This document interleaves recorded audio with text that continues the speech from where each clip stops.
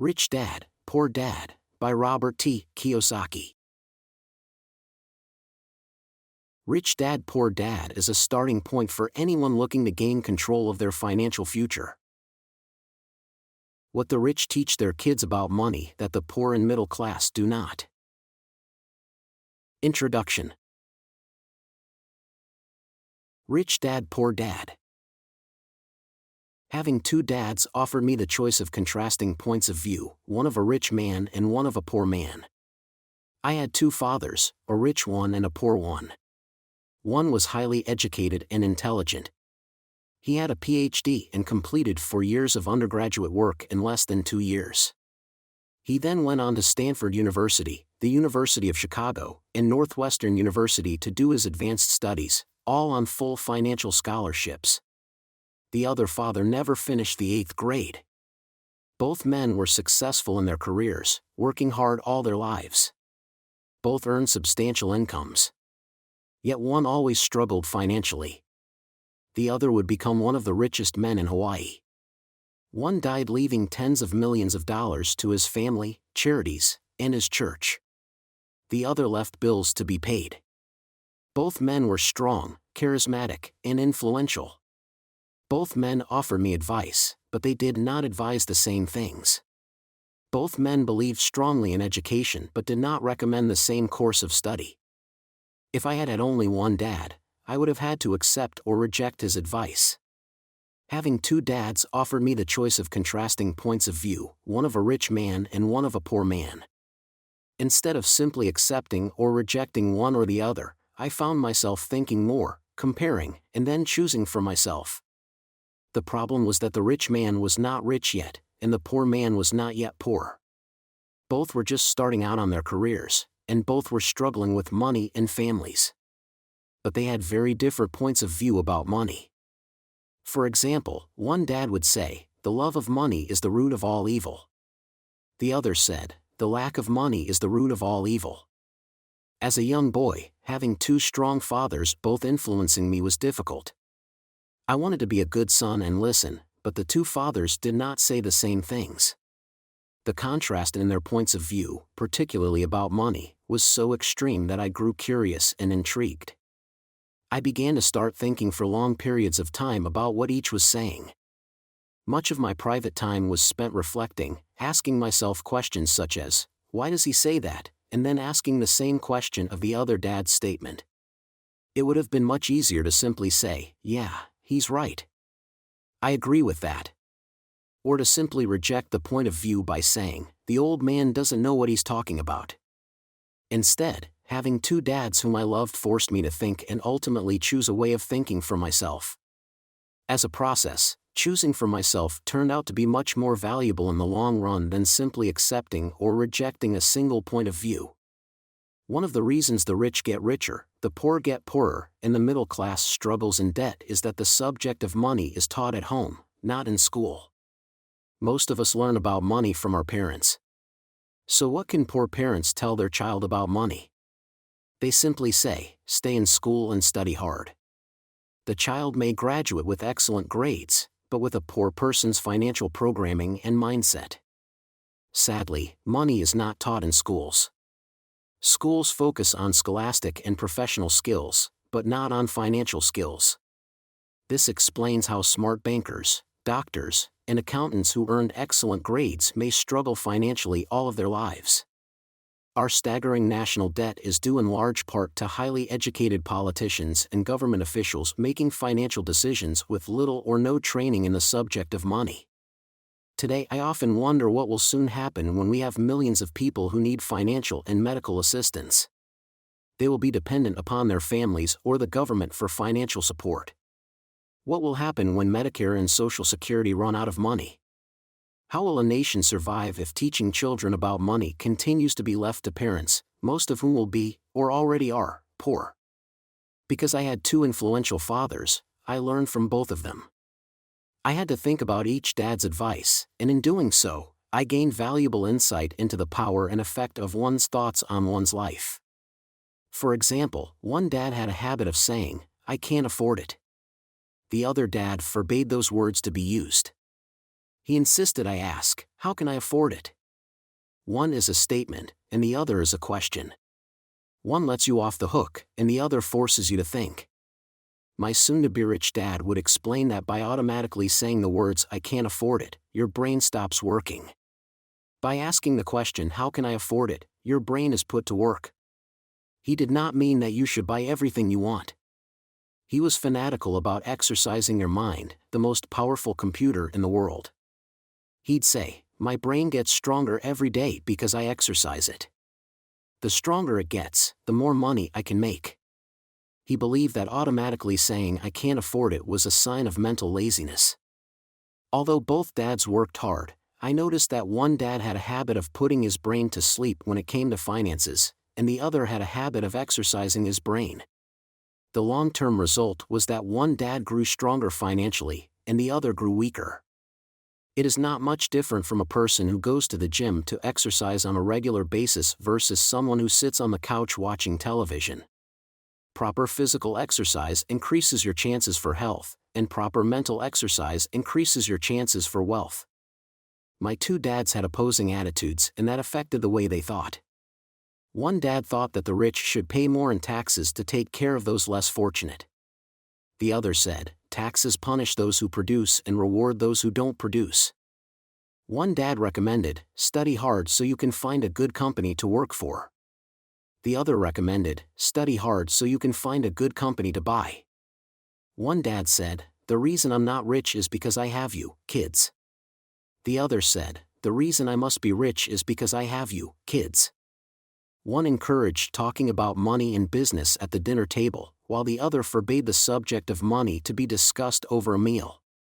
One said, when it comes to money, play it safe. Don't take risks. The other said, learn to manage risk. One believed, our home is our largest investment and our greatest asset. The other believed, my house is a liability, and if your house is your largest investment, you're in trouble. Both dads paid their bills on time, yet one paid his bills first while the other paid his bills last. One dad believed in a company or the government taking care of you and your needs. He was always concerned about pay raises, retirement plans, medical benefits, sick leave, vacation days, and other perks. He was impressed with two of his uncles who joined the military and earned a retirement and entitlement package for life after 20 years of active service. He loved the idea of medical benefits and PX privileges the military provided its retirees. He also loved the tenure system available through the university. The idea of job protection for life and job benefits seemed more important, at times, than the job. He would often say, I've worked hard for the government, and I'm entitled to these benefits. The other believed in total financial self-reliance. He spoke out against the entitlement mentality and how it created weak and financially needy people. He was emphatic about being financially competent. One dad struggled to save a few dollars. The other created investments. One dad taught me how to write an impressive resume so I could find a good job. The other taught me how to write strong business and financial plans so I could create jobs. Being a product of two strong dads allowed me the luxury of observing the effects different thoughts have on one's life. I noticed that people really do shape their lives through their thoughts. For example, my poor dad always said, I'll never be rich. And that prophecy became reality. My rich dad, on the other hand, always referred to himself as rich. He would say things like, I'm a rich man, and rich people don't do this. Even when he was flat broke after a major financial setback, he continued to refer to himself as a rich man. He would cover himself by saying, there is a difference between being poor and being broke. Broke is temporary. Poor is eternal. My poor dad would say, I'm not interested in money, or money doesn't matter. My rich dad always said, money is power. The power of our thoughts may never be measured or appreciated, but it became obvious to me as a young boy that it was important to be aware of my thoughts and how. There is a difference between being poor and being broke. Broke is temporary. Poor is eternal. I expressed myself. I noticed that my poor dad was poor, not because of the amount of money he earned, which was significant, but because of his thoughts and actions. As a young boy having two fathers, I became acutely aware of being careful about which thoughts I chose to adopt as my own. Should I listen to my rich dad or to my poor dad? Although both men had tremendous respect for education and learning, they disagreed about what they thought was important to learn. One wanted me to study hard, earn a degree, and get a good job to earn money. He wanted me to study to become a professional, an attorney or an accountant, and to go to business school for my MBA. The other encouraged me to study to be rich, to understand how money works, and to learn how to have it work for me. "I don't work for money," were words he would repeat over and over. "Money works for me." At the age of 9, I decided to listen to and learn from my rich dad about money. In doing so, I chose not to listen to my poor dad, even though he was the one with all the college degrees. A lesson from Robert Frost. Robert Frost is my favorite poet. Although I love many of his poems, my favorite is The Road Not Taken. I use its lesson almost daily. The road not taken. Two roads diverged in a yellow wood, and sorry I could not travel both and be one traveler. Long I stood and looked down one as far as I could, to where it bent in the undergrowth. Then took the other, as just as fair, and having perhaps the better claim, because it was grassy and wanted wear. Though as for that the passing there had worn them really about the same, and both that morning equally lay in leaves no step had trodden black. Oh, I kept the first for another day. Yet knowing how way leads on to way, I doubted if I should ever come back. I shall be telling this with a sigh, somewhere ages and ages hence, two roads diverged in a wood, and I took the one less traveled by, and that has made all the difference. And that has made all the difference. Over the years, I have often reflected upon Robert Frost's poem. Choosing not to listen to my highly educated dad's advice and attitude about money was a painful decision, but it was a decision that shaped the rest of my life. Once I made up my mind about whom to listen to, my education about money began. My rich dad taught me over a period of 30 years until I was 39 years old. He stopped once he realized that I knew and fully understood what he had been trying to drum into my often thick skull. Money is one form of power. But what is more powerful is financial education. Money comes and goes, but if you have the education about how money works, you gain power over it and can begin building wealth. The reason positive thinking alone does not work is because most people went to school and never learned how money works, so they spend their lives working for money. Because I was only 9 years old when I started, the lessons my rich dad taught me were simple. And when it was all said and done, there were only 6 main lessons, repeated over 30 years. This book is about those 6 lessons, put as simply as possible, just as simply as my rich dad put forth those lessons to me. The lessons are meant not to be answers, but guideposts that will assist you and your children to grow wealthier no matter what happens in a world of increasing change and uncertainty. Chapter 1. Lesson 1. The rich don't work for money. The poor and the middle class work for money. The rich have money work for them. Dad, can you tell me how to get rich?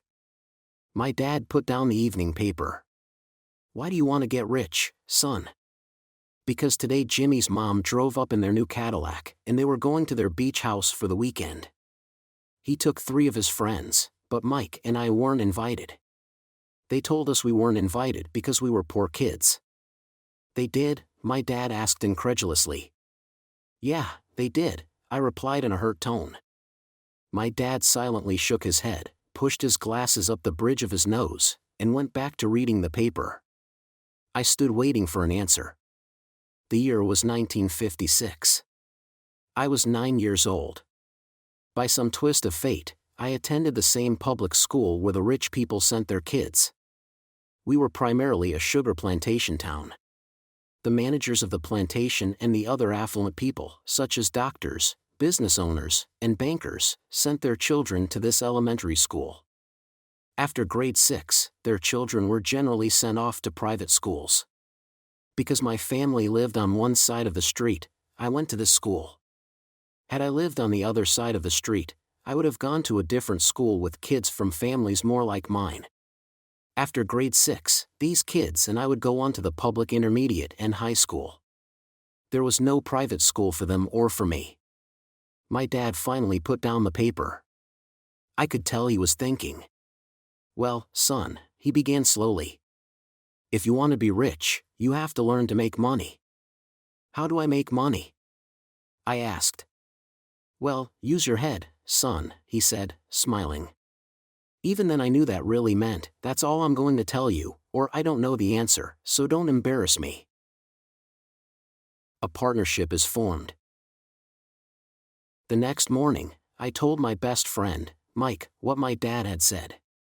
As best as I could tell, Mike and I were the only poor kids in this school. Mike was also in this school by a twist of fate. Someone had drawn a jog in the line for the school district, and we wound up in school with the rich kids. We weren't really poor, but we felt as if we were because all the other boys had new baseball gloves, new bicycles, new everything. Mom and Dad provided us with the basics, like food, shelter, and clothes. But that was about it. My dad used to say, if you want something, work for it. We wanted things, but there was not much work available for 9-year-old boys. So what do we do to make money? Mike asked. I don't know, I said. But do you want to be my partner? He agreed, and so on that Saturday morning, Mike became my first business partner. We spent all morning coming up with ideas on how to make money. Occasionally we talked about all the cool guys at Jimmy's beach house having fun. It hurt a little, but that hurt was good, because it inspired us to keep thinking of a way to make money. Finally, that afternoon, a bolt of lightning struck. It was an idea Mike got from a science book he had read. Excitedly, we shook hands, and the partnership now had a business. For the next several weeks, Mike and I ran around our neighborhood, knocking on doors and asking our neighbors if they would save their toothpaste tubes for us. With puzzled looks, most adults consented with a smile. Some asked us what we were doing, to which we replied, we can't tell you. It's a business secret. My mom grew distressed as the weeks wore on. We had selected a site next to her washing machine as the place we would stockpile our raw materials. In a brown cardboard box that at one time held catsup bottles, our little pile of used toothpaste tubes began to grow. Finally my mom put her foot down. The sight of her neighbor's messy, crumpled, used toothpaste tubes had gotten to her. What are you boys doing? She asked. And I don't want to hear again that it's a business secret. Do something with this mess, or I'm going to throw it out. Mike and I pleaded and begged, explaining that we would soon have enough and then we would begin production. We informed her that we were waiting on a couple of neighbors to finish their toothpaste so we could have their tubes. Mom granted us a 1-week extension. The date to begin production was moved up, and the pressure was on. My first partnership was already being threatened with an eviction notice by my own mom. It became Mike's job to tell the neighbors to quickly use up their toothpaste, saying their dentist wanted them to brush more often anyway. I began to put together the production line. One day my dad drove up with a friend to see 2 9-year-old boys in the driveway with a production line operating at full speed. There was fine white powder everywhere. On a long table were small milk cartons from school, and our family's hibachi grill was glowing with red-hot coals at maximum heat. Dad walked up cautiously, having to park the car at the base of the driveway since the production line blocked the carport. As he and his friend got closer, they saw a steel pot sitting on top of the coals in which the toothpaste tubes were being melted down. In those days, toothpaste did not come in plastic tubes. The tubes were made of lead. So once the paint was burned off, the tubes were dropped in the small steel pot. They melted until they became liquid, and with my mom's pot holders, we poured the lead through a small hole in the top of the milk cartons. The milk cartons were filled with plaster of Paris. White powder was everywhere. In my haste, I had knocked the bag over, and the entire area looked like it had been hit by a snowstorm. The milk cartons were the outer containers for plaster of Paris molds. My dad and his friend watched as we carefully poured the molten lead through a small hole in the top of the plaster of Paris cube. Careful, my dad said. I nodded without looking up. Finally, once the pouring was through, I put the steel pot down and smiled at my dad. "What are you boys doing?" he asked with a cautious smile. "We're doing what you told me to do. We're going to be rich," I said. "Yup," said Mike, grinning and nodding his head. "We're partners." "And what is in those plaster molds?" my dad asked. "Watch," I said. "This should be a good batch." With a small hammer, I tapped at the seal that divided the cube in half. Cautiously, I pulled up the top half of the plaster mold and a lead nickel fell out. "Oh, no," my dad exclaimed. "You're casting nickels out of lead." "That's right," Mike said. "We're doing as you told us to do. We're making money." My dad's friend turned and burst into laughter. My dad smiled and shook his head. Along with a fire and a box of spent toothpaste tubes, in front of him were two little boys covered with white dust smiling from ear to ear. He asked us to put everything down and sit with him on the front step of our house. With a smile, he gently explained what the word counterfeiting meant. Our dreams were dashed. "You mean this is illegal?" asked Mike in a quivering voice. "Let them go," my dad's friend said. "They might be developing a natural talent." My dad glared at him. "Yes, it is illegal," my dad said gently. "But you boys have shown great creativity and original thought. Keep going. I'm really proud of you." Disappointed, Mike and I sat in silence for about 20 minutes before we began cleaning up our mess. The business was over on opening day. Sweeping the powder up, I looked at Mike and said, "I guess Jimmy and his friends are right. We are poor." My father was just leaving as I said that. "Boys," he said, "you're only poor if you give up. The most important thing is that you did something. Most people only talk and dream of getting rich. You've done something. I'm very proud of the two of you. I will say it again, keep going. Don't quit." Mike and I stood there in silence. They were nice words, but we still did not know what to do. "So how come you're not rich, Dad?" I asked. "Because I chose to be a schoolteacher. School teachers really don't think about being rich. We just like to teach. I wish I could help you, but I really don't know how to make money." Mike and I turned and continued our cleanup. "I know," said my dad. "If you boys want to learn how to be rich, don't ask me. Talk to your dad, Mike." "My dad?" asked Mike with a scrunched up face. "Yeah, your dad," repeated my dad with a smile. "Your dad and I have the same banker, and he raves about your father. He's told me several times that your father is brilliant when it comes to making money." "My dad?" Mike asked again in disbelief. "Then how come we don't have a nice car and a nice house like the rich kids at school?" "A nice car and a nice house don't necessarily mean you're rich or you know how to make money," my dad replied. "Jimmy's dad works for the sugar plantation. He's not much different from me. He works for a company, and I work for the government. The company buys the car for him. The sugar company is in financial trouble, and Jimmy's dad may soon have nothing. Your dad is different, Mike. He seems to be building an empire, and I suspect in a few years he will be a very rich man." With that, Mike and I got excited again. With new vigor, we began cleaning up the mess caused by our now-defunct first business. As we were cleaning, we made plans for how and when to talk to Mike's dad. The problem was that Mike's dad worked long hours and often did not come home until late. His father owned warehouses, a construction company, a chain of stores, and 3 restaurants. It was the restaurants that kept him out late. Mike caught the bus home after we had finished cleaning up. He was going to talk to his dad when he got home that night and ask him if he would teach us how to become rich. Mike promised to call as soon as he had talked to his dad, even if it was late. The phone rang at 8:30 p.m. "Okay," I said. "Next Saturday." I put the phone down. Mike's dad had agreed to meet with us. On Saturday I caught the 7:30 a.m. bus to the poor side of town. The lessons begin. Mike and I met with his dad that morning at 8 o'clock. He was already busy, having been at work for more than an hour. His construction supervisor was just leaving in his pickup truck as I walked up to his simple, small, and tidy home. Mike met me at the door. "Dad's on the phone, and he said to wait on the back porch," Mike said as he opened the door. The old wooden floor creaked as I stepped across the threshold of the aging house. There was a cheap mat just inside the door. The mat was there to hide the years of wear from countless footsteps that the floor had supported. Although clean, it needed to be replaced.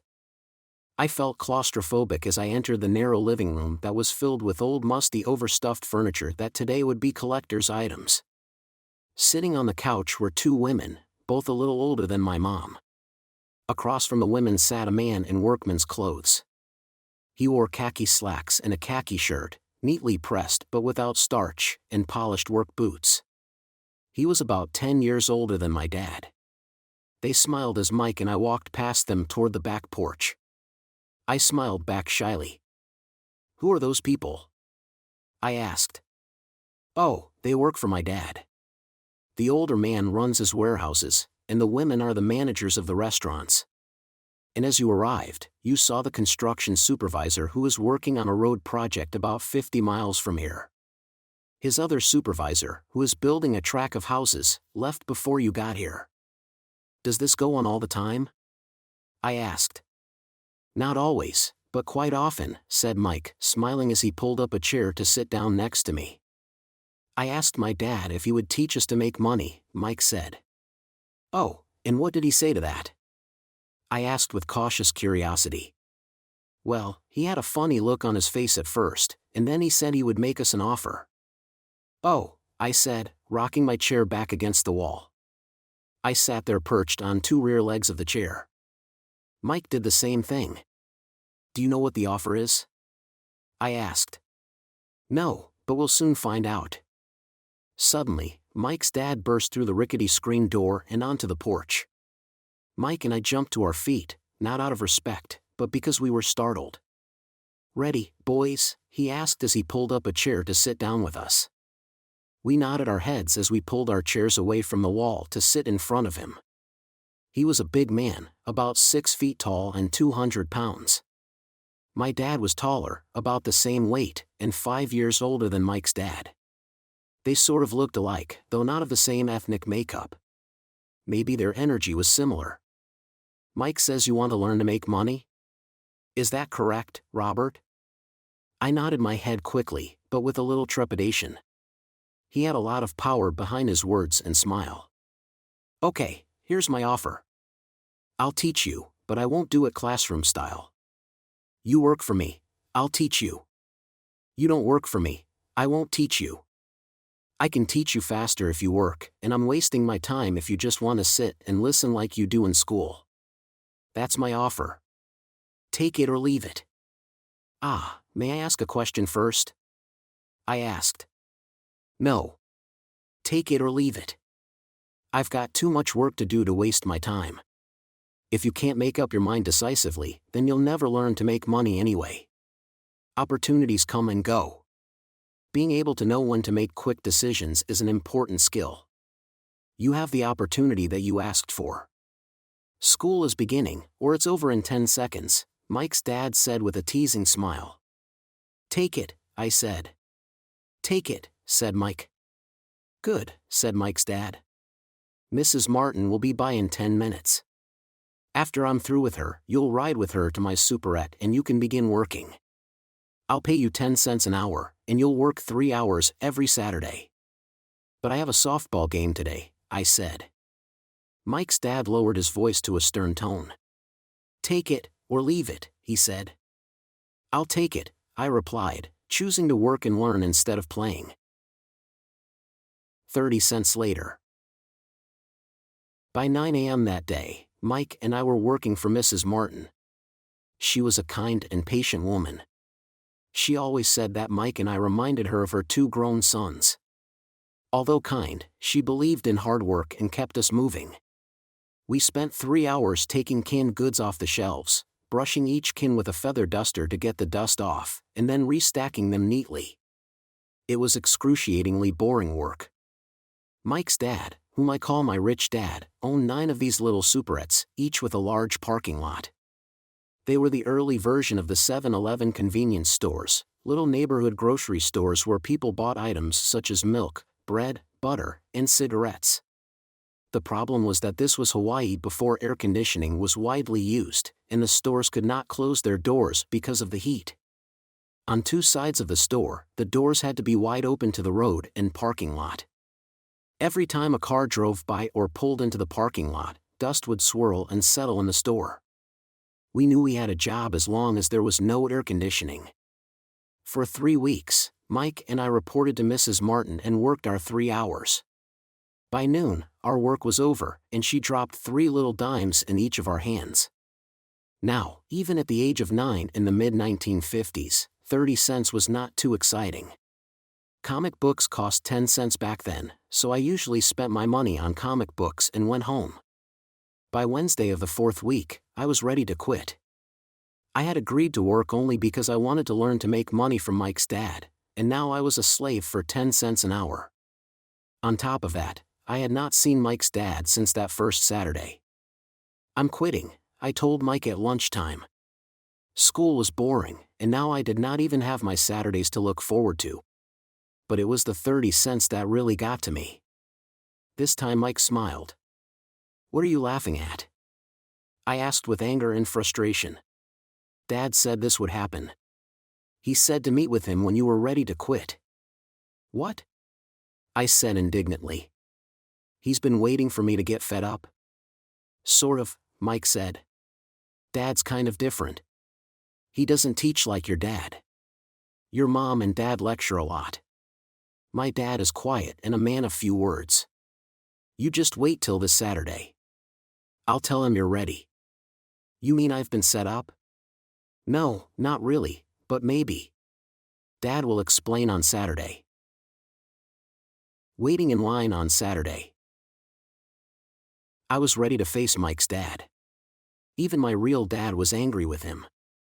My real dad, the one I call the poor one, thought that my rich dad was violating child labor laws and should be investigated. My educated, poor dad told me to demand what I deserve, at least 25 cents an hour.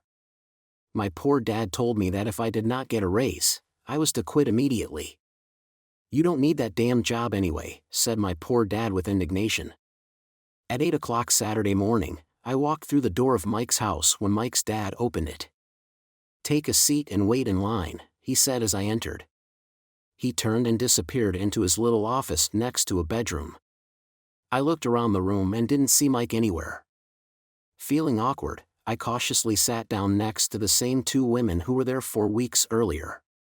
They smiled and slid down the couch to make room for me. 45 minutes went by, and I was steaming. The 2 women had met with him and left 30 minutes earlier. An older gentleman was in there for 20 minutes and was also gone. The house was empty, and here I sat in a musty, dark living room on a beautiful sunny Hawaiian day, waiting to talk to a cheapskate who exploited children. I could hear him rustling around the office, talking on the phone, and ignoring me. I was ready to walk out, but for some reason I stayed. Finally, 15 minutes later, at exactly 9 o'clock, Rich Dad walked out of his office, said nothing, and signaled with his hand for me to enter. "I understand you want a raise, or you're going to quit," Rich Dad said as he swiveled in his office chair. "Well, you're not keeping your end of the bargain," I blurted out, nearly in tears. It was really frightening for me to confront a grown-up. "You said that you would teach me if I worked for you." "Well, I've worked for you. I've worked hard. I've given up my baseball games to work for you, but you haven't kept your word, and you haven't taught me anything. You are a crook like everyone in town thinks you are. You're greedy. You want all the money and don't take care of your employees. You made me wait and don't show me any respect. I'm only a little boy, but I deserve to be treated better." Rich Dad rocked back in his swivel chair, hands up to his chin, and stared at me. "Not bad," he said. "In less than a month, you sound like most of my employees." "What?" I asked. Not understanding what he was saying, I continued with my grievance. "I thought you were going to keep your end of the bargain and teach me." Instead, you want to torture me? That's cruel. That's really cruel. I am teaching you, Rich Dad said quietly. What have you taught me? Nothing. I said angrily. You haven't even talked to me once since I agreed to work for peanuts. 10 cents an hour. Ha! I should notify the government about you. We have child labor laws, you know. My dad works for the government, you know. Wow, said Rich Dad. Now you sound just like most of the people who used to work for me, people I've either fired or who have quit. So what do you have to say? I demanded, feeling pretty brave for a little kid. You lied to me. I've worked for you, and you have not kept your word. You haven't taught me anything. How do you know that I've not taught you anything? Asked Rich Dad calmly. Well, you've never talked to me. I've worked for 3 weeks and you have not taught me anything, I said with a pout. Does teaching mean talking or a lecture? Rich Dad asked. Well, yes, I replied. That's how they teach you in school, he said, smiling. But that is not how life teaches you, and I would say that life is the best teacher of all. Most of the time, life does not talk to you. It just sort of pushes you around. Each push is life saying, wake up. There's something I want you to learn. What is this man talking about? I asked myself silently. Life pushing me around was life talking to me? Now I knew I had to quit my job. I was talking to someone who needed to be locked up. If you learn life's lessons, you will do well. If not, life will just continue to push you around. People do 2 things. Some just let life push them around. Others get angry and push back. But they push back against their boss, or their job, or their husband or wife. They do not know it's life that's pushing. I had no idea what he was talking about. Life pushes all of us around. Some people give up and others fight. A few learn the lesson and move on. They welcome life pushing them around. To these few people, it means they need and want to learn something. They learn and move on. Most quit, and a few like you fight. Rich Dad stood and shut the creaky old wooden window that needed repair. If you learn this lesson, you will grow into a wise, wealthy, and happy young man. If you don't, you will spend your life blaming a job, low pay, or your boss for your problems. You'll live life always hoping for that big break that will solve all your money problems. Rich Dad looked over at me to see if I was still listening. His eyes met mine. We stared at each other, communicating through our eyes. Finally, I looked away once I had absorbed his message. I knew he was right.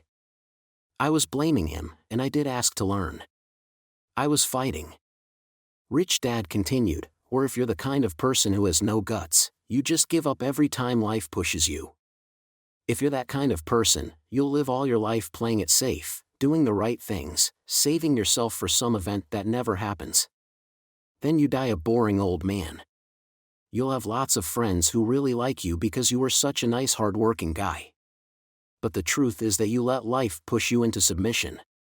Deep down you were terrified of taking risks. You really wanted to win, but the fear of losing was greater than the excitement of winning. Deep inside, you and only you will know you didn't go for it. You chose to play it safe. Our eyes met again. You've been pushing me around?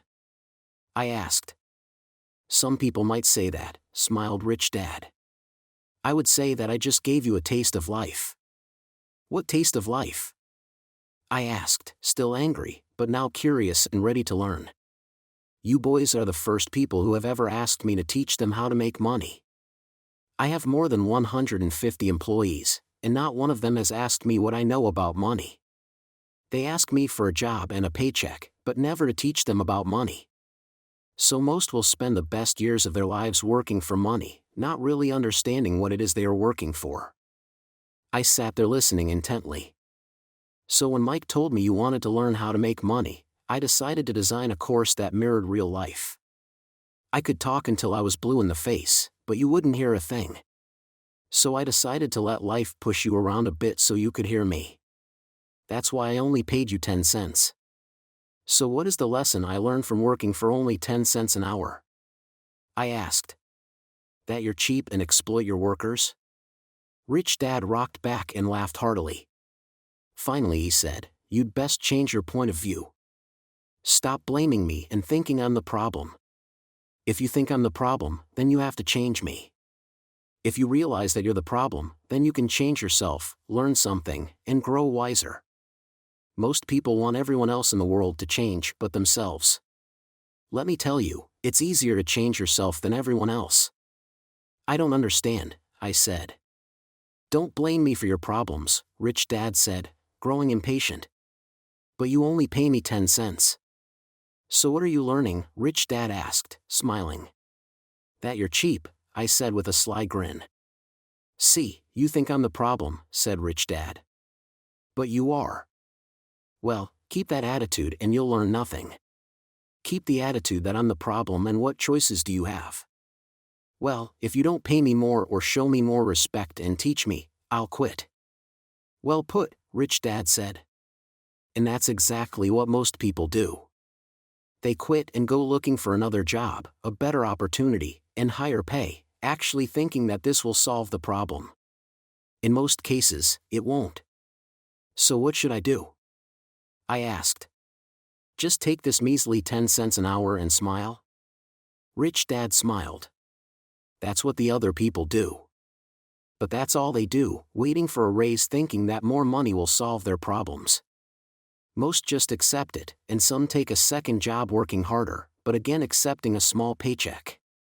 I sat staring at the floor, beginning to understand the lesson Rich Dad was presenting. I could sense it was a taste of life. Finally, I looked up and asked, so what will solve the problem? This, he said, leaning forward in his chair and tapping me gently on the head. This stuff between your ears. It was at that moment that Rich Dad shared the pivotal point of view that separated him from his employees and my poor dad, and led him to eventually become one of the richest men in Hawaii, while my highly educated but poor dad struggled financially all his life. It was a singular point of view that made all the difference over a lifetime. Rich Dad explained this point of view over and over, which I call lesson number 1, the poor and the middle class work for money. The rich have money work for them. On that bright Saturday morning, I learned a completely different point of view from what I had been taught by my poor dad. At the age of 9, I understood that both dads wanted me to learn. Both dads encouraged me to study, but not the same things. My highly educated dad recommended that I do what he did. Son, I want you to study hard, get good grades, so you can find a safe, secure job with a big company. And make sure it has excellent benefits. My rich dad wanted me to learn how money works so I could make it work for me. These lessons I would learn through life with his guidance, not because of a classroom. My rich dad continued my first lesson, I'm glad you got angry about working for 10 cents an hour. If you hadn't got angry and had simply accepted it, I would have to tell you that I could not teach you. You see, true learning takes energy, passion, and a burning desire. Anger is a big part of that formula, for passion is anger and love combined. When it comes to money, most people want to play it safe and feel secure. So passion does not direct them. Fear does. So is that why they'll take jobs with low pay? I asked. Yes, said Rich Dad. Some people say I exploit people because I don't pay as much as the sugar plantation or the government. I say the people exploit themselves. It's their fear, not mine. But don't you feel you should pay them more? I asked. I don't have to. And besides, more money will not solve their problems. Just look at your dad. He makes a lot of money, and he still can't pay his bills. Most people, given more money, only get into more debt. So that's why the 10 cents an hour, I said, smiling. It's a part of the lesson. That's right, smiled Rich Dad. You see, your dad went to school and got an excellent education, so he could get a high-paying job. But he still has money problems because he never learned anything about money in school. On top of that, he believes in working for money. And you don't? I asked. No, not really, said Rich Dad. If you want to learn to work for money, then stay in school. That is a great place to learn to do that. But if you want to learn how to have money work for you, then I will teach you that. But only if you want to learn. Wouldn't everyone want to learn that? I asked. No, said Rich Dad, simply because it's easier to learn to work for money, especially if fear is your primary emotion when the subject of money is discussed. I don't understand, I said with a frown. Don't worry about that for now. Just know that it's fear that keeps most people working at a job, the fear of not paying their bills, the fear of being fired, the fear of not having enough money, and the fear of starting over. That's the price of studying to learn a profession or trade, and then working for money. Most people become a slave to money, and then get angry at their boss. Learning to have money work for you is a completely different course of study? I asked. Absolutely, Rich Dad answered. Absolutely. We sat in silence on that beautiful Hawaiian Saturday morning. My friends had just started their Little League baseball game, but for some reason I was now thankful I had decided to work for 10 cents an hour. I sensed that I was about to learn something my friends wouldn't learn in school. Ready to learn? Asked Rich Dad. Absolutely, I said with a grin. I have kept my promise. I've been teaching you from afar, my Rich Dad said. At 9 years old, you've gotten a taste of what it feels like to work for money. Just multiply your last month by 50 years and you will have an idea of what most people spend their life doing. I don't understand, I said. How did you feel waiting in line to see me, once to get hired and once to ask for more money? Terrible, I said. If you choose to work for money, that is what life will be like, said Rich Dad. And how did you feel when Mrs. Martin dropped 3 dimes in your hand for 3 hours of work? I felt like it wasn't enough. It seemed like nothing. I was disappointed, I said. And that is how most employees feel when they look at their paychecks, especially after all the tax and other deductions are taken out. At least you got 100%. You mean most workers don't get paid everything? I asked with amazement. Heavens no, said Rich Dad. The government always takes its share first. How do they do that? I asked. Taxes, said Rich Dad. You're taxed when you earn. You're taxed when you spend. You're taxed when you save. You're taxed when you die. Why do people let the government do that to them? The rich don't, said Rich Dad with a smile. The poor and the middle class do. I'll bet you that I earn more than your dad, yet he pays more in taxes. How can that be? I asked. At my age, that made no sense to me. Why would someone let the government do that to them? Rich Dad rocked slowly and silently in his chair, just looking at me. Ready to learn? He asked. I nodded my head slowly. As I said, there is a lot to learn. Learning how to have money work for you is a lifetime study. Most people go to college for 4 years. And their education ends. I already know that my study of money will continue over my lifetime, simply because the more I find out, the more I find out I need to know. Most people never study the subject. They go to work, get their paycheck, balance their checkbooks, and that's it. Then they wonder why they have money problems. They think that more money will solve the problem and don't realize that it's their lack of financial education that is the problem. So my dad has tax problems because he doesn't understand money? I asked, confused. Look, said Rich Dad, taxes are just one small section on learning how to have money work for you.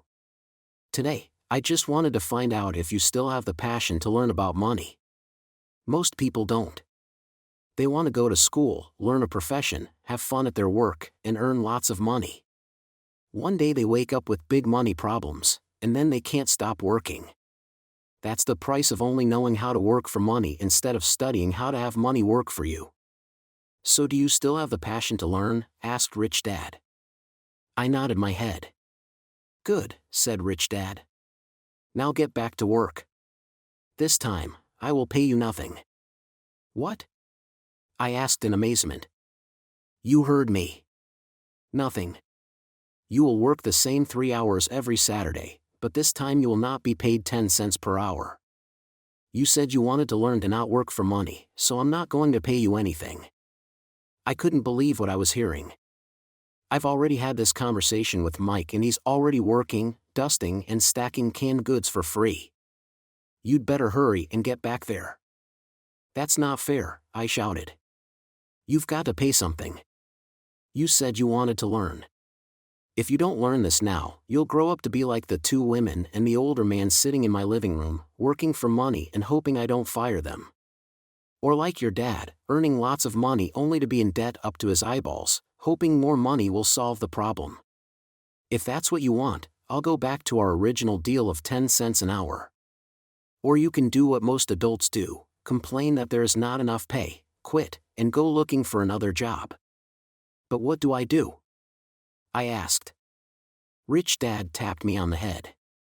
Use this, he said. If you use it well, you will soon thank me for giving you an opportunity and you will grow into a rich man. I stood there, still not believing what a raw deal I was handed. I came to ask for a raise, and somehow I was instead working for nothing. Rich Dad tapped me on the head again and said, use this. Now get out of here and get back to work. Lesson number 1, the rich don't work for money. I didn't tell my poor dad I wasn't being paid. He wouldn't have understood, and I didn't want to try to explain something I didn't understand myself. For 3 more weeks, Mike and I worked 3 hours every Saturday for nothing. The work didn't bother me, and the routine got easier, but it was the missed baseball games and not being able to afford to buy a few comic books that got to me. Rich Dad stopped by at noon on the 3rd week. We heard his truck pull up in the parking lot and sputter when the engine was turned off. He entered the store and greeted Mrs. Martin with a hug. After finding out how things were going in the store, he reached into the ice cream freezer, pulled out 2 bars, paid for them, and signaled to Mike and me. Let's go for a walk, boys. We crossed the street, dodging a few cars, and walked across a large grassy field where a few adults were playing softball. Sitting down at a lone picnic table, he handed Mike and me the treats. How's it going, boys? Okay, Mike said. I nodded in agreement. Learn anything yet? Rich Dad asked. Mike and I looked at each other, shrugged our shoulders, and shook our heads in unison. Avoiding one of life's biggest traps. Well, you boys had better start thinking. You're staring at one of life's biggest lessons. If you learn it, you'll enjoy a life of great freedom and security. If you don't, you'll wind up like Mrs. Martin and most of the people playing softball in this park. They work very hard for little money, clinging to the illusion of job security and looking forward to a 3-week vacation each year and maybe a skimpy pension after 45 years of service. If that excites you, I'll give you a raise to 25 cents an hour. But these are good hard-working people. Are you making fun of them? I demanded. A smile came over Rich Dad's face. Mrs. Martin is like a mother to me. I would never be that cruel. I may sound unkind because I'm doing my best to point something out to the two of you. I want to expand your point of view so you can see something most people never have the benefit of seeing because their vision is too narrow. Most people never see the trap they are in. Mike and I sat there, uncertain of his message. He sounded cruel, yet we could sense he was trying to drive home a point.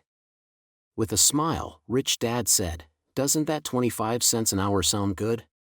Doesn't it make your heart beat a little faster?" I shook my head no, but it really did. 25 cents an hour would be big bucks to me. Okay, I'll pay you $1 an hour, Rich Dad said, with a sly grin. Now my heart started to race.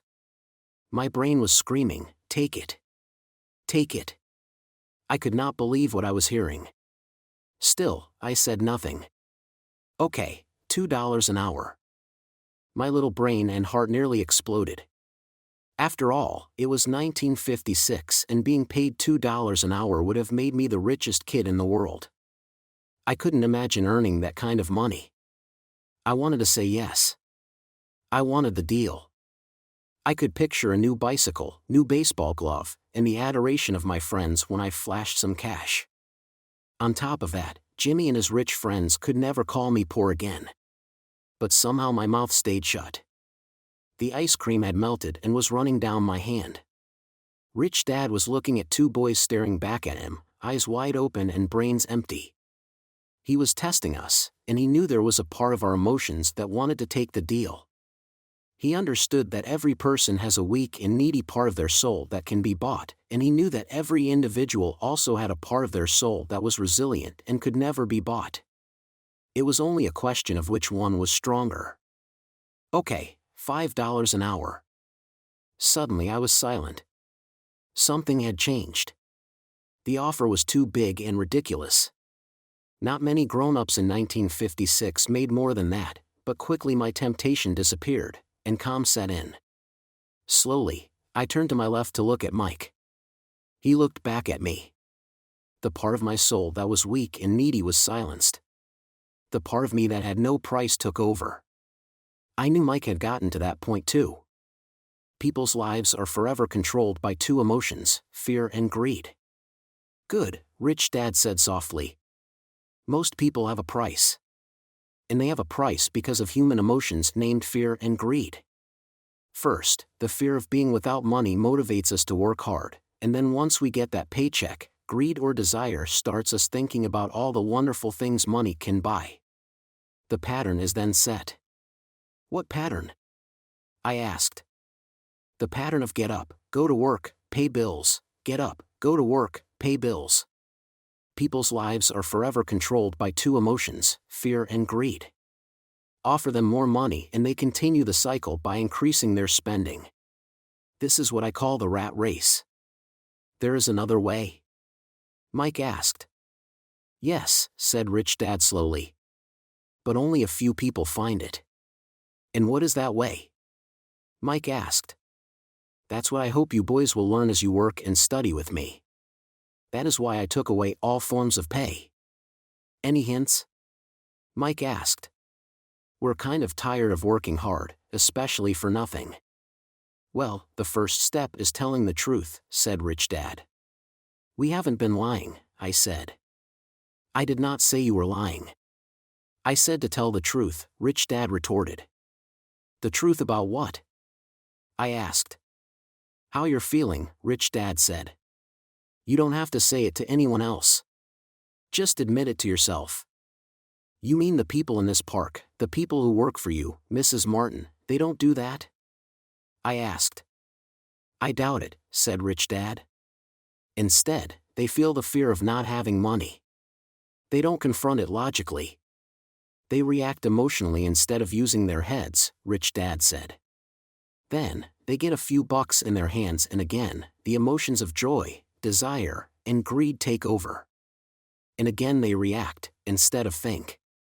So their emotions control their brain, Mike said. That's correct, said Rich Dad. Instead of admitting the truth about how they feel, they react to their feelings and fail to think.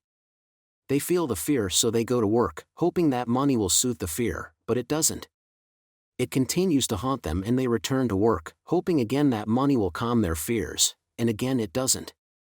Fear keeps them in this trap of working, earning money, earning money, hoping the fear will go away. But every day they get up, and that old fear wakes up with them. For millions of people that old fear keeps them awake all night, causing a night of turmoil and worry. So they get up and go to work, hoping that a paycheck will kill that fear gnawing at their soul. Money is running their lives, and they refuse to tell the truth about that. Money is in control of their emotions and their souls. Rich Dad sat quietly, letting his words sink in. Mike and I heard what he said but didn't understand fully what he was talking about. I just knew that I often wondered why grown-ups hurried off to work. It did not seem like much fun, and they never looked that happy, but something kept them going. Realizing we had absorbed as much as possible of what he was talking about, Rich Dad said, I want you boys to avoid that trap. That is really what I want to teach you. Not just to be rich, because being rich does not solve the problem. It doesn't? I asked, surprised. No, it doesn't. Let me explain the other emotion, desire. Some call it greed, but I prefer desire.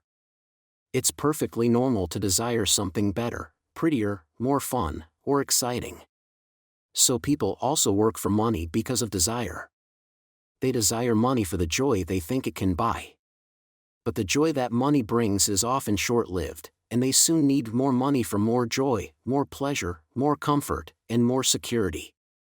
So they keep working, thinking money will soothe their souls that are troubled by fear and desire. But money can't do that. Even rich people do this? Mike asked. Rich people included, said Rich Dad. In fact, the reason many rich people are rich isn't because of desire, but because of fear. They believe that money can eliminate the fear of being poor, so they amass tons of it, only to find the fear gets worse. Now they fear losing the money. I have friends who keep working even though they have plenty. I know people who have millions who are more afraid now than when they were poor. They're terrified of losing it all. The fears that drove them to get rich got worse. That weak and needy part of their soul is actually screaming louder. They don't want to lose the big houses, the cars, and the high life money has bought them. They worry about what their friends would say if they lost all their money. Many are emotionally desperate and neurotic, although they look rich and have more money. So is a poor man happier? I asked. No, I don't think so, replied Rich Dad. The avoidance of money is just as psychotic as being attached to money. As if on cue, the town derelict went past our table, stopping by the large rubbish can and rummaging around in it. The three of us watched him with great interest, when before we probably would have just ignored him.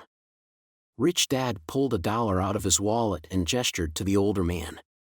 Seeing the money, the derelict came over immediately, took the bill, thanked Rich Dad profusely, and hurried off, ecstatic with his good fortune. He's not much different from most of my employees, said Rich Dad. I've met so many people who say, oh, I'm not interested in money. Yet they'll work at a job for 8 hours a day. That's a denial of truth. If they weren't interested in money, then why are they working? That kind of thinking is probably more psychotic than a person who hoards money. As I sat there listening to my Rich Dad, my mind flashed back to the countless times my own dad said, I'm not interested in money. He said those words often. He also covered himself by always saying, I work because I love my job. So many people say, oh, I'm not interested in money. Yet they'll work at a job for 8 hours a day. So what do we do? I asked. Not work for money until all traces of fear and greed are gone? No, that would be a waste of time, said Rich Dad. Emotions are what make us human. The word emotion stands for energy in motion. Be truthful about your emotions and use your mind and emotions in your favor, not against yourself. Whoa, said Mike. Don't worry about what I just said. It will make more sense in years to come. Just be an observer, not a reactor, to your emotions. Most people do not know that it's their emotions that are doing the thinking. Your emotions are your emotions, but you have got to learn to do your own thinking. Can you give me an example? I asked. Sure, replied Rich Dad. When a person says, I need to find a job, it's most likely an emotion doing the thinking. Fear of not having money generates that thought. But people do need money if they have bills to pay, I said. Sure they do, smiled Rich Dad. All I'm saying is that it's fear that is all too often doing the thinking. I don't understand, said Mike. For example, said Rich Dad.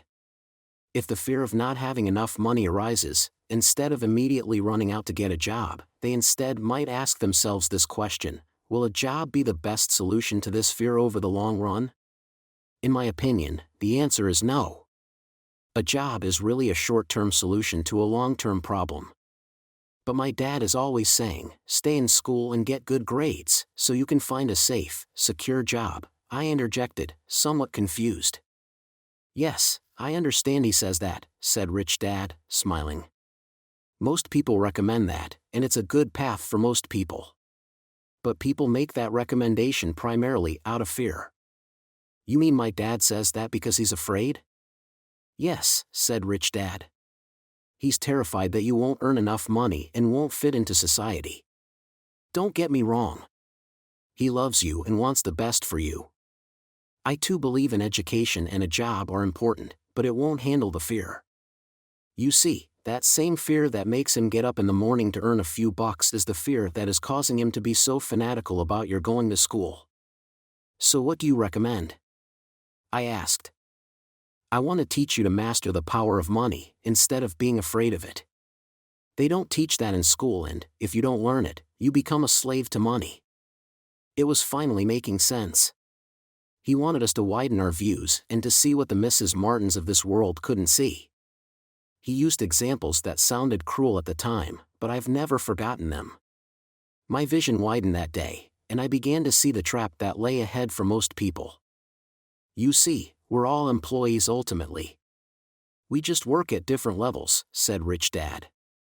I just want you boys to have a chance to avoid the trap caused by those two emotions, fear and desire. Use them in your favor, not against you. That's what I want to teach you. I'm not interested in just teaching you to make a pile of money. That won't handle the fear or desire. If you don't first handle fear and desire, and you get rich, you'll only be a highly paid slave. So how do we avoid the trap? I asked. The main cause of poverty or financial struggle is fear and ignorance, not the economy or the government or the rich. It's self-inflicted fear and ignorance that keep people trapped. So you boys go to school and get your college degrees, and I'll teach you how to stay out of the trap. The pieces of the puzzle were appearing. My highly educated dad had a great education and a great career, but school never told him how to handle money or his fear of it.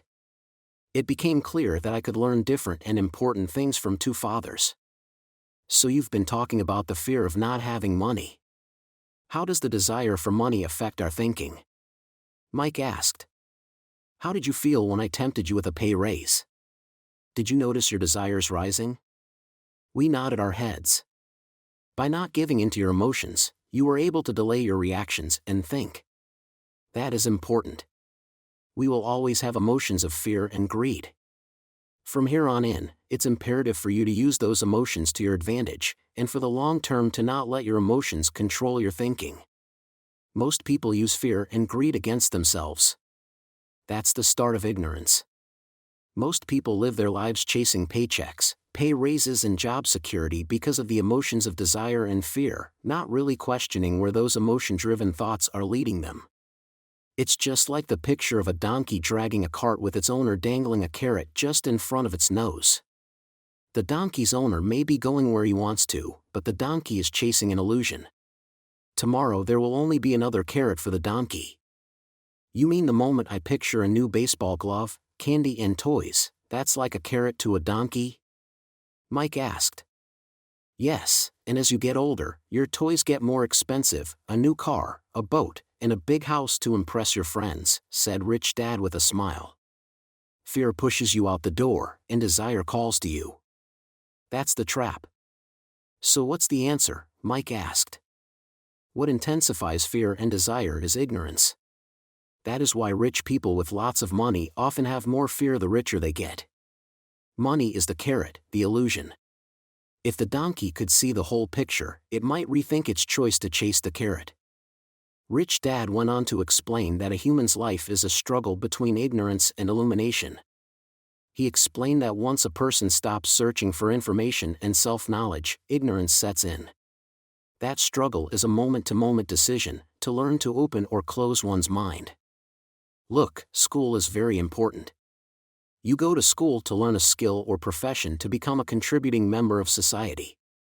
Every culture needs teachers, doctors, mechanics, artists, cooks, businesspeople, police officers, firefighters, and soldiers. Schools train them so society can thrive and flourish, said Rich Dad. Unfortunately, for many people school is the end, not the beginning. There was a long silence. Rich Dad was smiling. I didn't comprehend everything he said that day. But as with most great teachers, his words continued to teach for years. I've been a little cruel today, said Rich Dad. But I want you to always remember this talk. I want you to always think of Mrs. Martin. And I want you always to remember that donkey. Never forget that fear and desire can lead you into life's biggest trap if you're not aware of them controlling your thinking. To spend your life living in fear, never exploring your dreams, is cruel. To work hard for money, thinking that it will buy you things that will make you happy, is also cruel. To wake up in the middle of the night terrified about paying bills is a horrible way to live. To live a life dictated by the size of a paycheck is not really living a life. Thinking that a job makes you secure is lying to yourself. That's cruel, and that's the trap I want you to avoid. I've seen how money runs people's lives. Don't let that happen to you. Please don't let money run your life. A softball rolled under our table. Rich Dad picked it up and threw it back. So what does ignorance have to do with greed and fear? I asked. Because it is ignorance about money that causes so much greed and fear, said Rich Dad. Let me give you some examples. A doctor, wanting more money to better provide for his family, raises his fees.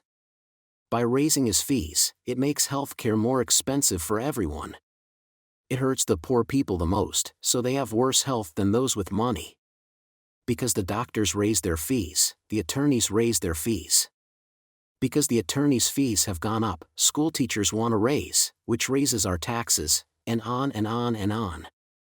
Soon there will be such a horrifying gap between the rich and the poor that chaos will break out and another great civilization will collapse. History proves that great civilizations collapse when the gap between the haves and have-nots is too great. Sadly, America is on that same course because we haven't learned from history. We only memorize historical dates and names, not the lesson. Aren't prices supposed to go up? I asked. In an educated society with a well-run government, prices should actually come down. Of course, that is often only true in theory. Prices go up because of greed and fear caused by ignorance. If schools taught people about money, there would be more money and lower prices. But schools focus only on teaching people to work for money, not how to harness money's power. But don't we have business schools? Mike asked. And haven't you encouraged me to go for my MBA?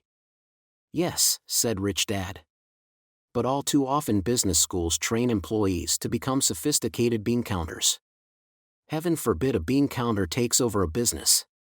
All they do is look at the numbers, fire people, and kill the business. I know this because I hire bean counters.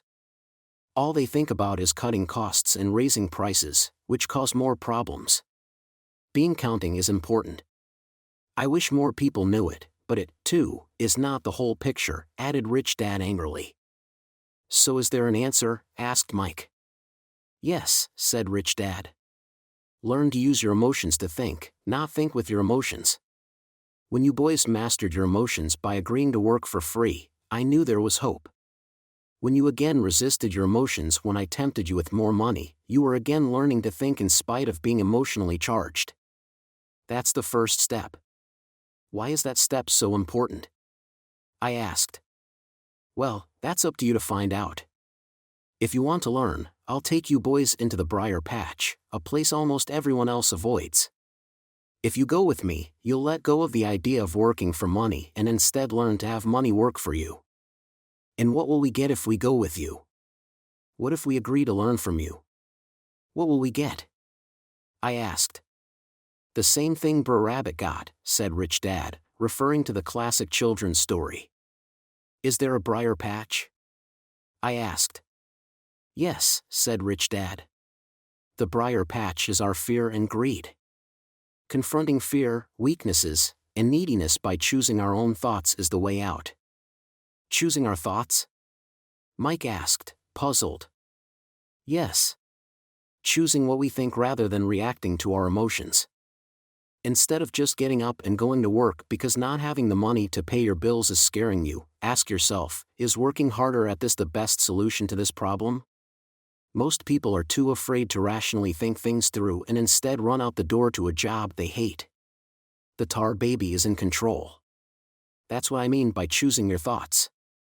And how do we do that? Mike asked. That's what I will teach you. I'll teach you to have a choice of thoughts rather than a knee-jerk reaction, like gulping down your morning coffee and running out the door. Remember what I said before, a job is only a short-term solution to a long-term problem. Most people have only one problem in mind, and it's short-term. It's the bills at the end of the month. The tar baby. Money controls their lives, or should I say the fear and ignorance about money controls it.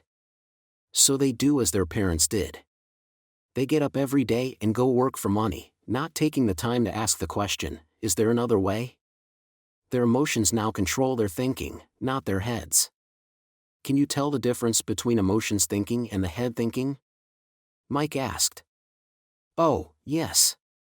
I hear it all the time, said Rich Dad. I hear things like, well, everyone has to work. Or the rich are crooks. Or I'll get another job. I deserve this raise. You can't push me around. Or I like this job because it's secure. No one asks, is there something I'm missing here, which would break through the emotional thought and give you time to think clearly?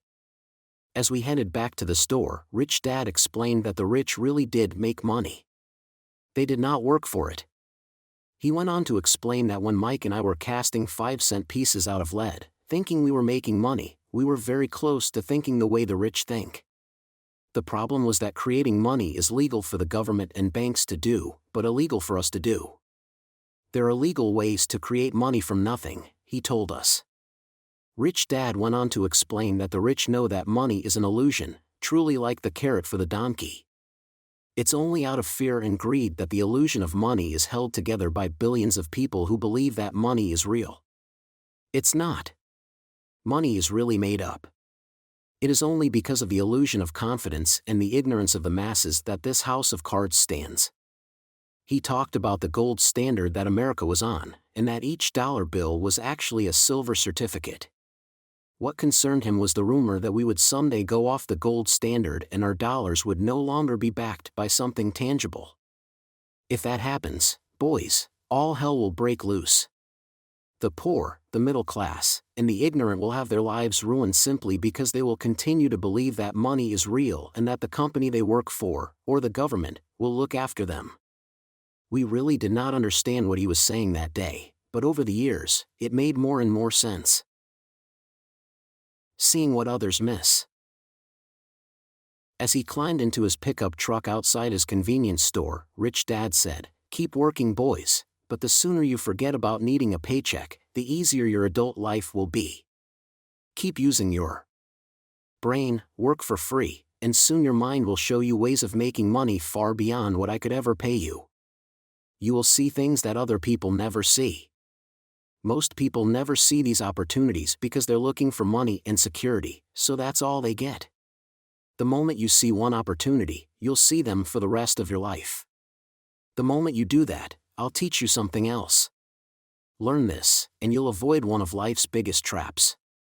Mike and I picked up our things from the store and waved goodbye to Mrs. Martin. We went back to the park, to the same picnic bench, and spent several more hours thinking and talking. We spent the next week at school thinking and talking, too. For 2 more weeks, we kept thinking, talking, and working for free. At the end of the second Saturday, I was again saying goodbye to Mrs. Martin and looking at the comic book stand with a longing gaze. The hard thing about not even getting 30 cents every Saturday was that I didn't have any money to buy comic books. Suddenly, as Mrs. Martin said goodbye to Mike and me, I saw her do something I'd never seen her do before. Mrs. Martin was cutting the front page of the comic book in half. She kept the top half of the comic book cover and threw the rest of the book into a large cardboard box. When I asked her what she did with the comic books, she said, "I throw them away. I give the top half of the cover back to the comic book distributor for credit when he brings in the new comics. He's coming in an hour." Mike and I waited for an hour. Soon the distributor arrived, and I asked him if we could have the comic books. To my delight, he said, "You can have them if you work for this store and do not resell them." Remember our old business partnership? Well, Mike and I revived it. Using a spare room in Mike's basement, we began piling hundreds of comic books in that room. Soon our comic book library was open to the public. We hired Mike's younger sister, who loved to study, to be head librarian.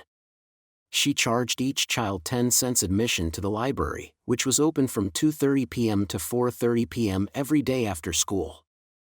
The customers, the children of the neighborhood, could read as many comics as they wanted in 2 hours. It was a bargain for them since a comic cost 10 cents each, and they could read 5 or 6 in 2 hours. Mike's sister would check the kids as they left to make sure they weren't borrowing any comic books. She also kept the books, logging in how many kids showed up each day, who they were, and any comments they might have. Mike and I averaged $9.50 per week over a 3-month period. We paid his sister $1 a week and allowed her to read the comics for free, which she rarely did since she was always studying. Mike and I kept our agreement by working in the store every Saturday and collecting all the comic books from the different stores. We kept our agreement to the distributor by not selling any comic books. We burned them once they got too tattered. We tried opening a branch office, but we could never quite find someone as trustworthy and dedicated as Mike's sister.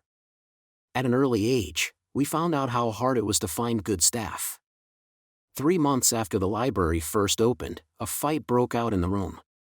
Some bullies from another neighborhood pushed their way in, and Mike's dad suggested we shut down the business. So our comic book business shut down, and we stopped working on Saturdays at the convenience store. But Rich Dad was excited because he had new things he wanted to teach us. He was happy because we had learned our first lessons so well. We learned to make money work for us. By not getting paid for our work at the store, we were forced to use our imaginations to identify an opportunity to make money. By starting our own business, the comic book library, we were in control of our own finances, not dependent on an employer. The best part was that our business generated money for us, even when we weren't physically there. Our money worked for us. Instead of paying us money, Rich Dad had given us so much more. Chapter 2. Lesson 2, Why Teach Financial Literacy? It's not how much money you make. It's how much money you keep. In 1990, Mike took over his father's empire and is, in fact, doing a better job than his dad did. We see each other once or twice a year on the golf course. He and his wife are wealthier than you could imagine. Rich Dad's empire is in great hands, and Mike is now grooming his son to take his place, as his dad had groomed us. In 1994, I retired at the age of 47, and my wife Kim was 37. Retirement does not mean not working.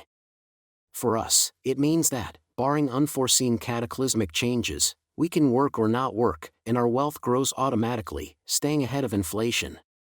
Our assets are large enough to grow by themselves. It's like planting a tree. You water it for years, and then one day it doesn't need you anymore. Its roots are implanted deep enough. Then the tree provides shade for your enjoyment. Mike chose to run the empire, and I chose to retire. Whenever I speak to groups of people, they often ask what I would recommend that they do. How do I get started? Is there a book you would recommend? What should I do to prepare my children? What is your secret to success? How do I make millions? Whenever I hear one of these questions, I'm reminded of the following story. The richest businessmen.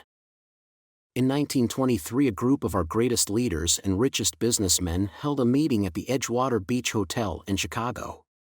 Among them were Charles Schwab, head of the largest independent steel company, Samuel Insull, president of the world's largest utility, Howard Hopson, head of the largest gas company, Ivar Kreuger, president of International Match Company, one of the world's largest companies at that time, Leon Fraser, president of the Bank of International Settlements, Richard Whitney, president of the New York Stock Exchange, Arthur Cotton and Jesse Livermore, two of the biggest stock speculators, and Albert Fall, a member of President Harding's cabinet. 25 years later, 9 of these titans ended their lives as follows. Schwab died penniless after living for 5 years on borrowed money. Insull died broke in a foreign land, and Kreuger and Cotton also died broke. Hopson went insane. Whitney and Albert Fall were released from prison, and Fraser and Livermore committed suicide. I doubt if anyone can say what really happened to these men. If you look at the date, 1923, it was just before the 1929 market crash and the Great Depression, which I suspect had a great impact on these men and their lives. The point is this: today we live in times of greater and faster change than these men did. I suspect there will be many booms and busts in the coming years that will parallel the ups and downs these men faced. I am concerned that too many people are too focused on money and not on their greatest wealth, their education. If people are prepared to be flexible, keep an open mind and learn, they will grow richer and richer despite tough changes. If they think money will solve problems, they will have a rough ride. Intelligence solves problems and produces money. Money without financial intelligence is money soon gone. Most people fail to realize that in life, it's not how much money you make. It's how much money you keep. We've all heard stories of lottery winners who were poor, then suddenly rich, and then poor again. They win millions, yet are soon back where they started. Or stories of professional athletes, who at the age of 24 are earning millions, but are sleeping under a bridge 10 years later. I remember a story of a young basketball player who a year ago had millions. Today, at just 29, he claims his friends, attorney, and accountant took his money, and he was forced to work at a car wash for minimum wage. He was fired from the car wash because he refused to take off his championship ring as he was wiping off the cars. His story made national news, and he is appealing his termination, claiming hardship and discrimination. He claims that the ring is all he has left, and if it was stripped away, he'll crumble. I know so many people who became instant millionaires. And while I am glad some people have become richer and richer, I caution them that in the long run, it's not how much money you make. It's how much you keep, and how many generations you keep it. So when people ask, "Where do I get started?" or "Tell me how to get rich quick," they often are greatly disappointed with my answer. I simply say to them what my rich dad said to me when I was a little kid. If you want to be rich, you need to be financially literate. That idea was drummed into my head every time we were together. As I said, my educated dad stressed the importance of reading books, while my rich dad stressed the need to master financial literacy. If you are going to build the Empire State Building, the first thing you need to do is dig a deep hole and pour a strong foundation. If you are going to build a home in the suburbs, all you need to do is pour a 6-inch slab of concrete. Most people, in their drive to get rich, are trying to build an Empire State Building on a 6-inch slab. Our school system, created in the agrarian age, still believes in homes with no foundation. Dirt floors are still the rage. So kids graduate from school with virtually no financial foundation. One day, sleepless and deep in debt in suburbia, living the American dream, they decide that the answer to their financial problems is to find a way to get rich quick. Construction on the skyscraper begins. It goes up quickly, and soon, instead of the Empire State Building, we have the Leaning Tower of suburbia. The sleepless nights return. As for Mike and me in our adult years, both of our choices were possible because we were taught to pour a strong financial foundation when we were just kids. Accounting is possibly the most confusing, boring subject in the world, but if you want to be rich long-term, it could be the most important subject. For Rich Dad, the question was how to take a boring and confusing subject and teach it to kids. The answer he found was to make it simple by teaching it in pictures. My rich dad poured a strong financial foundation for Mike and me. Since we were just kids, he created a simple way to teach us. For years he only drew pictures and used few words. Mike and I understood the simple drawings, the jargon, the movement of money, and then in later years, Rich Dad began. Rich people acquire assets. The poor and middle class acquire liabilities that they think are assets. Adding numbers. Today, Mike has gone on to master much more complex and sophisticated accounting analysis because he had to in order to run his empire. I am not as sophisticated because my empire is smaller, yet we come from the same simple foundation. Over the following pages, I offer to you the same simple line drawings Mike's dad created for us. Though basic, those drawings helped guide two little boys in building great sums of wealth on a solid and deep foundation. Rule number 1, you must know the difference between an asset and a liability, and by assets. If you want to be rich, this is all you need to know. It is rule number 1. It is the only rule.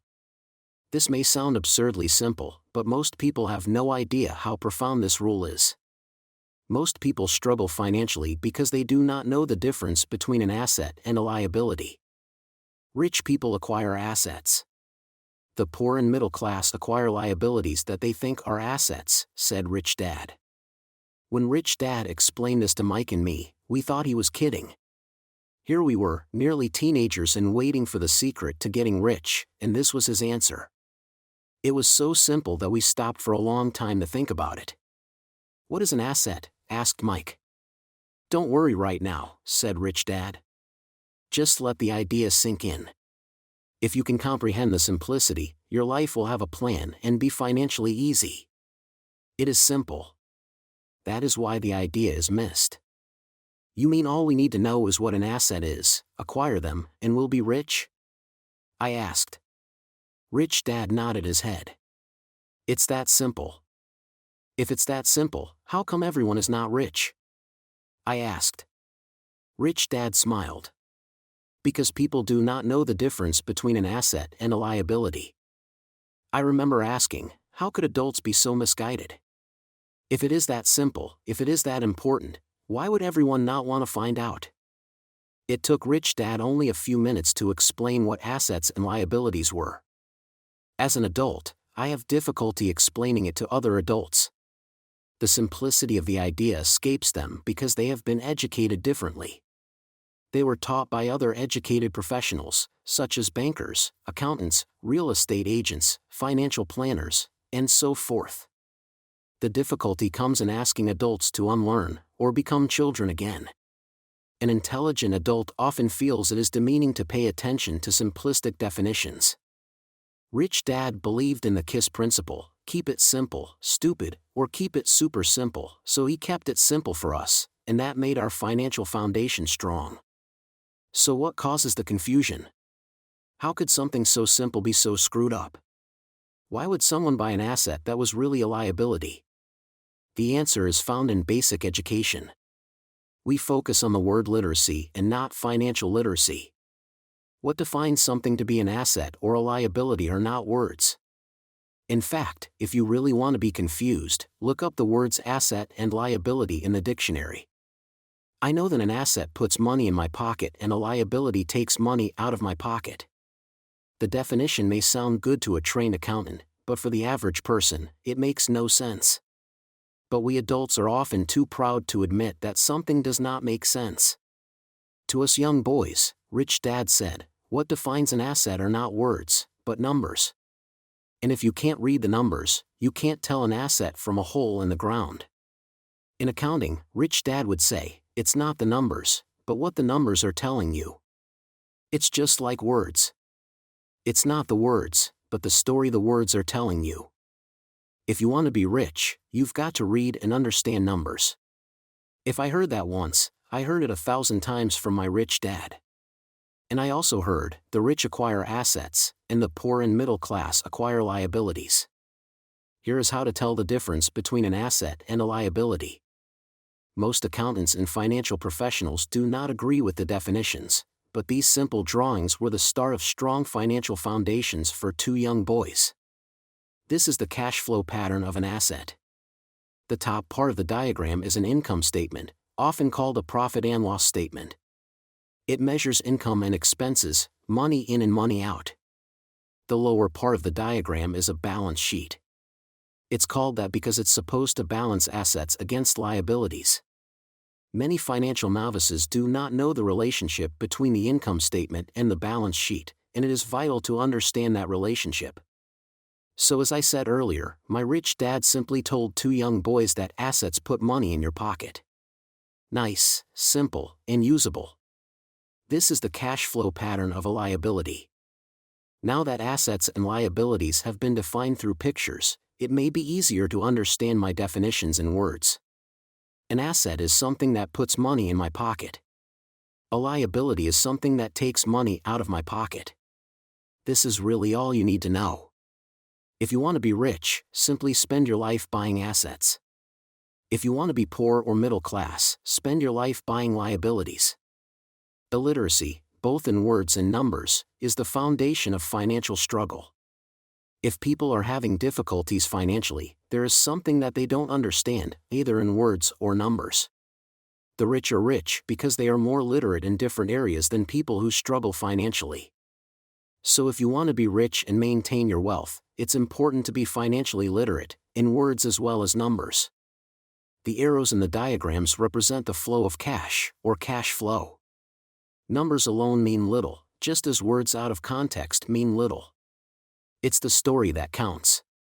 In financial reporting, reading numbers is looking for the plot, the story of where the cash is flowing.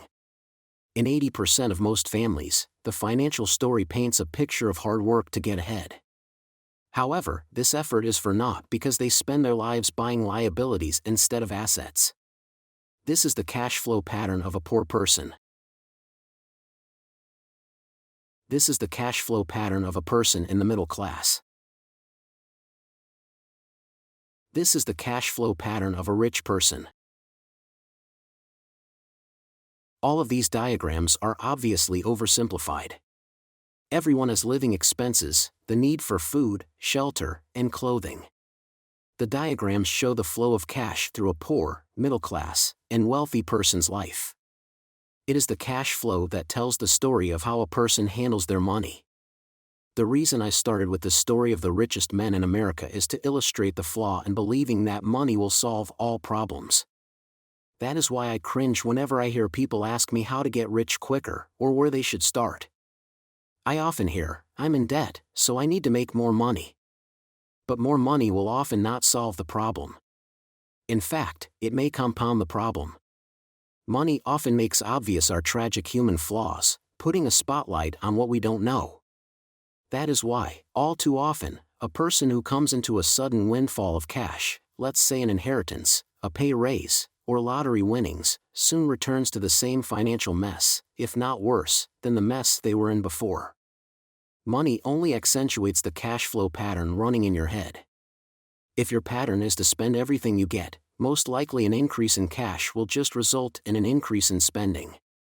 Thus, the saying, "A fool and his money is one big party." Cash flow tells the story of how a person handles money. I have said many times that we go to school to gain scholastic and professional skills, both of which are important. We learn to make money with our professional skills. In the 1960s, when I was in high school, if someone did well academically, people assumed this bright student would go on to be a medical doctor because it was the profession with the promise of the greatest financial reward. Today, doctors face financial challenges I wouldn't wish on my worst enemy: insurance companies taking control of the business, managed healthcare, government intervention, and malpractice suits. Today, kids want to be famous athletes, movie stars, rock stars, beauty queens, or CEOs because that is where the fame, money, and prestige are. That is the reason it is so hard to motivate kids in school today. They know that professional success is no longer solely linked to academic success, as it once was. Because students leave school without financial skills, millions of educated people pursue their profession successfully, but later find themselves struggling financially. They work harder but don't get ahead. What is missing from their education is not how to make money, but how to manage money. It's called financial aptitude: what you do with the money once you make it, how to keep people from taking it from you, how to keep it longer, and how to make that money work hard for you. Most people don't understand why they struggle financially because they don't understand cash flow. A person can be highly educated, professionally successful, and financially illiterate. These people often work harder than they need to because they learned how to work hard, but not how to have their money work hard for them. How the quest for a financial dream turns into a financial nightmare. The classic story of hardworking people has a set pattern. Recently married, the happy, highly educated young couple moves into one of their cramped rented apartments. Immediately, they realize that they are saving money because two can live as cheaply as one. The problem is the apartment is cramped. They decide to save money to buy their dream home so they can have kids. They now have two incomes, and they begin to focus on their careers. Their incomes begin to increase. Going back to the young couple, as a result of their incomes increasing, they decide to buy the house of their dreams. Once in their house, they have a new tax, called property tax. Then they buy a new car, new furniture, and new appliances to match their new house. All of a sudden, they wake up and their liabilities column is full of mortgage and credit card debt. Their liabilities go up. They're now trapped in the rat race. Pretty soon a baby comes along and they work harder. The process repeats itself, higher incomes cause higher taxes, also called bracket creep. A credit card comes in the mail. They use it and max it out. A loan company calls and says their greatest asset, their home, has appreciated in value. Because their credit is so good, the company offers a bill consolidation loan and tells them the intelligent thing to do is clear off the high-interest consumer debt by paying off their credit card. And besides, interest on their home is a tax deduction. They go for it and pay off those high-interest credit cards. They breathe a sigh of relief. Their credit cards are paid off. They've now folded their consumer debt into their home mortgage. Their payments go down because they extend their debt over 30 years. It is the smart thing to do. Their neighbor calls to invite them to go shopping. The Memorial Day sale is on. They promise themselves they'll just window shop, but they take a credit card, just in case. I run into this young couple all the time. Their names change, but their financial dilemma is the same. They come to one of my talks to hear what I have to say. They ask me, "Can you tell us how to make more money?" They don't understand that their trouble is really how they choose to spend the money they do have. It is caused by financial illiteracy and not understanding the difference between an asset and a liability. More money seldom solves someone's money problems. Intelligence solves problems. There's a saying a friend of mine says over and over to people in debt: if you find you have dug yourself into a hole, stop digging. As a child, my dad often told us that the Japanese were aware of 3 powers: the power of the sword, the jewel, and the mirror. The sword symbolizes the power of weapons. America has spent trillions of dollars on weapons and, because of this, is a powerful military presence in the world. The jewel symbolizes the power of money.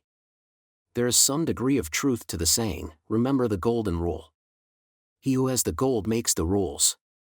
The mirror symbolizes the power of self-knowledge. This self-knowledge, according to Japanese legend, was the most treasured of the 3. All too often, the poor and middle class allow the power of money to control them. By simply getting up and working harder, failing to ask themselves if what they do makes sense, they shoot themselves in the foot as they leave for work every morning. By not fully understanding money, the vast majority of people allow its awesome power to control them. If they used the power of the mirror, they would have asked themselves, does this make sense? All too often, instead of trusting their inner wisdom, that genius inside, most people follow the crowd. They do things because everybody else does them. They conform, rather than question. Often, they mindlessly repeat what they have been told: diversify. Your home is an asset. Your home is your biggest investment. You get a tax break for going into greater debt. Get a safe job. Don't make mistakes. Don't take risks. A person can be highly educated, professionally successful, and financially illiterate. Speaking is a fear greater than death for most people. According to psychiatrists, the fear of public speaking is caused by the fear of ostracism, the fear of standing out, the fear of criticism, the fear of ridicule, and the fear of being an outcast. The fear of being different prevents most people from seeking new ways to solve their problems. That is why my educated dad said the Japanese valued the power of the mirror the most, for it is only when we look into it that we find truth. Fear is the main reason that people say, play it safe. That goes for anything, be it sports, relationships, careers, or money. It is that same fear, the fear of ostracism, that causes people to conform to, and not question, commonly accepted opinions or popular trends. Your home is an asset. Get a bill consolidation loan, and get out of debt. Work harder. It's a promotion. Someday I'll be a vice president. Save money. When I get a raise, I'll buy us a bigger house. Mutual funds are safe. Many financial problems are caused by trying to keep up with the Joneses. Occasionally, We all need to look in the mirror and be true to our inner wisdom rather than our fears. By the time Mike and I were 16 years old, we began to have problems in school. We were not bad kids. We just began to separate from the crowd. We worked for Mike's dad after school and on weekends. Mike and I often spent hours after work just sitting at a table with his dad while he held meetings with his bankers, attorneys, accountants, brokers, investors, managers, and employees. Here was a man who had left school at 13 who was now directing, instructing, ordering, and asking questions of educated people.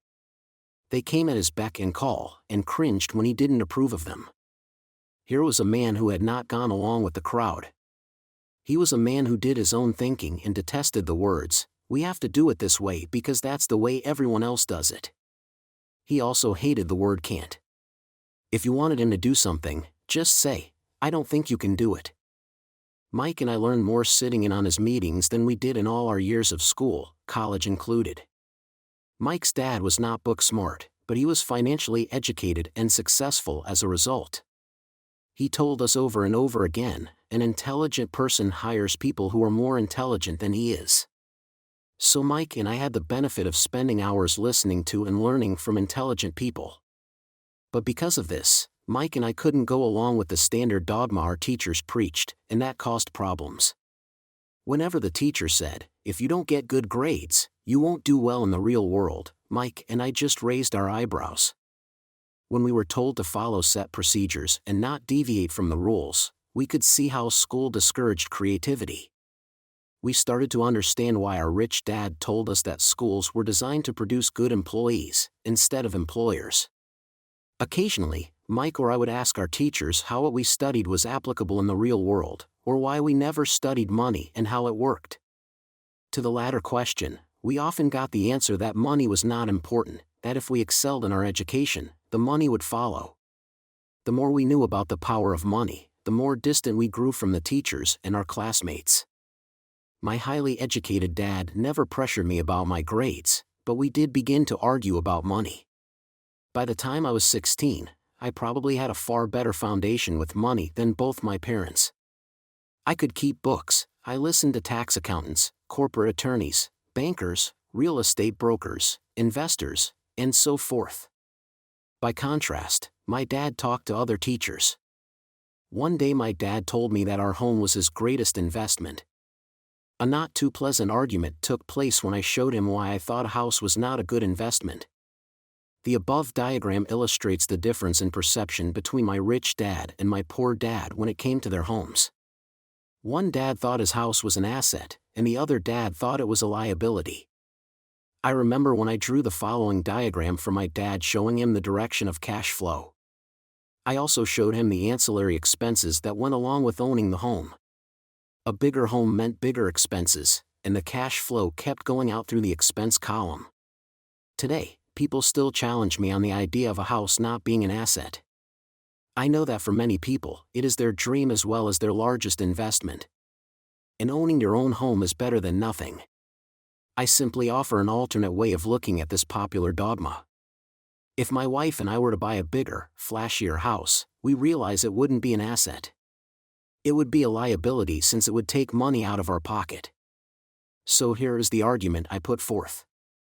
I really don't expect most people to agree with it because your home is an emotional thing, and when it comes to money, high emotions tend to lower financial intelligence. I know from personal experience that money has a way of making every decision emotional. When it comes to houses, most people work all their lives paying for a home they never own. In other words, most people buy a new house every few years, each time incurring a new 30-year loan to pay off the previous one. Even though people receive a tax deduction for interest on mortgage payments, they pay for all their other expenses with after-tax dollars, even after they pay off their mortgage. My wife's parents were shocked when the property taxes on their home increased to $1,000 a month. This was after they had retired, so the increase put a strain on their retirement budget, and they felt forced to move. Houses do not always go up in value. I have friends who owe $1 million for a home that today would sell for far less. The greatest losses of all are those from missed opportunities. If all your money is tied up in your house, you may be forced to work harder because your money continues blowing out of the expense column, instead of adding to the asset column, the classic middle-class cash flow pattern. If a young couple would put more money into their asset column early on, their later years would be easier. Their assets would have grown and would be available to help cover expenses. All too often, a house only serves as a vehicle for incurring a home equity loan to pay for mounting expenses. In summary, the end result in making a decision to own a house that is too expensive in lieu of starting an investment portfolio impacts an individual in at least the following 3 ways. Loss of time, during which other assets could have grown in value. Loss of additional capital, which could have been invested instead of paying for high-maintenance expenses related directly to the home. Loss of education. Too often, people count their house and savings and retirement plans as all they have in their asset column. Because they have no money to invest, they simply don't invest. This costs them investment experience. Most never become what the investment world calls a sophisticated investor. And the best investments are usually first sold to sophisticated investors, who then turn around and sell them to the people playing it safe. I am not saying don't buy a house. What I am saying is that you should understand the difference between an asset and a liability. When I want a bigger house, I first buy assets that will generate the cash flow to pay for the house. My educated dad's personal financial statement best demonstrates the life of someone caught in the rat race. His expenses match his income, never allowing him enough left over to invest in assets. As a result, his liabilities are larger than his assets. The following diagram on the left shows my poor dad's income statement. It is worth 1,000 words. It shows that his income and expenses are equal while his liabilities are larger than his assets. My rich dad's personal financial statement on the right reflects the results of a life dedicated to investing and minimizing liabilities. Poor dad's financial statement. Rich dad's financial statement. Why the rich get richer. A review of my rich dad's financial statement shows why the rich get richer. The asset column generates more than enough income to cover expenses, with the balance reinvested into the asset column. The asset column continues to grow and, therefore, the income it produces grows with it. The result is that the rich get richer. Why the middle class struggle. The middle class finds itself in a constant state of financial struggle. Their primary income is through their salary. As their wages increase, so do their taxes. Their expenses tend to increase in proportion to their salary increase, hence, the phrase the rat race. They treat their home as their primary asset, instead of investing in income-producing assets. This pattern of treating your home as an investment, and the philosophy that a pay raise means you can buy a larger home or spend more, is the foundation of today's debt-ridden society.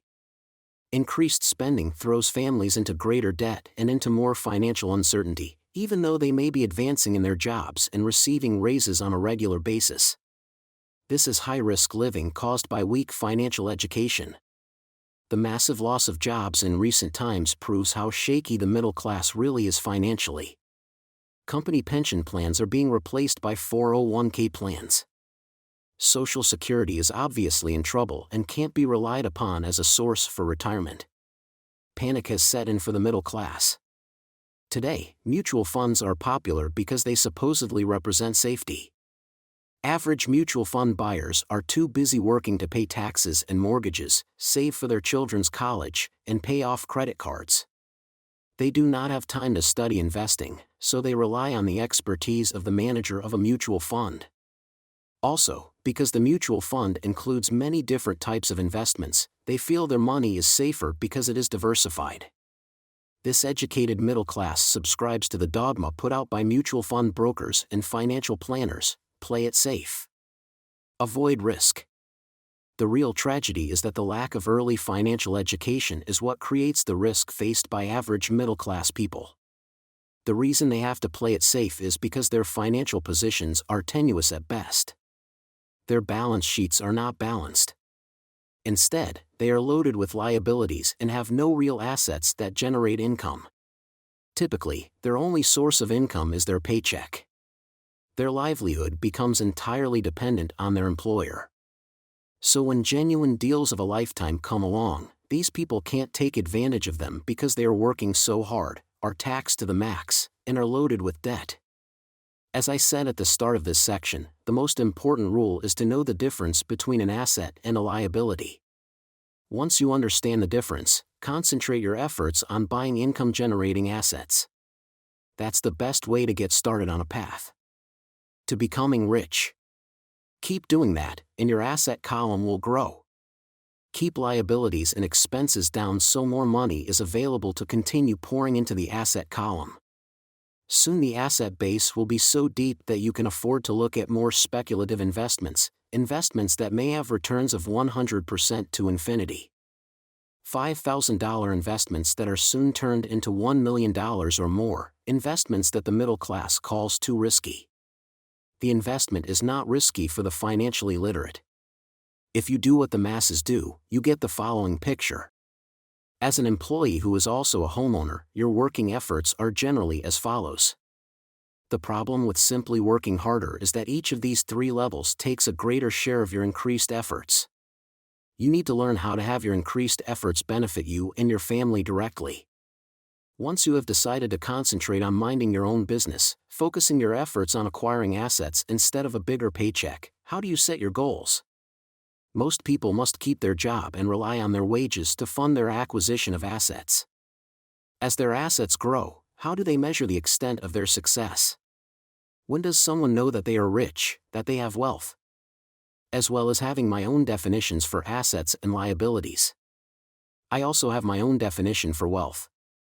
Actually, I borrowed it from a man named R. Buckminster Fuller. Some call him a quack, and others call him a genius.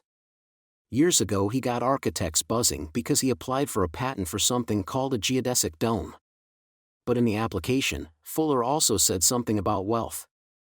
It was pretty confusing at first, but after reading it, it began to make some sense. Wealth is a person's ability to survive so many number of days forward, or, if I stopped working today, how long could I survive? Unlike net worth, the difference between your assets and liabilities, which is often filled with a person's expensive junk and opinions of what things are worth, this definition creates the possibility for developing a truly accurate measurement. I could now measure and know where I was in terms of my goal to become financially independent. Although net worth often includes non-cash producing assets, like stuff you bought that now sits in your garage, wealth measures how much money your money is making and, therefore, your financial survivability. Wealth is the measure of the cash flow from the asset column compared with the expense column. Let's use an example. Let's say I have cash flow from my asset column of $1,000 a month. And I have monthly expenses of $2,000. What is my wealth? Let's go back to Buckminster Fuller's definition. Using his definition, how many days forward can I survive? Assuming a 30-day month, I have enough cash flow for half a month. When I achieve $2,000 a month cash flow from my assets, then I will be wealthy. So while I'm not yet rich, I am wealthy. I now have income generated from assets each month that fully cover my monthly expenses. If I want to increase my expenses, I first must increase my cash flow to maintain this level of wealth. Also note that it is at this point that I'm no longer dependent on my wages. I have focused on, and been successful in, building an asset column that has made me financially independent.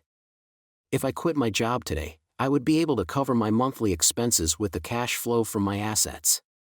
My next goal would be to have the excess cash flow from my assets reinvested into the asset column. The more money that goes into my asset column, the more my asset column grows.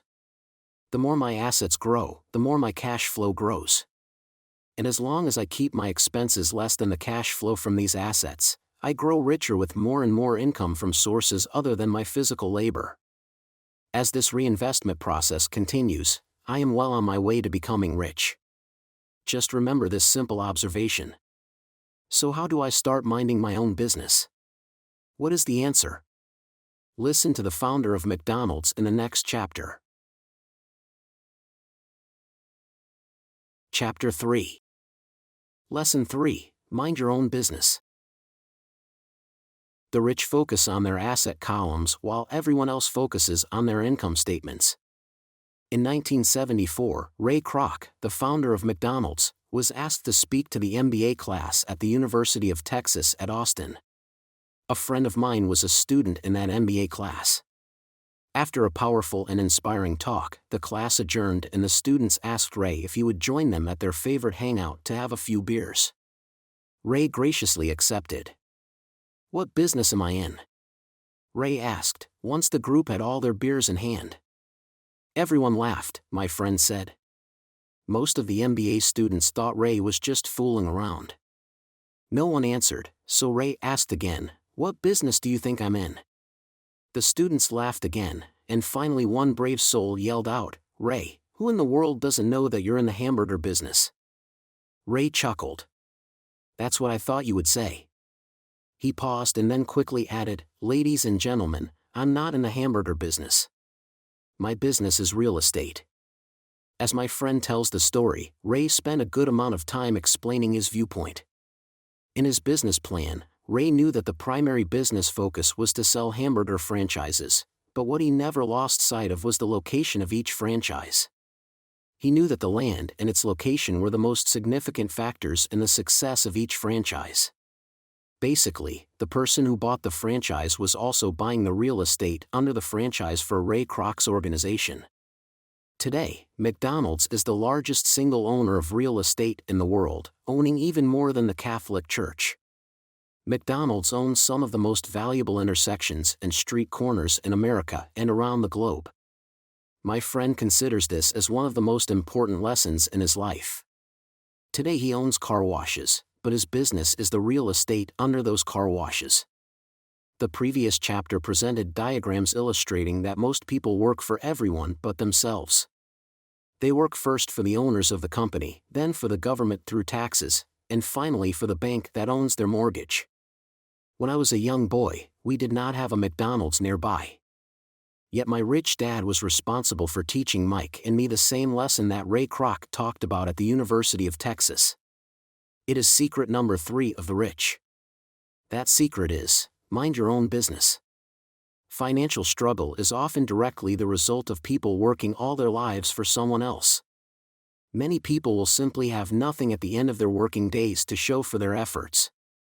Our current educational system focuses on preparing today's youth to get good jobs by developing scholastic skills. Their lives will revolve around their wages or, as described earlier, their income column. Many will study further to become engineers, scientists, cooks, police officers, artists, writers, and so on. These professional skills allow them to enter the workforce and work for money. But there is a big difference between your profession and your business. Often I ask people, "What is your business?" And they will say, "Oh, I'm a banker." Then I ask them if they own the bank. And they usually respond, "No, I work there." In that instance, they have confused their profession with their business. Their profession may be a banker, but they still need their own business. A problem with school is that you often become what you study. So if you study cooking, you become a chef. If you study the law, you become an attorney, and a study of auto mechanics makes you a mechanic. The mistake in becoming what you study is that too many people forget to mind their own business. They spend their lives minding someone else's business and making that person rich. To become financially secure, a person needs to mind their own business. Your business revolves around your asset column, not your income column. As stated earlier, the number 1 rule is to know the difference between an asset and a liability, and to buy assets. The rich focus on their asset columns, while everyone else focuses on their income statements. That is why we hear so often, "I need a raise. If only I had a promotion. I am going back to school to get more training so I can get a better job. I am going to work overtime. Maybe I can get a second job." Financial struggle is often the result of people working all their lives for someone else. In some circles, these are sensible ideas. But you are still not minding your own business. These ideas all still focus on the income column and will only help a person become more financially secure if the additional money is used to purchase income-generating assets. The primary reason the majority of the poor and middle class are fiscally conservative, which means, I can't afford to take risks, is that they have no financial foundation. They have to cling to their jobs and play it safe. When downsizing became the in thing to do, millions of workers found out their largest so-called asset, their home, was eating them alive. Their asset was costing them money every month.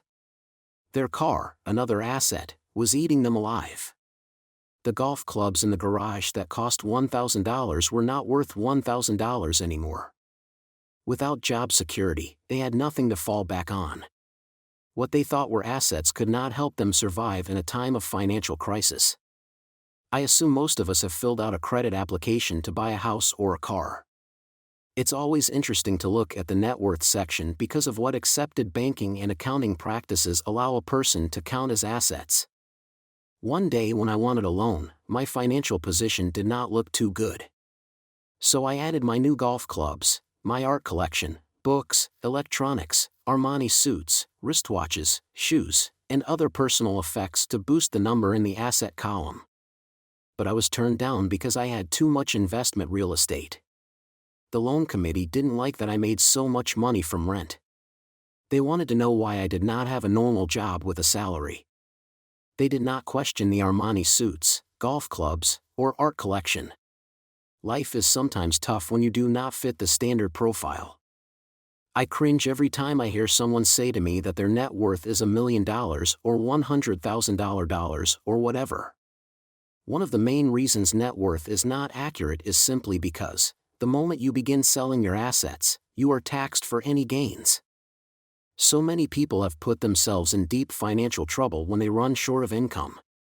To raise cash, they sell their assets. But their personal assets can generally be sold for only a fraction of the value that is listed on their personal balance sheet. Or if there is a gain on the sale of the assets, they are taxed on the gain. So again, the government takes its share, thus reducing the amount available to help them out of debt. That is why I say someone's net worth is often worth less than they think. Start minding your own business. Keep your daytime job, but start buying real assets, not liabilities or personal effects that have no real value once you get them home. A new car loses nearly 25% of the price you pay for it the moment you drive it off the lot. It is not a true asset even if your banker lets you list it as one. My $400 new titanium driver was worth $150 the moment I teed off. Keep expenses low, reduce liabilities, and diligently build a base of solid assets. For young people who have not yet left home, it is important for parents to teach them the difference between an asset and a liability. Get them to start building a solid asset column before they leave home, get married, buy a house, have kids, and get stuck in a risky financial position, clinging to a job, and buying everything on credit. I see so many young couples who get married and trap themselves into a lifestyle that will not let them get out of debt for most of their working years. For many people, just as the last child leaves home, the parents realize they have not adequately prepared for retirement and they begin to scramble to put some money away. Then their own parents become ill and they find themselves with new responsibilities. So what kind of assets am I suggesting that you or your children acquire? In my world, real assets fall into the following categories. As a young boy, my educated dad encouraged me to find a safe job. But my rich dad encouraged me to begin acquiring assets that I loved. If you don't love it, you won't take care of it. I collect real estate simply because I love buildings and land. I love shopping for them, and I could look at them all day long. When problems arise, the problems aren't so bad that it changes my love for real estate. For people who hate real estate, they shouldn't buy it. I also love stocks of small companies, especially startups, because I am an entrepreneur, not a corporate person. In my early years, I worked in large organizations, such as Standard Oil of California, the U.S. Marine Corps, and Xerox Corporation. I enjoyed my time with those organizations and have fond memories, but I know deep down I am not a company man. I like starting companies, not running them. So my stock buys are usually of small companies. Sometimes I even start the company and take it public. Fortunes are made in new stock issues, and I love the game. Many people are afraid of small-cap companies and call them risky, and they are. But that risk is diminished if you love what the investment is, understand it, and know the game. With small companies, my investment strategy is to be out of the stock in a year. On the other hand, my real estate strategy is to start small and keep trading up for bigger properties and, therefore, delay paying taxes on the gain. This allows the value to increase dramatically. I generally hold real estate less than 7 years. For years, even while I was with the Marine Corps and Xerox, I did what my rich dad recommended. I kept my day job, but I still minded my own business. I was active in my asset column trading real estate and small stocks. Rich Dad always stressed the importance of financial literacy. The better I was at understanding the accounting and cash management, the better I would be at analyzing investments and eventually starting and building my own company. I don't encourage anyone to start a company unless they really want to. Knowing what I know about running a company, I wouldn't wish that task on anyone. There are times when people can't find employment and starting a company seems like the best solution. But the odds are against success. 9 out of 10 companies fail in 5 years. Of those that survive the first 5 years, 9 out of every 10 of those eventually fail as well. So only if you really have the desire to own your own company do I recommend it. Otherwise, keep your day job and mind your own business. When I say mind your own business, I mean to build and keep your asset column strong. Once a dollar goes into it, never let it come out. Think of it this way, once a dollar goes into your asset column, it becomes your employee. The best thing about money is that it works 24 hours a day and can work for generations. Keep your day job, be a great hardworking employee, but keep building that asset column. As your cash flow grows, you can indulge in some luxuries. An important distinction is that rich people buy luxuries last, while the poor and middle class tend to buy luxuries first. The poor and the middle class often buy luxury items like big houses, diamonds, furs, jewelry, or boats because they want to look rich. They look rich, but in reality they just get deeper in debt on credit. The old money people, the long-term rich, build their asset column first. Then the income generated from the asset column buys their luxuries. The poor and middle class buy luxuries with their own sweat, blood, and children's inheritance. A true luxury is a reward for investing in and developing a real asset. For example, when my wife Kim and I had extra money coming from our apartment houses, she went out and bought her Mercedes. It didn't take any extra work or risk on her part because the apartment house bought the car. She did, however, have to wait for years while the real estate investment portfolio grew and began generating enough extra cash flow to pay for the car. But the luxury, the Mercedes, was a true reward because she proved she knew how to grow her asset column. That car now means a lot more to her than simply another pretty car. It means she used her financial intelligence to afford it. Instead, most people impulsively go out and buy a new car, or some other luxury, on credit.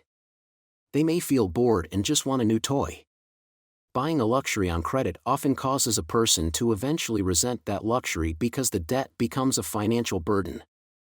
After you've taken the time and invested in and built your own business, you are now ready to learn the biggest secret of the rich, the secret that puts the rich way ahead of the pack. Chapter 4. Lesson 4, The History of Taxes and the Power of Corporations. My rich dad just played the game smart, and he did it through corporations, the biggest secret of the rich. I remember in school being told the story of Robin Hood and his merry men. My teacher thought it was a wonderful story of a romantic hero who robbed from the rich and gave to the poor. My rich dad did not see Robin Hood as a hero. He called Robin Hood a crook. Robin Hood may be long gone, but his followers live on.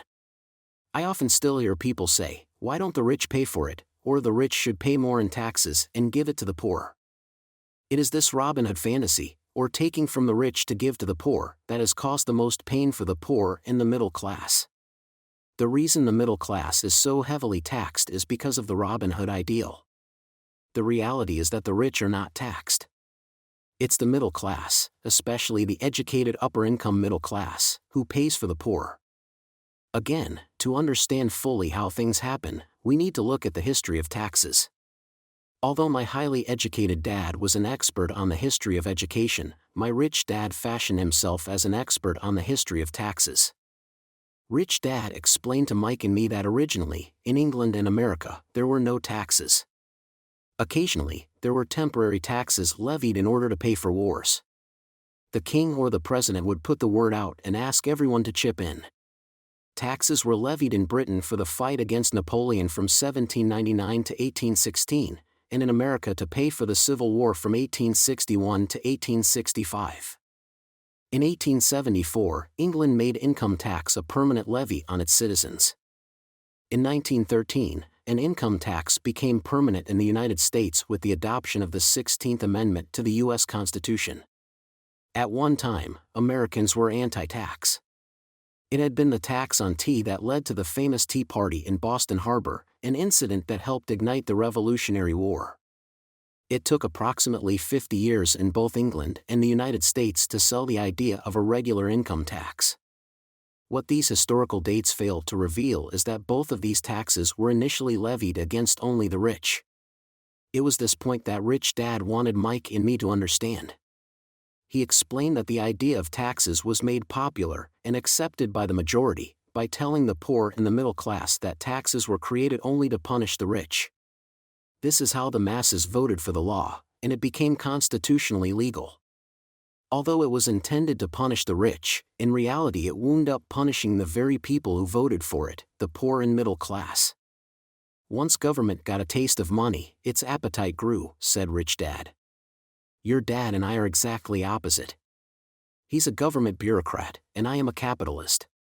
We get paid, and our success is measured on opposite behaviors. He gets paid to spend money and hire people. The more he spends and the more people he hires, the larger his organization becomes. In the government, a large organization is a respected organization. On the other hand, within my organization, the fewer people I hire and the less money I spend, the more I am respected by my investors. That's why I don't like government people. They have different objectives than most business people. As the government grows, more and more tax dollars are needed to support it. My educated dad sincerely believed that government should help people. He loved John F. Kennedy and especially the idea of the Peace Corps. He loved the idea so much that both he and my mom worked for the Peace Corps, training volunteers to go to Malaysia, Thailand, and the Philippines. He always strived for additional grants and budget increases so he could hire more people, both in his job with the Education Department and in the Peace Corps. From the time I was about 10 years old, I would hear from my rich dad that government workers were a pack of lazy thieves, and from my poor dad I would hear how the rich were greedy crooks who should be made to pay more taxes. Both sides had valid points. It was difficult to go to work for one of the biggest capitalists in town and come home to a father who was a prominent government leader. It was not easy to know which dad to believe. My rich dad did not see Robin Hood as a hero. He called Robin Hood a crook. Yet when you study the history of taxes, an interesting perspective emerges. As I said, the passage of taxes was only possible because the masses believed in the Robin Hood theory of economics: take from the rich, and give to everyone else. The problem was that the government's appetite for money was so great that taxes soon needed to be levied on the middle class, and from there it kept trickling down. However, the rich saw an opportunity because they don't play by the same set of rules. The rich knew about corporations, which became popular in the days of sailing ships. The rich created the corporation as a vehicle to limit their risk to the assets of each voyage. The rich put their money into a corporation to finance the voyage. The corporation would then hire a crew to sail to the New World to look for treasure. If the ship was lost, the crew lost their lives, but the loss to the rich would be limited only to the money they invested for that particular voyage. The diagram that follows shows how the corporate structure sits outside your personal income statement and balance sheet.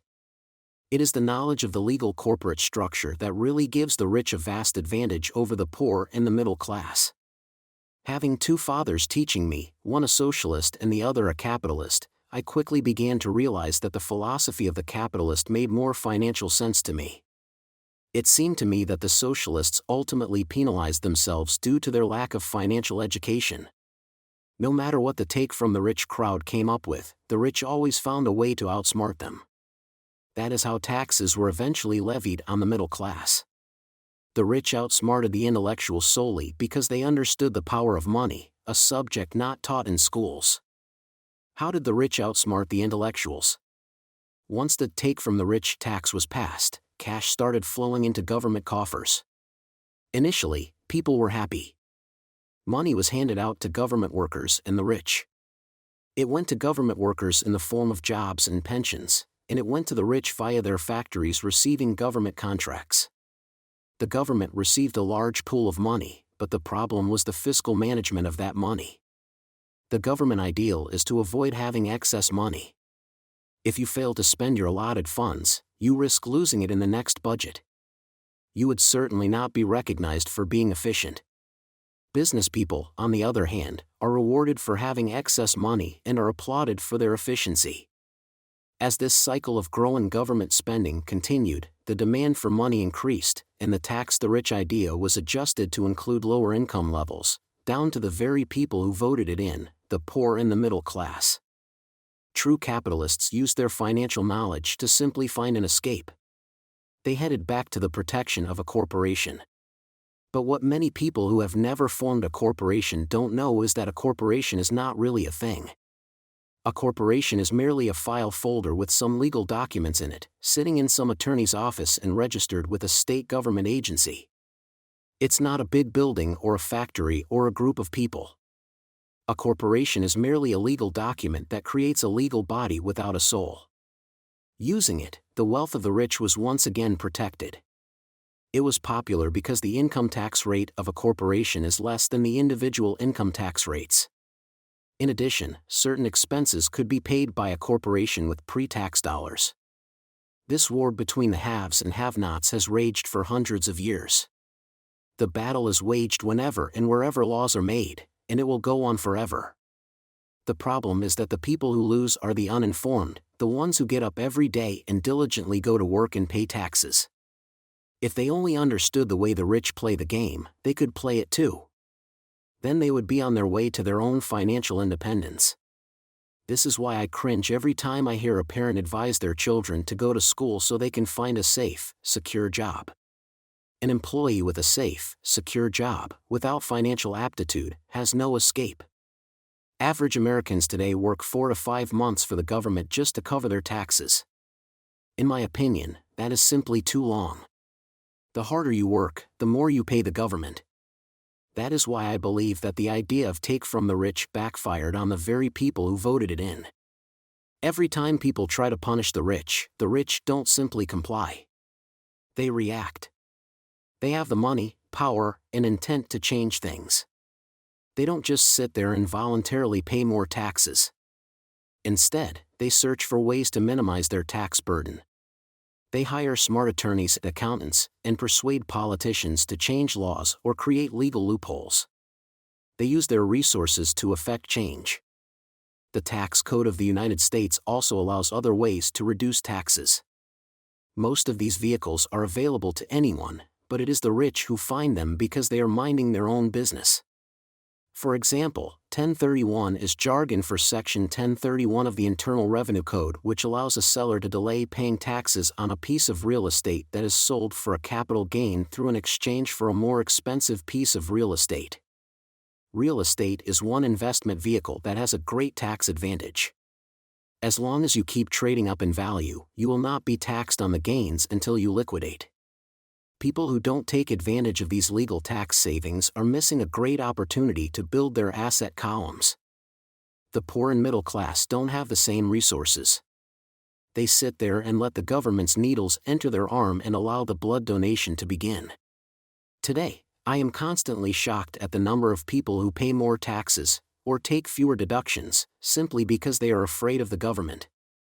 I have friends who have had their businesses shut down and destroyed, only to find out it was a mistake on the part of the government. I realize all that. But the price of working from January to May is a high price to pay for that intimidation. My poor dad never fought back. My rich dad didn't either. He just played the game smarter, and he did it through corporations, the biggest secret of the rich. You may remember the first lesson I learned from my rich dad. I was a little boy of 9 who had to sit and wait for him to choose to talk to me. I sat in his office waiting for him to get to me. He was ignoring me on purpose. He wanted me to recognize his power and to desire to have that power for myself one day. During all the years I studied and learned from him, he always reminded me that knowledge is power. If you work for money, you give the power to your employer. If money works for you, you keep the power and control it. And with money comes great power that requires the right knowledge to keep it and make it multiply. Without that knowledge, the world pushes you around. Rich Dad constantly reminded Mike and me that the biggest bully was not the boss or the supervisor, but the tax man. The tax man will always take more if you let him. The first lesson of having money work for you, as opposed to you working for money, is all about power. If you work for money, you give the power to your employer. If money works for you, you keep the power and control it. Once we had this knowledge of the power of money working for us, he wanted us to be financially smart and not let anyone or anything push us around. If you're ignorant, it's easy to be bullied. If you know what you're talking about, you have a fighting chance. That is why he paid so much for smart tax accountants and attorneys. It was less expensive to pay them than to pay the government. His best lesson to me was, be smart and you won't be pushed around as much. He knew the law because he was a law-abiding citizen and because it was expensive to not know the law. If you know you're right, you're not afraid of fighting back. Even if you are taking on Robin Hood and his band of merry men. My highly educated dad always encouraged me to land a good job with a strong corporation. He spoke of the virtues of working your way up the corporate ladder. He didn't understand that, by relying solely on a paycheck from a corporate employer, I would be a docile cow ready for milking. When I told my rich dad of my father's advice, he only chuckled. "Why not own the ladder?" was all he said. As a young boy, I did not understand what rich dad meant by owning my own corporation. It was an idea that seemed impossible and intimidating. Although I was excited by the idea, my inexperience wouldn't let me envision the possibility that grown-ups would someday work for a company I would own. Each dollar in my asset column was a great employee, working hard to make more employees and buy the boss a new Porsche. The point is that, if not for my rich dad, I would have probably followed my educated dad's advice. It was merely the occasional reminder of my rich dad that kept the idea of owning my own corporation alive and kept me on a different path. By the time I was 15 or 16, I knew I wasn't going to continue down the path my educated dad recommended. I didn't know how I was going to do it, but I was determined not to head in the direction most of my classmates were heading. That decision changed my life. It was not until my mid-20s that my rich dad's advice began to make more sense to me. I was just out of the Marine Corps and working for Xerox. I was making a lot of money, but every time I looked at my paycheck, I was disappointed. The deductions were so large and, the more I worked, the greater they became. As I became more successful, my bosses talked about promotions and raises. It was flattering, but I could hear my rich dad asking in my ear, "Who are you working for? Who are you making rich?" In 1974, while still an employee for Xerox, I formed my first corporation and began minding my own business. There were already a few assets in my asset column, but now I was determined to focus on making it bigger. Those paychecks, with all the deductions, made all the years of my rich dad's advice make total sense. I could see the future if I followed my educated dad's advice. Many employers feel that advising their workers to mind their own business is bad for business. But for me, focusing on my own business and developing assets made me a better employee because I now had a purpose. I came in early and worked diligently, amassing as much money as possible so I could invest in real estate. Hawaii was just set to boom, and there were fortunes to be made. The more I realized that we were in the beginning stages of a boom, the more Xerox machines I sold. The more I sold, the more money I made and, of course, the more deductions came out of my paycheck. It was inspiring. I wanted out of the employee trap so badly that I worked even harder so I could invest more. By 1978, I was consistently one of the top 5 salespeople at the company. I badly wanted out of the rat race. In less than 3 years, I was making more in my real estate holding corporation than I was making at Xerox. And the money I was making in my asset column in my own corporation was money working for me, not me pounding on doors selling copiers. My rich dad's advice made much more sense. Soon the cash flow from my properties was so strong that my company bought me my first Porsche. My fellow Xerox salespeople thought I was spending my commissions. I wasn't. I was investing my commissions in assets. My money was working hard to make more money. Each dollar in my asset column was a great employee, working hard to make more employees and buy the boss a new Porsche with before-tax dollars. I began to work harder for Xerox. The plan was working, and my Porsche was the proof. By using the lessons I learned from my rich dad, I was able to get out of the proverbial rat race at an early age. It was made possible because of the strong financial knowledge I had acquired through rich dad's lessons. Without this financial knowledge, which I call financial intelligence or financial IQ, my road to financial independence would have been much more difficult. I now teach others in the hope that I may share my knowledge with them. I remind people that financial IQ is made up of knowledge from 4 broad areas of expertise. Accounting. Accounting is financial literacy or the ability to read numbers. This is a vital skill if you want to build an empire. The more money you are responsible for, the more accuracy is required, or the house comes tumbling down. This is the left brain side, or the details. Financial literacy is the ability to read and understand financial statements, which allows you to identify the strengths and weaknesses of any business. Investing. Investing is the science of money making money. This involves strategies and formulas which use the creative right brain side. Understanding markets. Understanding markets is the science of supply and demand. You need to know the technical aspects of the market, which are emotion-driven, in addition to the fundamental or economic aspects of an investment. Does an investment make sense or does it not make sense based on current market conditions? The law. A corporation wrapped around the technical skills of accounting, investing, and markets can contribute to explosive growth. A person who understands the tax advantages and protections provided by a corporation can get rich so much faster than someone who is an employee or a small business sole proprietor. It's like the difference between someone walking and someone flying. The difference is profound when it comes to long-term wealth. Tax advantages. A corporation can do many things that an employee cannot, like pay expenses before paying taxes. That is a whole area of expertise that is very exciting. Employees earn and get taxed, and they try to live on what is left. A corporation earns, spends everything it can, and is taxed on anything that is left.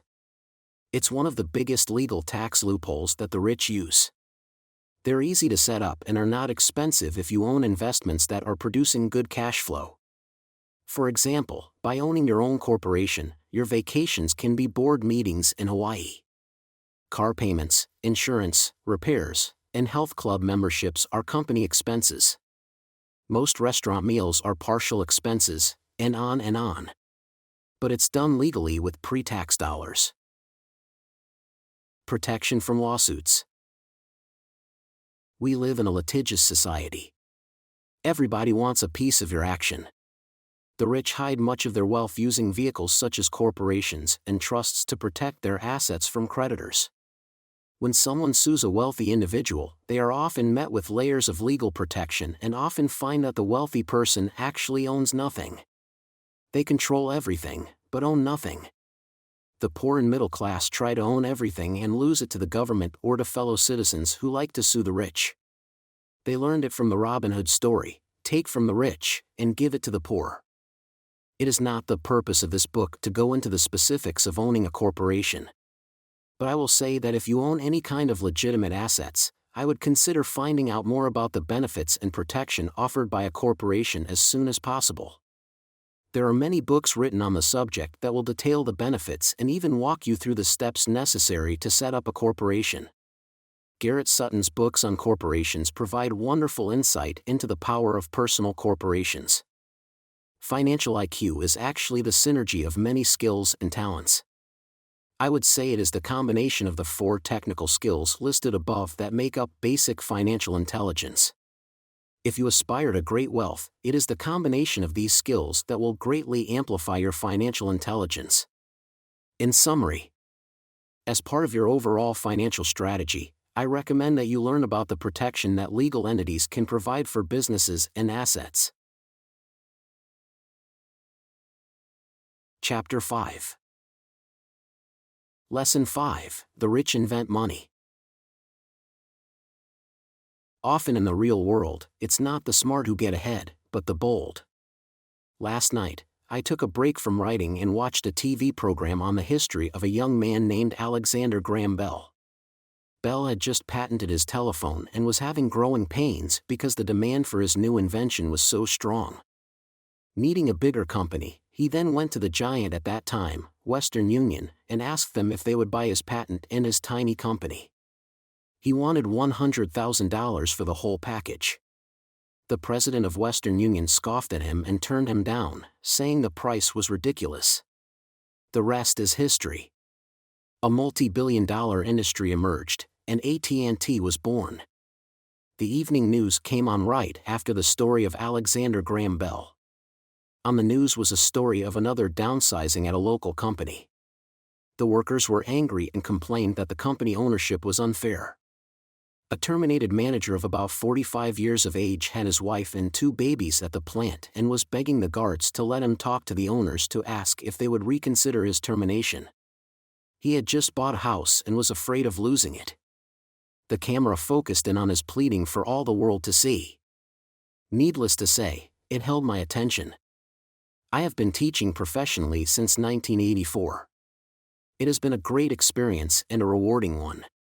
It is also a disturbing profession, for I have taught thousands of individuals and I see one thing in common in all of us, myself included. We all have tremendous potential, and we all are blessed with gifts. Yet the one thing that holds all of us back is some degree of self-doubt. It is not so much the lack of technical information that holds us back, but more the lack of self-confidence. Some are more affected than others.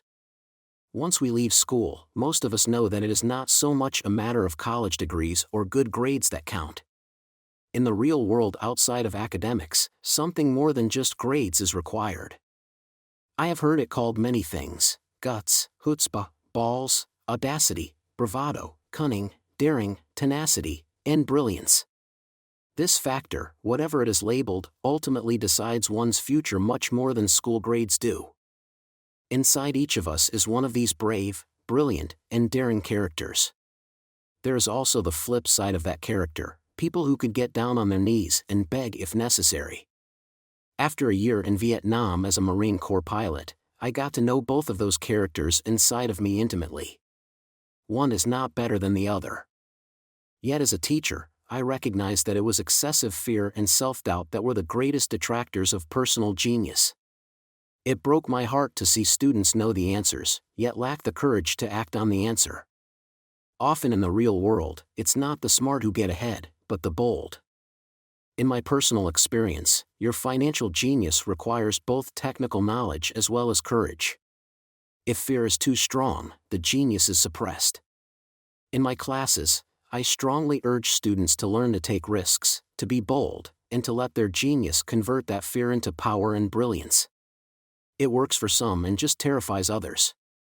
I have come to realize that for most people, when it comes to the subject of money, they would rather play it safe. I have had to field questions such as, why take risks? Why should I bother developing my financial IQ? Why should I become financially literate? And I answer, just to have more options. There are huge changes up ahead. In the coming years, there will be more people just like the young inventor Alexander Graham Bell. There will be 100 people like Bill Gates and hugely successful companies like Microsoft created every year, all over the world. And there also will be many more bankruptcies, layoffs, and downsizings. So why bother developing your financial IQ? No one can answer that but you. Yet I can tell you why I myself do it. I do it because it is the most exciting time to be alive. I'd rather be welcoming change than dreading change. I'd rather be excited about making millions than worrying about not getting a raise. This period we are in now is a most exciting time, unprecedented in our world's history. Generations from now, people will look back at this period of time and remark at what an exciting era it must have been. It was the death of the old and birth of the new. It was full of turmoil, and it was exciting. So why bother developing your financial IQ? Because if you do, you will prosper greatly. And if you don't, this period of time will be a frightening one. It will be a time of watching some people move boldly forward while others cling to worn-out life preservers. Land was wealth 300 years ago. So the person who owned the land owned the wealth. Later, wealth was in factories and production, and America rose to dominance. The industrialist owned the wealth. Today, wealth is in information. And the person who has the most timely information owns the wealth. The problem is that information flies around the world at the speed of light. The new wealth cannot be contained by boundaries and borders as land and factories were. The changes will be faster and more dramatic. There will be a dramatic increase in the number of new multimillionaires. There also will be those who are left behind. I find so many people struggling today, often working harder, simply because they cling to old ideas. They want things to be the way they were, and they resist change. I know people who are losing their jobs or their houses, and they blame technology or the economy or their boss. Sadly, they fail to realize that they might be the problem. Old ideas are their biggest liability. It is a liability simply because they fail to realize that while that idea or way of doing something was an asset yesterday, yesterday is gone. One afternoon I was teaching how to invest using a board game I had invented, Cash Flow Registered, as a teaching tool. A friend had brought someone along to attend the class. This friend of a friend was recently divorced, had been badly burned in the divorce settlement, and was now searching for some answers. Her friend thought the class might help. The game was designed to help people learn how money works. In playing the game, they learn about the interaction of the income statement with the balance sheet. They learn how cash flows between the two and how the road to wealth is through striving to increase your monthly cash flow from the asset column to the point that it exceeds your monthly expenses. Once you accomplish this, you are able to get out of the rat race and out onto the fast track. As I have said, some people hate the game, some love it, and others miss the point. This woman missed a valuable opportunity to learn something. In the opening round, she drew a doodad card with the boat on it. At first she was happy. "Oh, I've got a boat." Then, as her friend tried to explain how the numbers worked on her income statement and balance sheet, she got frustrated because she had never liked math. The rest of her table waited while her friend continued explaining the relationship between the income statement, balance sheet, and monthly cash flow. Suddenly, when she realized how the numbers worked, it dawned on her that her boat was eating her alive. Later on in the game, she was also downsized and had a child. It was a horrible game for her. After the class, her friend came by and told me that she was upset. She had come to the class to learn about investing and did not like the idea that it took so long to play a silly game. Her friend attempted to tell her to look within herself to see if the game reflected her in any way. With that suggestion, the woman demanded her money back. She said that the very idea that a game could be a reflection of her was ridiculous. Her money was promptly refunded, and she left. Since 1984, I have made millions simply by doing what the school system does not do. In school, most teachers lecture. I hated lectures as a student. I was soon bored, and my mind would drift. In 1984, I began teaching via games and simulations, and I still rely on these tools today. I always encourage adult students to look at games as reflecting back to them what they know and what they need to learn. Most importantly, Games reflect behavior. They are instant feedback systems. Instead of the teacher lecturing you, the game is giving you a personalized lecture, one that is custom-made just for you. The friend of the woman who left later called to give me an update. She said her friend was fine and had calmed down. In her cooling-off period, she could see some slight relationship between the game and her life. Although she and her husband did not own a boat, they did own everything else imaginable. She was angry after their divorce, both because he had run off with a younger woman and because, after 20 years of marriage, they had accumulated little in the way of assets. There was virtually nothing for them to split. Their 20 years of married life had been incredible fun, but all they had accumulated was a ton of doodads. Games reflect behavior. They are instant feedback systems. She realized that her anger at doing the numbers, the income statement and balance sheet, came from her embarrassment about not understanding them. She had believed that finances were the man's job. She maintained the house and did the entertaining, and he handled the finances. She was now quite certain that in the last 5 years of their marriage, he had hidden money from her. She was angry at herself for not being more aware of where the money was going, as well as for not knowing about the other woman. Just like a board game, the world is always providing us with instant feedback. We could learn a lot if we tuned in more. One day not long ago, I complained to my wife that the cleaners must have shrunk my pants. My wife gently smiled and poked me in the stomach to inform me that the pants had not shrunk. Something else had expanded, me. The cash flow game was designed to give every player personal feedback. Its purpose is to give you options. If you draw the boat card and it puts you into debt, the question is, now what can you do? How many different financial options can you come up with? That is the purpose of the game, to teach players to think and create new and various financial options. Thousands of people throughout the world have played this game. The players who get out of the rat race the quickest are the people who understand numbers and have creative financial minds. They recognize different financial options. Rich people are often creative and take calculated risks. People who take the longest are people who are not familiar with numbers and often do not understand the power of investing. Limiting your options is the same as hanging on to old ideas. I have a friend from high school who now works at 3 jobs. Years ago, he was the richest of all my classmates. When the local sugar plantation closed, the company he worked for went down with the plantation. In his mind, he had but one option, and that was the old option: work hard. The problem was that he couldn't find an equivalent job that recognized his seniority from the old company. As a result, he is overqualified for the jobs he currently has, so his salary is lower. He now works 3 jobs to earn enough to survive. I have watched people playing cash flow complain that the right opportunity cards are not coming their way. So they sit there. I know people who do that in real life. They wait for the right opportunity. I have watched people get the right opportunity card and then not have enough money. Then they complain that they would have gotten out of the rat race if they had had more money. So they sit there. I know people in real life who do that also. They see all the great deals, but they have no money. And I have seen people pull a great opportunity card, read it out loud, and have no idea that it is a great opportunity. They have the money, the time is right, they have the card, but they can't see the opportunity staring them in the face. They fail to see how it fits into their financial plan for escaping the rat race. And I know more people like that than all the others combined.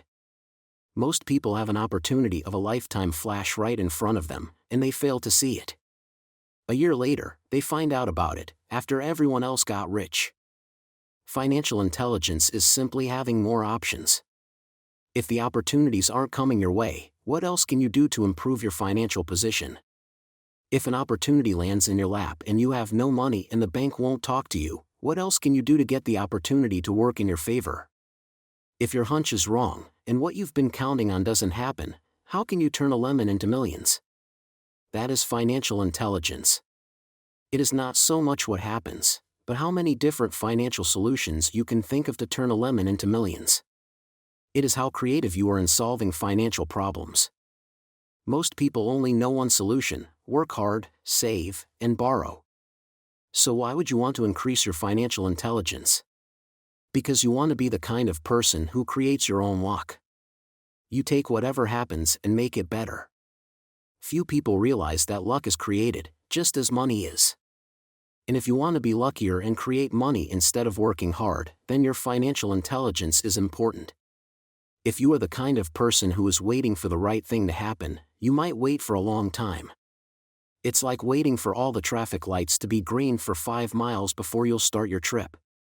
As young boys, Mike and I were constantly told by my rich dad that money is not real. Rich Dad occasionally reminded us of how close we came to the secret of money on that first day we got together and began making money out of plaster of Paris. The poor and middle class work for money, he would say. The rich make money. The more real you think money is, the harder you will work for it.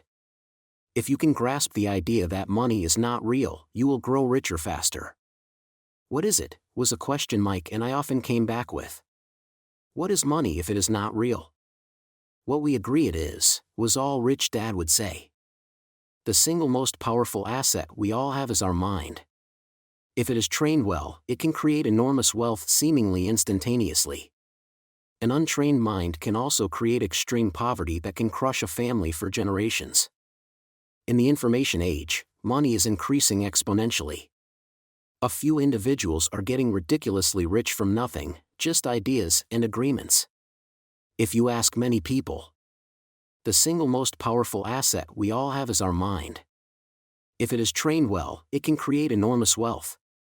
So why develop your financial genius? Only you can answer that. I can tell you why I have been developing this area of my intelligence. I do it because I want to make money fast.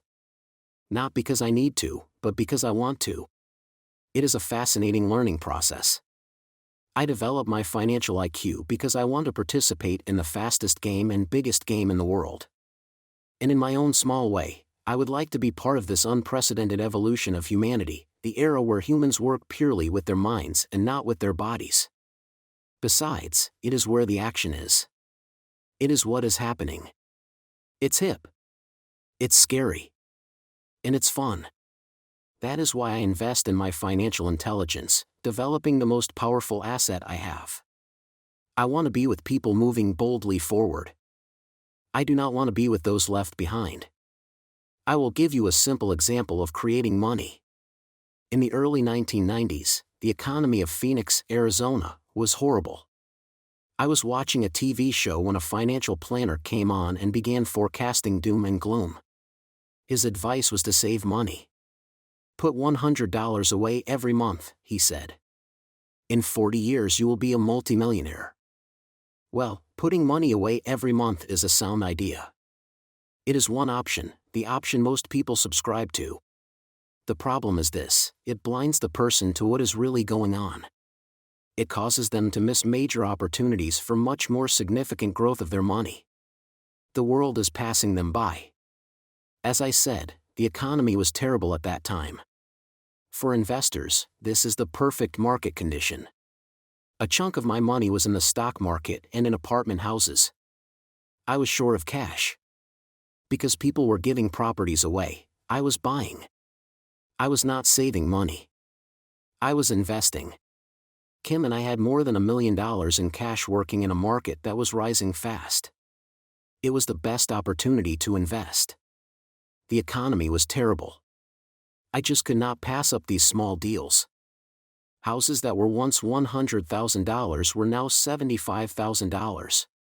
But instead of shopping with local real estate agents, I began shopping at the bankruptcy attorney's office, or the courthouse steps. In these shopping places, a $75,000 house could sometimes be bought for $20,000 or less. For $2,000, which was loaned to me from a friend for 90 days for $200, I gave an attorney a cashier's check as a down payment. While the acquisition was being processed, I ran an ad advertising a $75,000 house for only $60,000 and no money down. The phone rang hard and heavy. Prospective buyers were screened, and once the property was legally mine, all the prospective buyers were allowed to look at the house. It was a feeding frenzy. The house sold in a few minutes.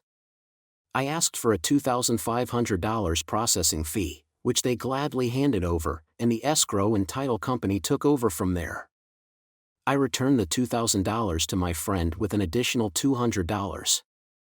He was happy, the home buyer was happy, the attorney was happy, and I was happy. I had sold a house for $60,000 that cost me $20,000. The $40,000 was created from money in my asset column in the form of a promissory note from the buyer. Total working time, 5 hours. So now that you are on your way to becoming more financially literate and skilled at reading numbers, I will show you why this is an example of money being invented. $40,000 is created in the asset column. Money is invented without being taxed. At 10% interest, $4,000 a year in cash flow is added to income. During this depressed market, Kim and I were able to do 6 of these simple transactions in our spare time.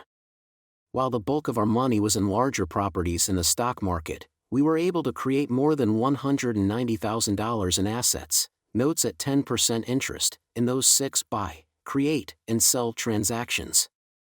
That comes to approximately $19,000 a year income, much of it sheltered through our private corporation. Much of that $19,000 a year goes to pay for our company cars, gas, trips, insurance, dinners with clients, and other things. By the time the government gets a chance to tax that income, it's been spent on legally allowed pre-tax expenses. How much income would you have to earn if the government takes 50% in taxes? How long would it take you to save $40,000? This was a simple example of how money is invented, created, and protected using financial intelligence. Ask yourself, how long would it take to save $190,000? Would the bank pay you 10% interest on your money? And the promissory note is good for 30 years. I hope they never pay me the $190,000. I have to pay a tax if they pay me the principal, and besides, $19,000 paid over 30 years is a little over $500,000 in income. I have people ask what happens if the person doesn't pay. That does happen, and it's good news. That $60,000 home could be taken back and resold for $70,000, and another $2,500 collected as a loan processing fee. It would still be a zero-down transaction in the mind of the new buyer. And the process would go on. The first time I sold the house, I paid back the $2,000, so technically, I have no money in the transaction. My return on investment, ROI, is infinity. It's an example of no money making a lot of money. In the second transaction, when resold, I would have put $2,000 in my pocket and re-extended the loan to 30 years. What would my ROI be if I got paid money to make money? I do not know, but it sure beats saving $100 a month, which actually starts out as $150 because it's after-tax income for 40 years earning low interest. And again, you're taxed on the interest. That is not too intelligent. It may be safe, but it's not smart. A few years later, as the Phoenix real estate market strengthened, those houses we sold for $60,000 became worth $110,000. Foreclosure opportunities were still available, but became rare. It cost a valuable asset, my time, to go out looking for them. Thousands of buyers were looking for the few available deals. The market had changed. It was time to move on and look for other opportunities to put in the asset column. You can't do that here. That is against the law. You're lying. I hear those comments much more often than "Can you show me how to do that?" The math is simple. You do not need algebra or calculus. And the escrow company handles the legal transaction and the servicing of the payments. I have no roofs to fix or toilets to unplug because the owners do that. It's their house. Occasionally someone does not pay. And that is wonderful because there are late fees, or they move out and the property is sold again. The court system handles that. And it may not work in your area. The market conditions may be different. But the example illustrates how a simple financial process can create hundreds of thousands of dollars, with little money and low risk.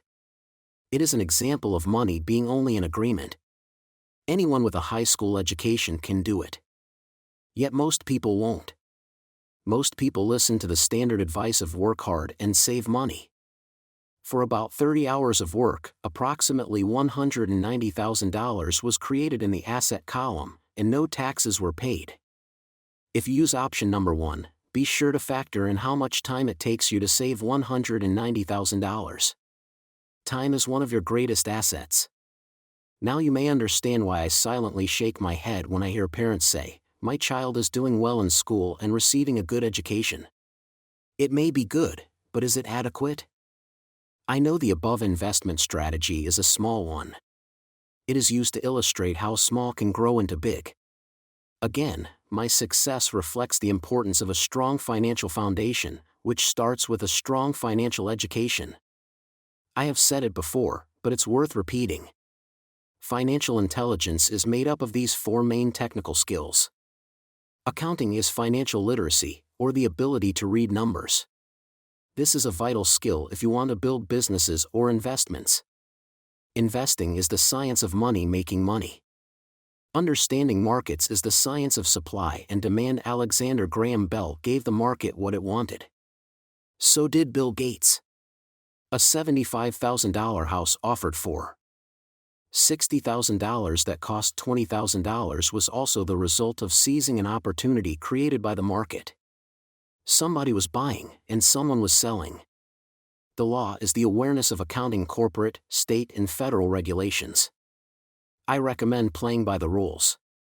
It is this basic foundation, or the combination of these skills, that is needed to be successful in the pursuit of wealth, whether it be through the buying of small homes, apartment buildings, companies, stocks, bonds, precious metals, baseball cards, or the like. A few years later, the real estate market rebounded and everyone else was getting in. The stock market was booming, and everyone was getting in. The U.S. economy was getting back on its feet. I began selling and was now traveling to Peru, Norway, Malaysia, and the Philippines. The investment landscape had changed. We were no longer buying real estate. Now I just watch the values climb inside the asset column and will probably begin selling. I suspect that some of those 6 little house deals will sell and the $40,000 note will be converted to cash. I need to call my accountant to be prepared for cash and seek ways to shelter it. The point I would like to make is that investments come and go. The market goes up and comes down. Economies improve and crash. The world is always handing you opportunities of a lifetime, every day of your life, but all too often we fail to see them. But they are there.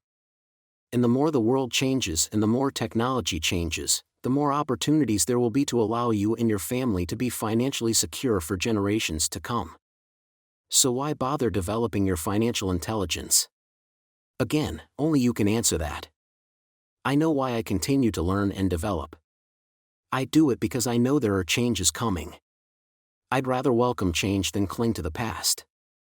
I know there will be market booms and market crashes. I want to continually develop my financial intelligence because, at each market change, some people will be on their knees begging for their jobs. Others, meanwhile, will take the lemons that life hands them, and we are all handed lemons occasionally, and turn them into millions. That's financial intelligence. I am often asked about the lemons I have turned into millions. I hesitate using many more examples of personal investments because I am afraid it comes across as bragging or tooting my own horn. That is not my intention. I use the examples only as numerical and chronological illustrations of actual and simple cases. I use the examples because I want you to know that it is easy. And the more familiar you become with the 4 pillars of financial intelligence, the easier it becomes. Personally, I use 2 main vehicles to achieve financial growth: real estate and small-cap stocks. I use real estate as my foundation. Day in and day out, my properties provide cash flow and occasional spurts of growth in value. The small-cap stocks are used for fast growth. I do not recommend anything that I do. The examples are just that, examples. If the opportunity is too complex and I do not understand the investment, I don't do it. Simple math and common sense are all you need to do well financially. In 1989, I used to jog through a lovely neighborhood in Portland. Oregon. It was a suburb that had little gingerbread houses. They were small and cute. I almost expected to see Little Red Riding Hood skipping down the sidewalk on her way to Granny's. There were for sale signs everywhere. The timber market was terrible, the stock market had just crashed, and the economy was depressed. On one street, I noticed a for sale sign that was up longer than most. It looked old. Jogging past it one day, I ran into the owner, who looked troubled. "What are you asking for your house?" I asked. The owner turned and smiled weakly. "Make me an offer," he said. "It's been for sale for over a year. Nobody even comes by anymore to look at it." "I'll look," I said, and I bought the house a half hour later for $20,000 less than his asking price. It was a cute little 2-bedroom home, with gingerbread trim on all the windows. It was light blue with gray accents and had been built in 1930. Inside there was a beautiful rock fireplace, as well as 2 tiny bedrooms. It was a perfect rental house. I gave the owner $5,000 down for a $45,000 house that was really worth $65,000, except that no one wanted to buy it. The owner moved out in a week, happy to be free, and my first tenant moved in, a local college professor. After the mortgage, expenses, and management fees were paid, I put a little less than $40 in my pocket at the end of each month. Hardly exciting. A year later, the depressed Oregon real estate market had begun to pick up. California investors, flush with money from their still booming real estate market, were moving north and buying up Oregon and Washington. I sold that little house for $95,000 to a young couple from California who thought it was a bargain. My capital gains of approximately $40,000 were placed into a 1031 tax-deferred exchange, and I went shopping for a place to put my money. In about a month, I found a 12-unit apartment house right next to the Intel plant in Beaverton, Oregon. The owners lived in Germany, had no idea what the place was worth, and again, just wanted to get out of it. I offered $275,000 for a $450,000 building. They agreed to $300,000. I bought it and held it for 2 years. Utilizing the same 1031 exchange process, we sold the building for $495,000 and bought a 30-unit apartment building in Phoenix, Arizona. We had moved to Phoenix by then to get out of the rain, and needed to sell anyway. Like the former Oregon market, the real estate market in Phoenix was depressed.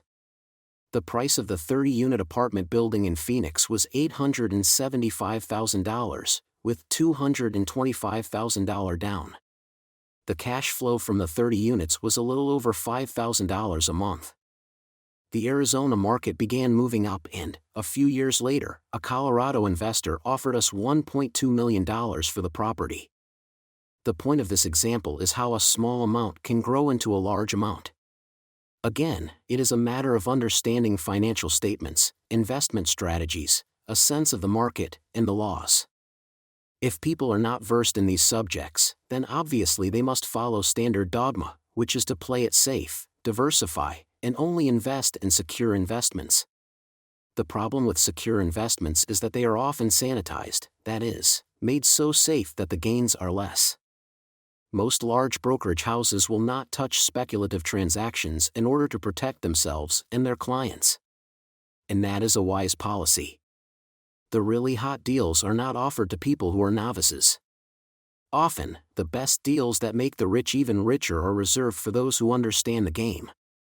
It is technically illegal to offer speculative deals to someone who is considered not sophisticated, but of course it happens.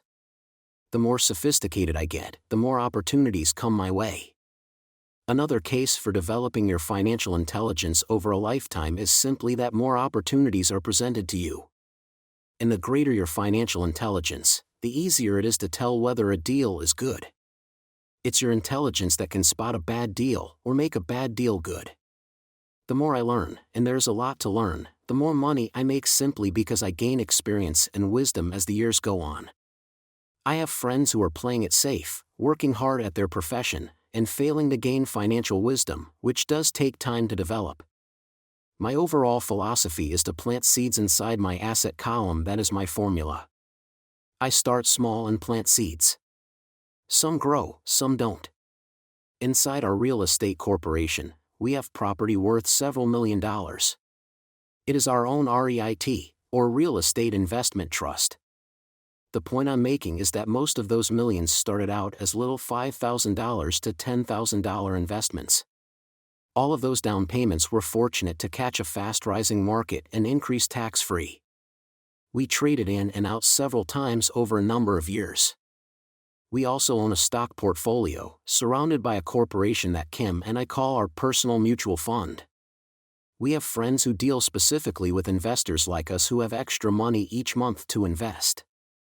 We buy high-risk, speculative private companies that are just about to go public on a stock exchange in the United States or Canada.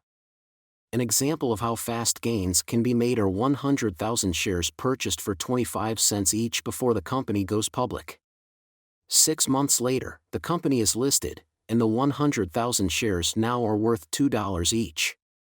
If the company is well managed, the price keeps going up, and the stock may go to $20 or more per share. There are years when our $25,000 has gone to $1 million in less than a year. It is not gambling if you know what you're doing. It is gambling if you're just throwing money into a deal and praying. The idea in anything is to use your technical knowledge, wisdom, and love of the game to cut the odds down, to lower the risk. Of course, there is always risk.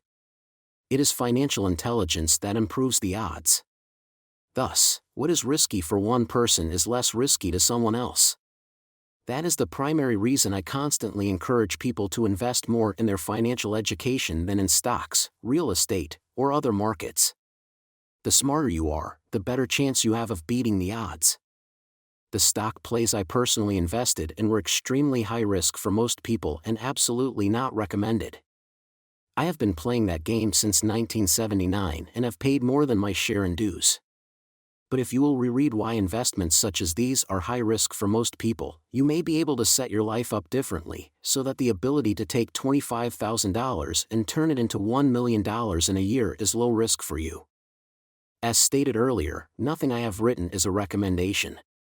It is only used as an example of what is simple and possible.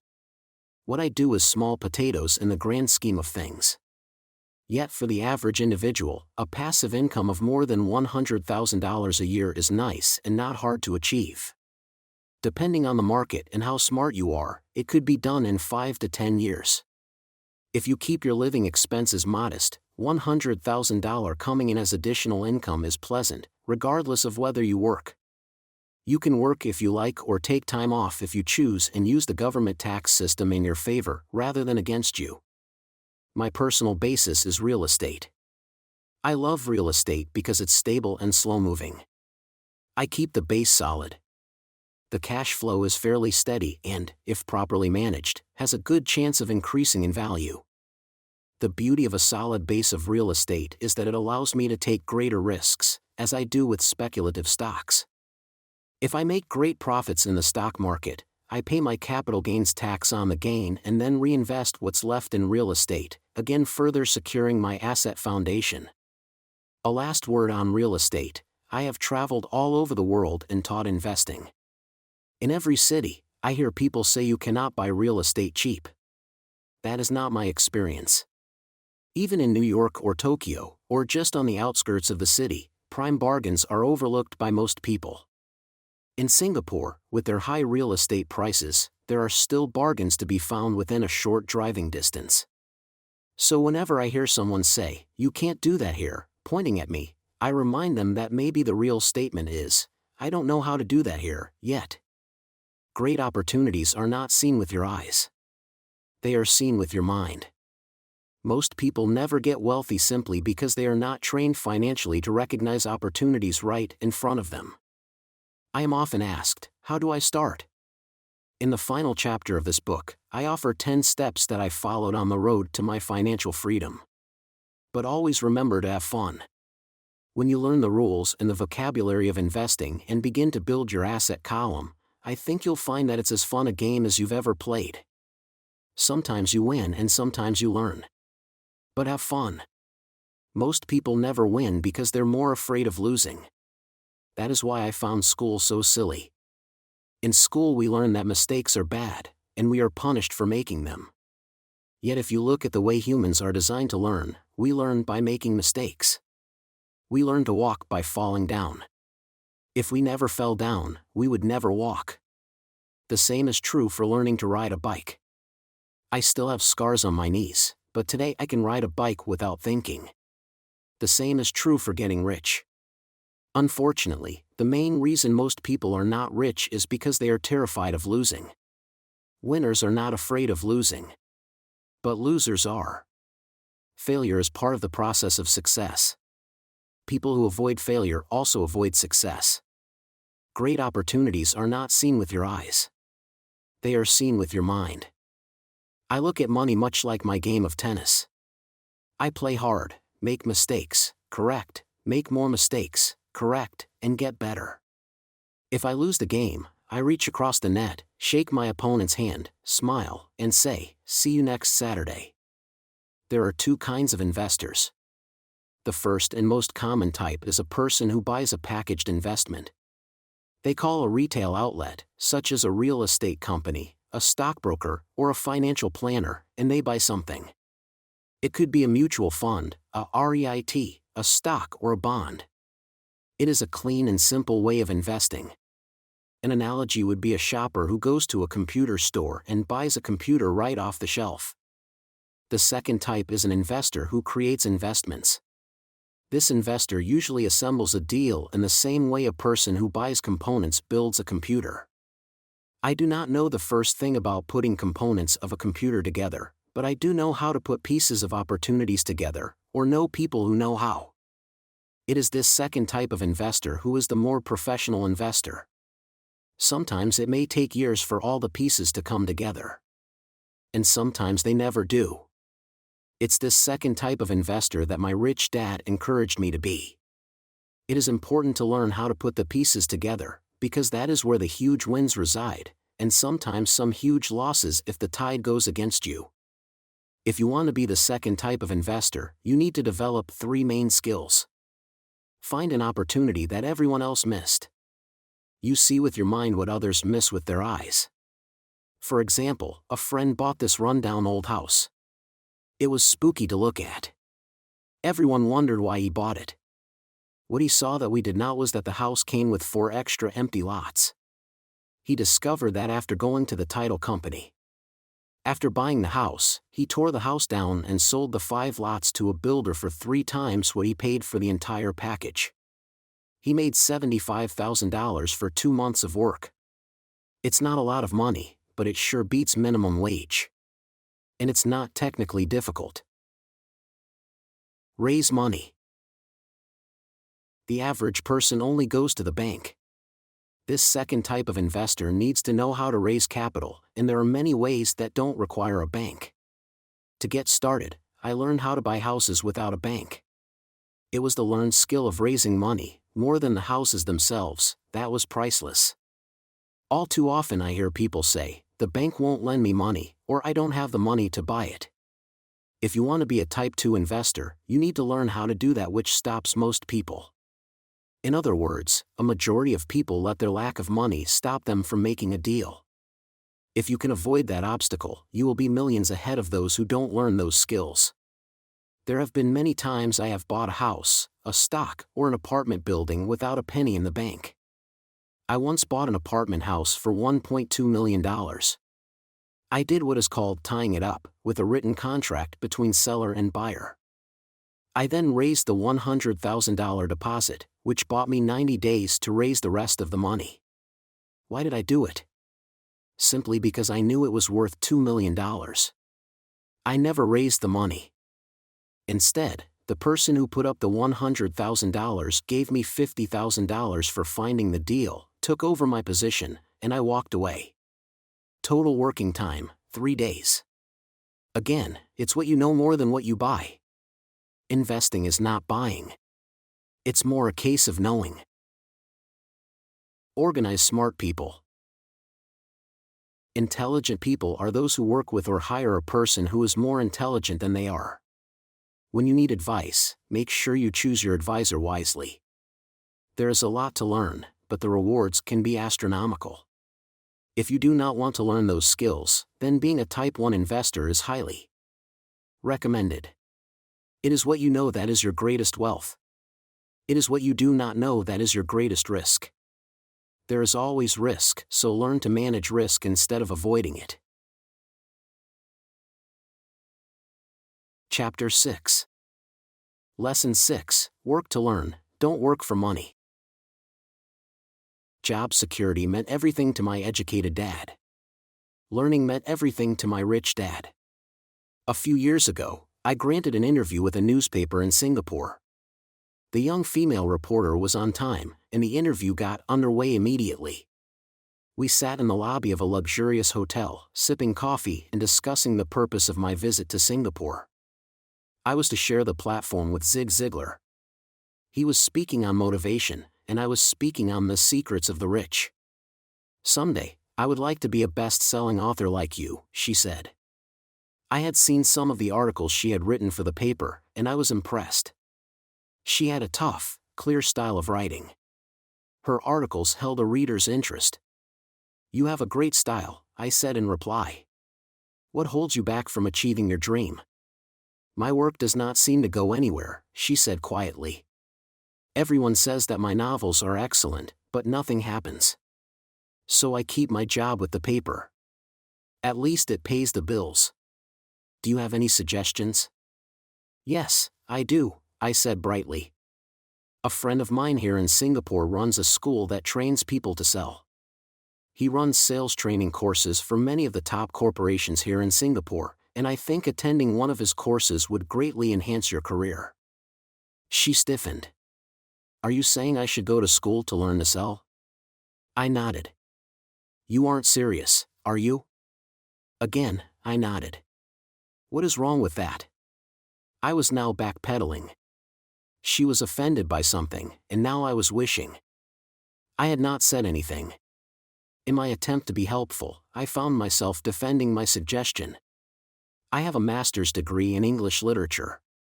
Why would I go to school to learn to be a salesperson? I am a professional.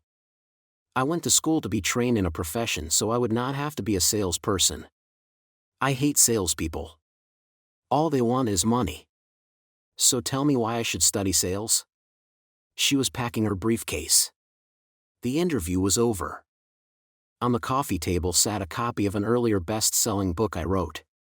I picked it up as well as the notes she had jotted down on her legal pad. Do you see this? I said, pointing to her notes. She looked down at her notes. What? She said, confused. Again, I pointed deliberately to her notes. On her pad she had written, Robert Kiyosaki, best-selling author. It says best-selling author, not best-writing author, I said quietly. Her eyes widened. I am a terrible writer, I said. You are a great writer. I went to sales school. You have a master's degree. Put them together and you get a best-selling author and a best-writing author. Anger flared from her eyes. I'll never stoop so low as to learn how to sell. People like you have no business writing. I am a professionally trained writer and you are a salesman. It is not fair, she fumed. She put the rest of her notes away and hurried out through the large glass doors into the humid Singapore morning. At least she gave me a fair and favorable write-up the next morning. The world is filled with smart, talented, educated, and gifted people. We meet them every day. They are all around us. A few days ago, my car was not running well. I pulled into a garage, and the young mechanic had it fixed in just a few minutes. He knew what was wrong by simply listening to the engine. I was amazed. I am constantly shocked at how little talented people earn. I have met brilliant, highly educated people who earn less than $20,000 a year. A business consultant who specializes in the medical trade was telling me how many doctors, dentists, and chiropractors struggle financially. All this time, I thought that when they graduated, the dollars would pour in. It was this business consultant who gave me the phrase, they are one skill away from great wealth. What this phrase means is that most people need only to learn and master one more skill and their income would jump exponentially. I have mentioned before that financial intelligence is a synergy of accounting, investing, marketing, and law. Combine those 4 technical skills and making money with money is easier than most people would believe. When it comes to money, the only skill most people know is to work hard. The classic example of a synergy of skills was that young writer for the newspaper. If she diligently learned the skills of sales and marketing, her income would jump dramatically. If I were her, I would take some courses in advertising copywriting as well as sales. Then, instead of working at the newspaper, I would seek a job at an advertising agency. Even if it were a cut in pay, she would learn how to communicate in shortcuts that are used in successful advertising. She also would spend time learning public relations, an important skill. She would learn how to get millions in free publicity. Then, at night and on weekends, she could be writing her great novel. When it was finished, she would be better able to sell her book. Then, in a short while, she could be a best-selling author. When I came out with my first book, If You Want to Be Rich and Happy, Don't Go to School, a publisher suggested I change the title to The Economics of Education. I told the publisher that, with a title like that, I would sell 2 books, one to my family, and one to my best friend. The problem is that they would expect it for free. The obnoxious title, If You Want to Be Rich and Happy, Don't Go to School, was chosen because we knew it would get tons of publicity. I am pro-education and believe in education reform. If I were not pro-education, why would I continue to press for changing our antiquated educational system? So I chose a title that would get me on more TV and radio shows, simply because I was willing to be controversial. Many people thought I was a fruitcake, but the book sold and sold. When I graduated from the U.S. Merchant Marine Academy in 1969, my educated dad was happy. Standard Oil of California had hired me for its oil tanker fleet as a third mate. The pay was low compared with my classmates, but it was okay for a first real job after college. My starting pay was about $42,000 a year, including overtime, and I only had to work for 7 months. I had 5 months of vacation. If I had wanted to, I could have taken the run to Vietnam with a subsidiary shipping company and easily doubled my pay instead of taking 5 months of vacation. I had a great career ahead of me, yet I resigned after 6 months with the company and joined the Marine Corps to learn how to fly. My educated dad was devastated. Rich Dad congratulated me.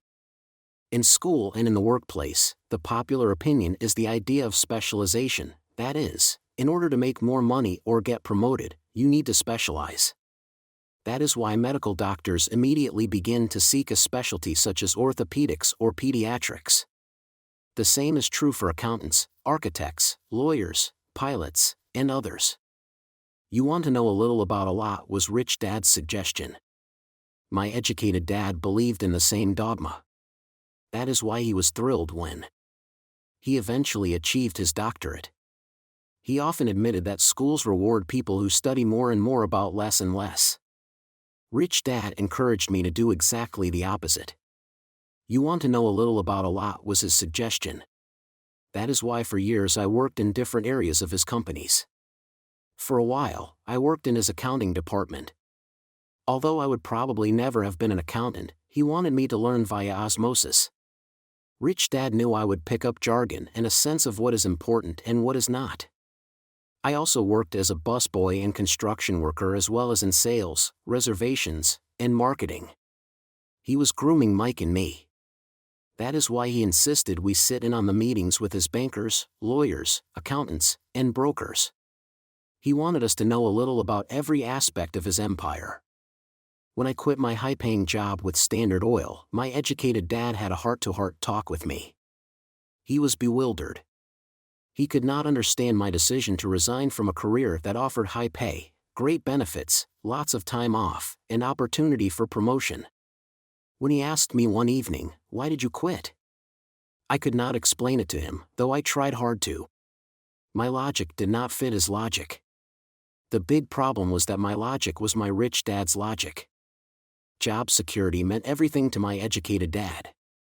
Learning meant everything to my rich dad.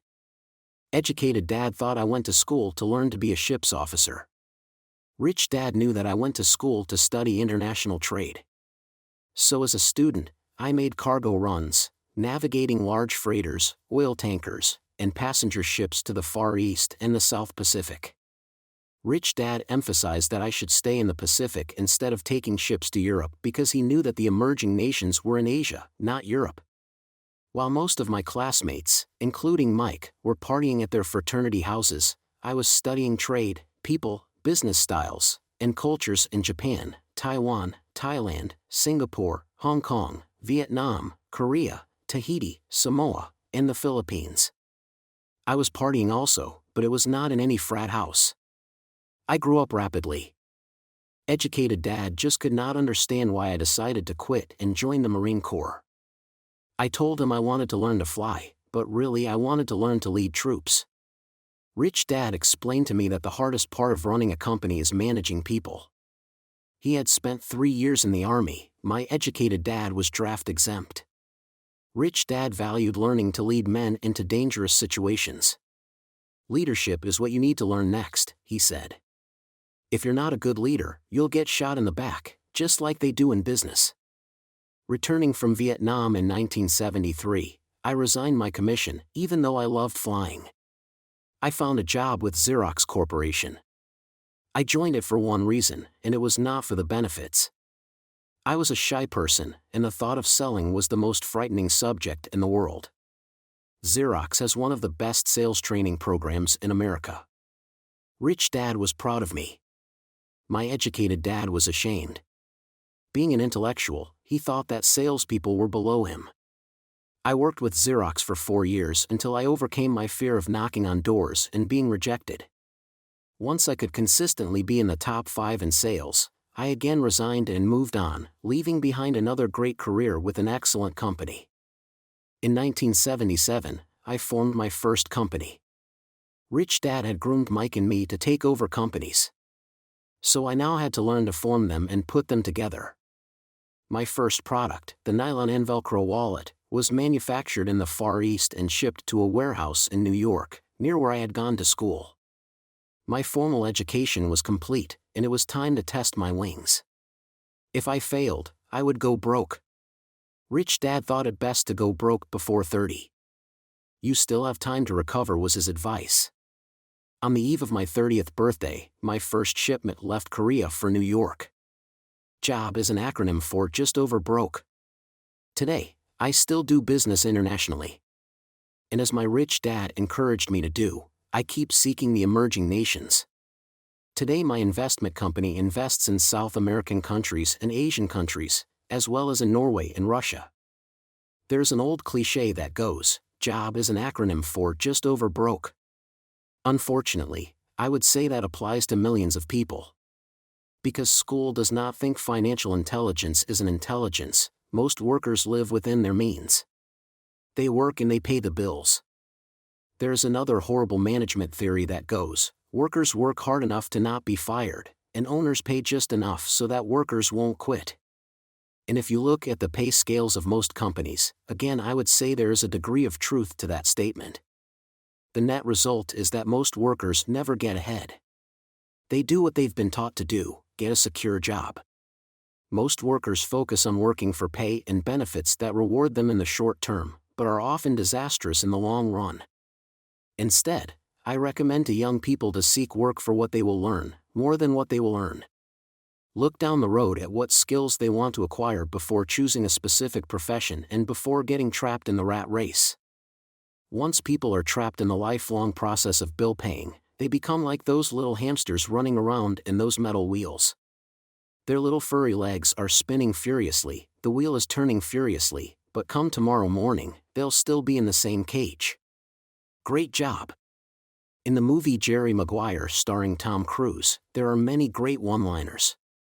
Probably the most memorable is, "Show me the money." But there's one line I thought most truthful. It comes from the scene where Tom Cruise is leaving the firm. He has just been fired, and he is asking the entire company, "Who wants to come with me?" And the whole place is silent and frozen. Only one woman speaks up and says, "I'd like to, but I'm due for a promotion in 3 months." that statement is probably the most truthful statement in the whole movie.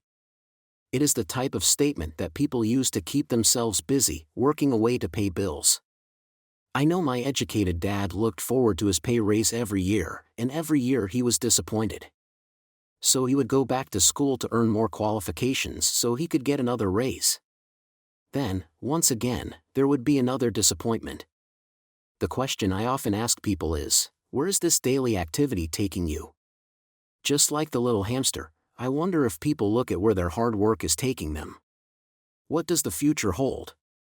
In his book The Retirement Myth, Craig S. Carpel writes, I visited the headquarters of a major national pension consulting firm and met with a managing director who specializes in designing lush retirement plans for top management.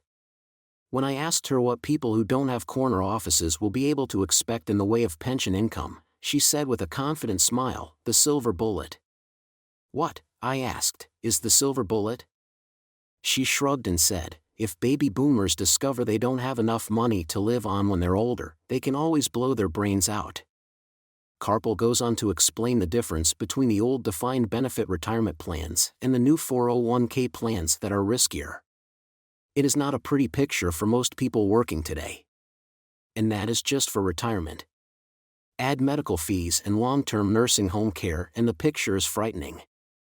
Already, many hospitals in countries with socialized medicine need to make tough decisions such as, who will live and who will die. They make those decisions purely on how much money they have and how old the patients are. If the patient is old, they often will give the medical care to someone younger. The older poor patient gets put to the back of the line. Just as the rich can afford better education, the rich will be able to keep themselves alive, while those who have little wealth will die. So I wonder, are workers looking into the future or just until their next paycheck, never questioning where they are headed? When I speak to adults who want to earn more money, I always recommend the same thing. I suggest taking a long view of their life. Instead of simply working for the money and security, which I admit are important, I suggest they take a second job that will teach them a second skill. Often I recommend joining a network marketing company, also called multi-level marketing, if they want to learn sales skills. Some of these companies have excellent training programs that help people get over their fear of failure and rejection, which are the main reasons people are unsuccessful. Education is more valuable than money, in the long run. When I offer this suggestion, I often hear in response, oh, that is too much hassle, or I only want to do what I am interested in. If they say, it's too much of a hassle, I ask, so you would rather work all your life giving 50% of what you earn to the government? If they tell me, I only do what I am interested in, I say, I'm not interested in going to the gym, but I go because I want to feel better and live longer. Unfortunately, there is some truth to the old statement, you can't teach an old dog new tricks. Unless a person is used to changing, it's hard to change.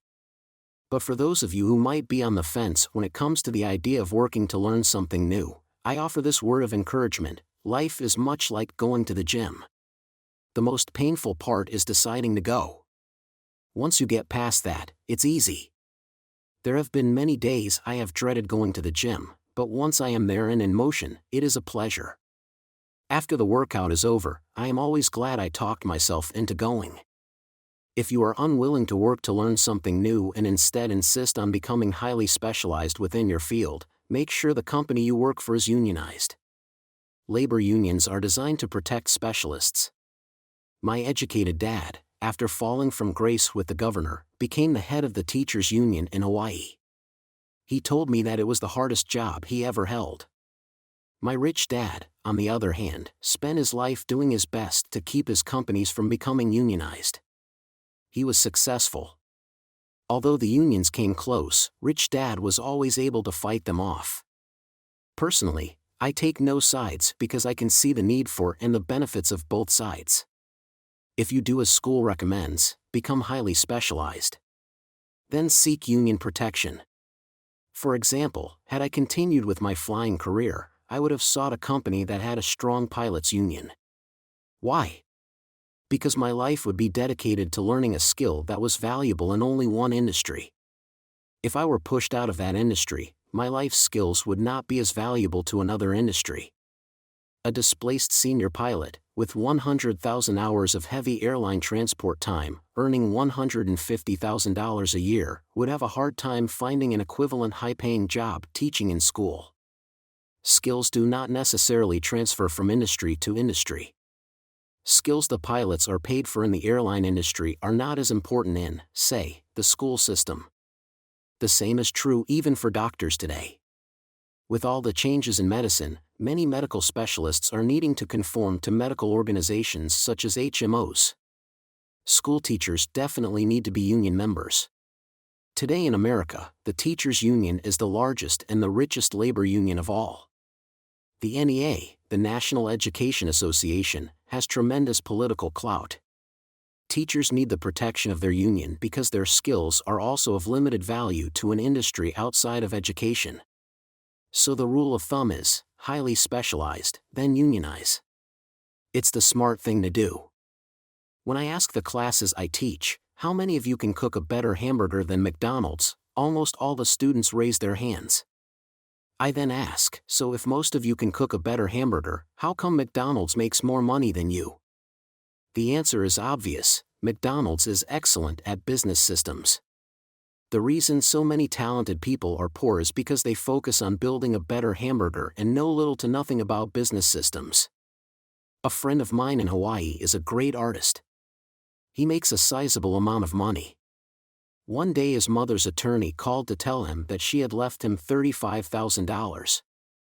That is what was left of her estate after the attorney and the government took their shares.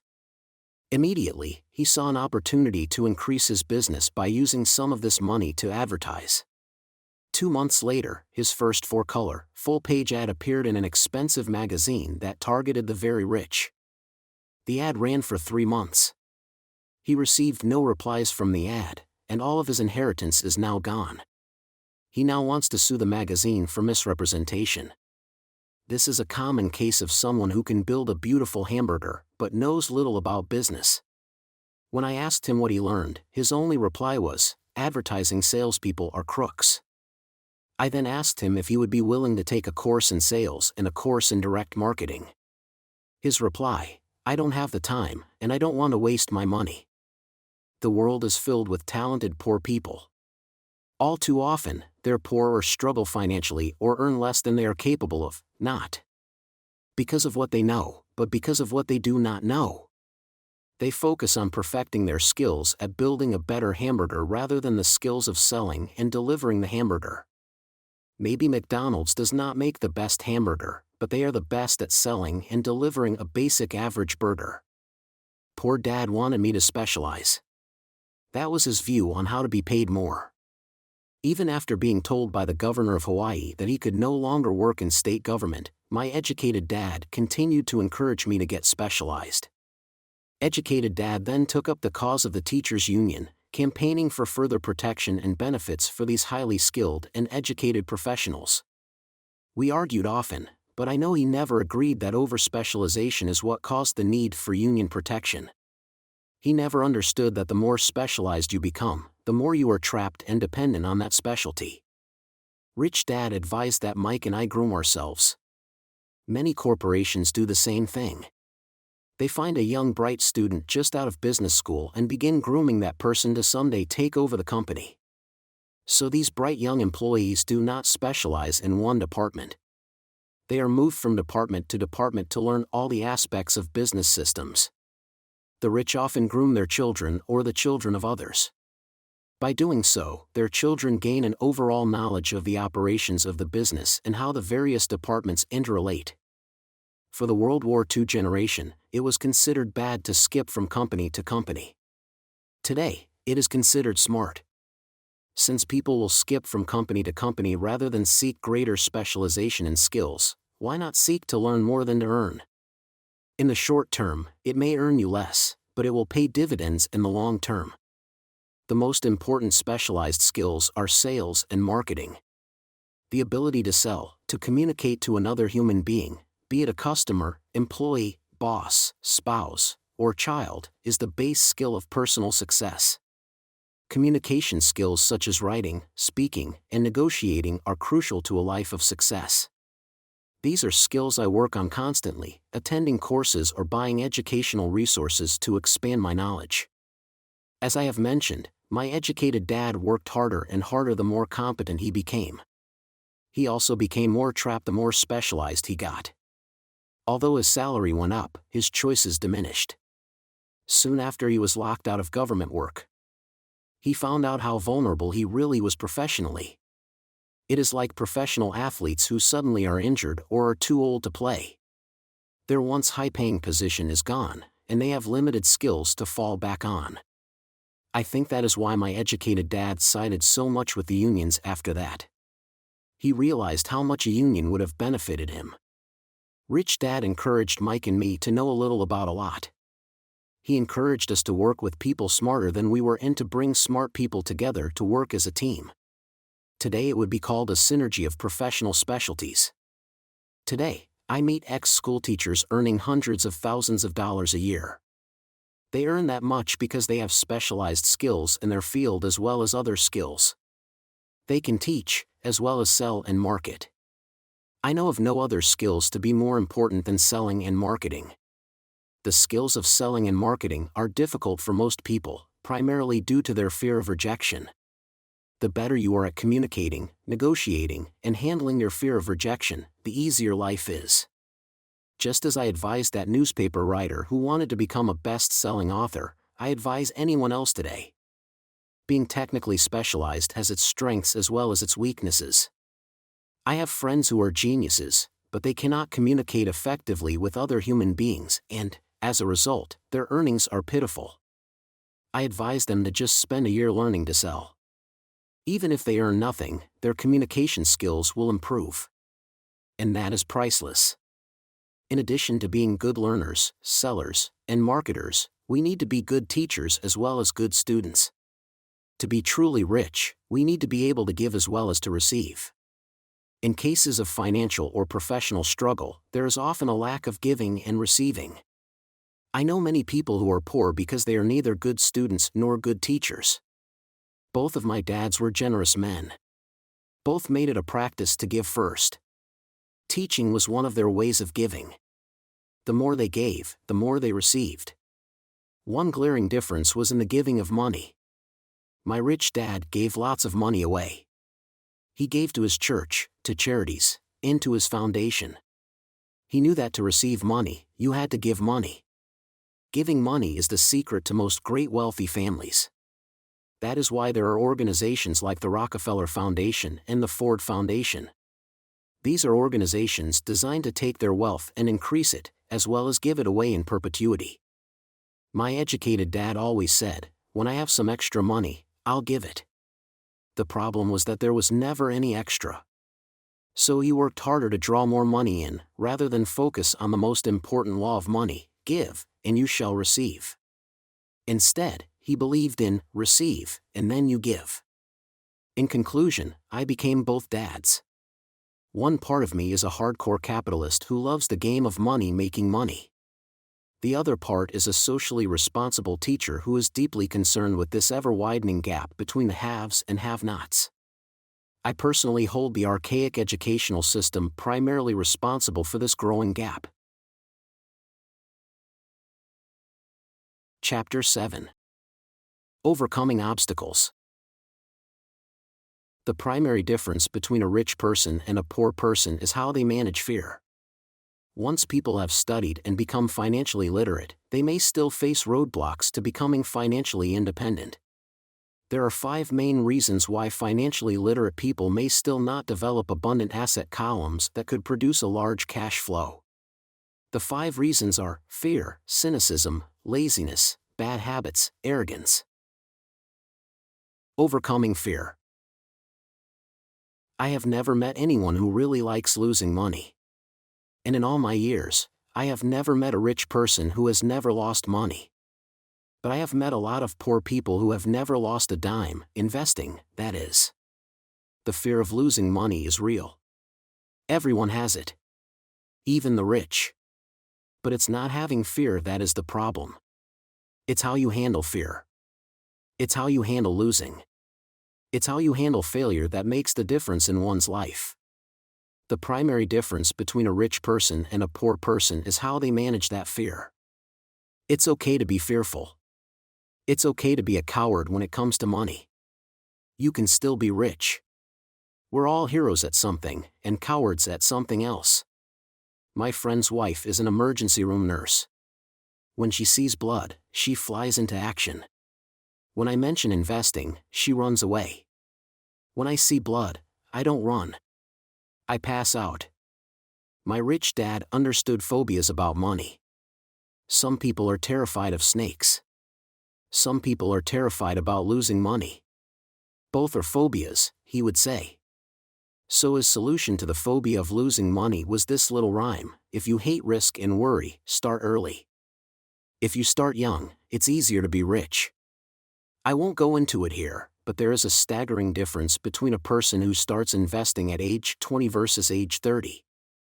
The purchase of Manhattan Island is said to be one of the greatest bargains of all time.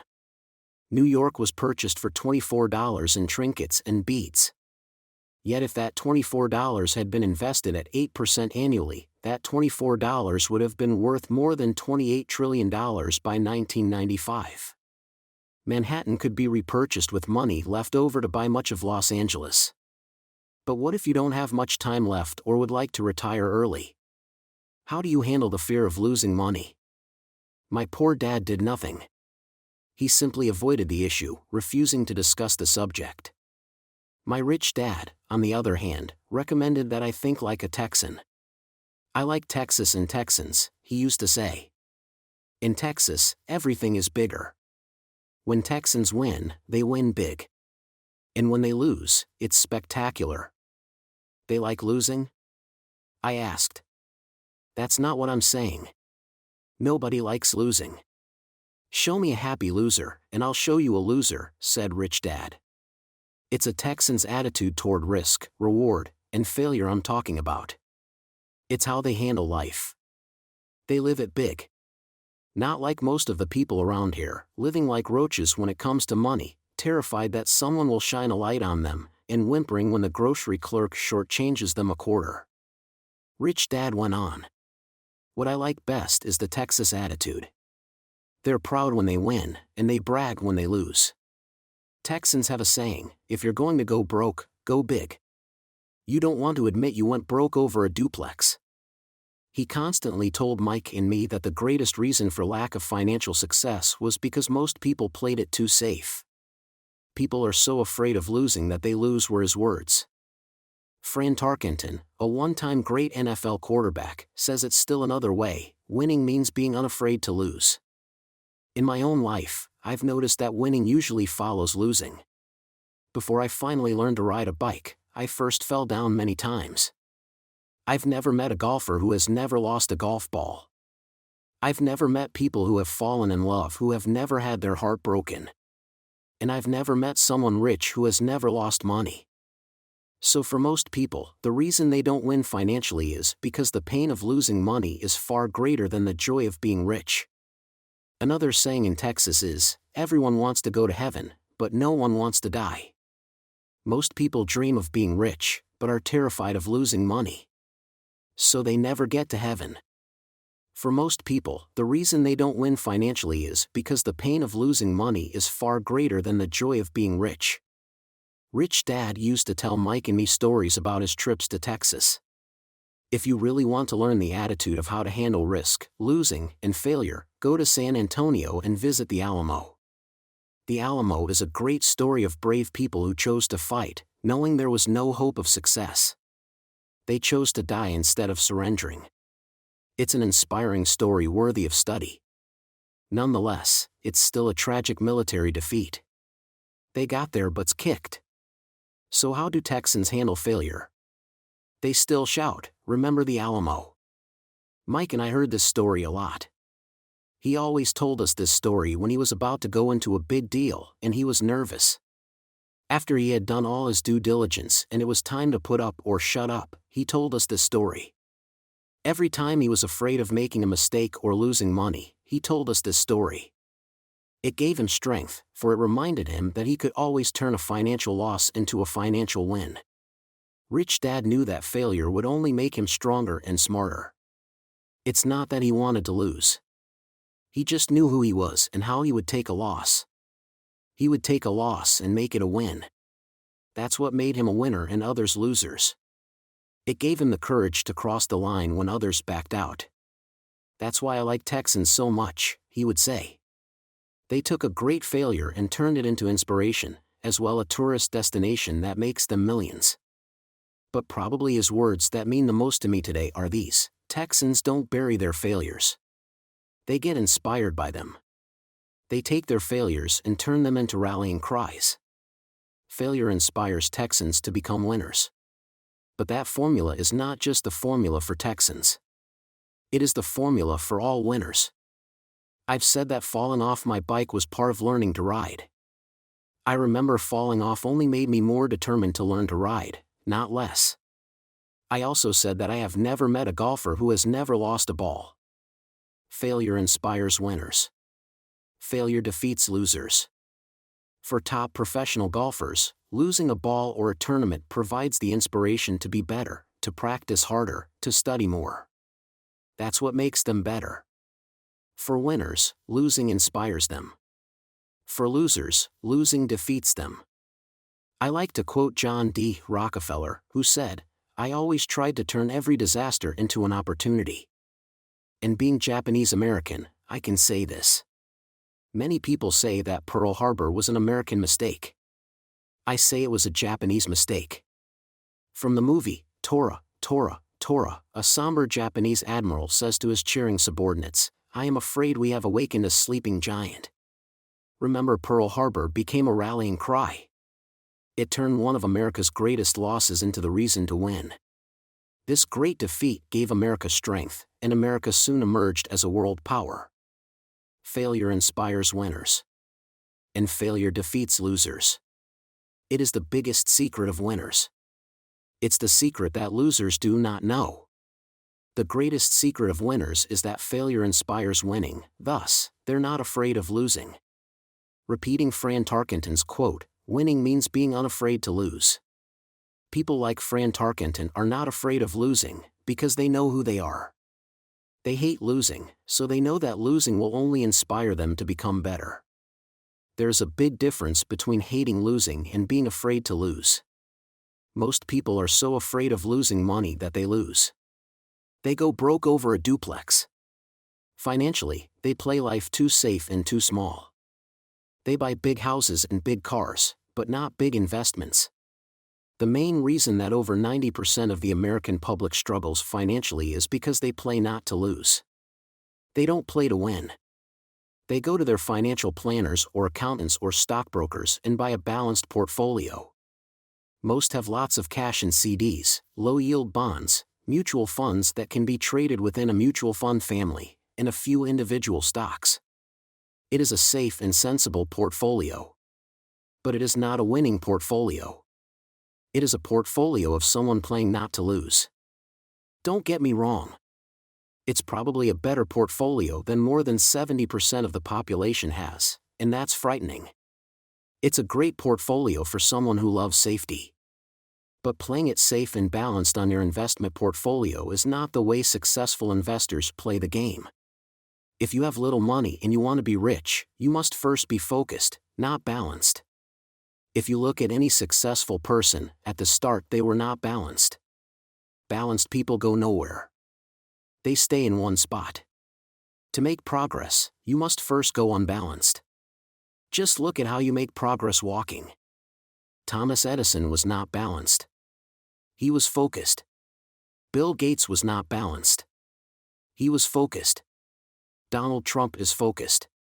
George Soros is focused. George Patton did not take his tanks wide. He focused them and blew through the weak spots in the German line. The French went wide with the Maginot Line, and you know what happened to them. If you have any desire to be rich, you must focus. Do not do what poor and middle-class people do, put their few eggs in many baskets. Put a lot of your eggs in a few baskets and focus, follow one course until successful. If you hate losing, play it safe. If losing makes you weak, play it safe. Go with balanced investments. If you're over 25 years old and are terrified of taking risks, don't change. Play it safe, but start early. Start accumulating your nest egg early because it will take time. But if you have dreams of freedom, of getting out of the rat race, the first question to ask yourself is, how do I respond to failure? If failure inspires you to win, maybe you should go for it, but only maybe. If failure makes you weak or causes you to throw temper tantrums, like spoiled brats who call attorneys to file lawsuits every time something doesn't go their way, then play it safe. Keep your daytime job. Or buy bonds or mutual funds. But remember, there is risk in those financial instruments also, even though they may appear safe. I say all this, mentioning Texas and Fran Tarkenton, because stacking the asset column is easy. It's really a low-aptitude game. It doesn't take much education. 5th grade math will do. But building your asset column is a game in which attitude plays a major role. It takes guts, patience, and a great attitude toward failure. Losers avoid failing. And failure turns losers into winners. Just remember the Alamo. Overcoming cynicism. The sky is falling. The sky is falling. Most of us know the story of Chicken Little who ran around warning the barnyard of impending doom. We all know people who are that way. There's a Chicken Little inside each of us. As I stated earlier, the cynic is really a little chicken. We all get a little chicken when fear and doubt cloud our thoughts. All of us have doubts. I'm not smart. I'm not good enough. So-and-so is better than me. Our doubts often paralyze us. We play the what-if game. What if the economy crashes right after I invest? What if I lose control and I can't pay the money back? What if things don't go as I planned? Or we have friends or loved ones who will remind us of our shortcomings. They often say, "What makes you think you can do that? If it's such a good idea, how come someone else hasn't done it? That will never work. You don't know what you're talking about." These words of doubt often get so loud that we fail to act. A horrible feeling builds in our stomach. Sometimes we can't sleep. We fail to move forward. So we stay with what is safe, and opportunities pass us by. We watch life passing by as we sit immobilized with a cold knot in our body. We have all felt this at one time in our lives, some more than others. Peter Lynch of Fidelity Magellan Mutual Fund fame refers to warnings about the sky falling as noise, and we all hear it. Noise is either created inside our heads or comes from outside, often from friends, family, coworkers, and the media. Lynch recalls the time during the 1950s when the threat of nuclear war was so prevalent in the news that people began building fallout shelters and storing food and water. If they had invested that money wisely in the market, instead of building a fallout shelter, they'd probably be financially independent today. When violence breaks out in a city, gun sales go up all over the country. A person dies from rare hamburger meat in the state of Washington, and the Arizona Health Department orders restaurants to have all beef cooked well done. A drug company runs a TV commercial in February showing people catching the flu. Colds go up as well as sales of cold medicine. Most people are poor because, when it comes to investing, the world is filled with Chicken Littles running around yelling, "The sky is falling. The sky is falling." And Chicken Littles are effective, because every one of us is a little chicken. It often takes great courage to not let rumors and talk of doom and gloom affect your doubts and fears. But a savvy investor knows that the seemingly worst of times is actually the best of times to make money. When everyone else is too afraid to act, they pull the trigger and are rewarded. Some time ago, a friend named Richard came from Boston to visit Kim and me in Phoenix. He was impressed with what we had done through stocks and real estate. The Phoenix real estate prices were depressed. We spent 2 days showing him what we thought were excellent opportunities for cash flow and capital appreciation. Kim and I are not real estate agents. We are strictly investors. After identifying a unit in a resort community, we called an agent who sold it to him that afternoon. The price was a mere $42,000 for a 2-bedroom townhome. Similar units were going for $65,000. He had found a bargain. Excited, he bought it and returned to Boston. 2 weeks later, the agent called to say that our friend had backed out. I called immediately to find out why. All he said was that he talked to his neighbor, and his neighbor told him it was a bad deal. He was paying too much. I asked Richard if his neighbor was an investor. Richard said he was not. When I asked why he listened to him, Richard got defensive and simply said he wanted to keep looking. The real estate market in Phoenix turned, and a few years later, that little unit was renting for $1,000 a month, $2,500 in the peak winter months. The unit was worth $95,000. All Richard had to put down was $5,000 and he would have had a start at getting out of the rat race. Today, he still has done nothing. Richard's backing out did not surprise me.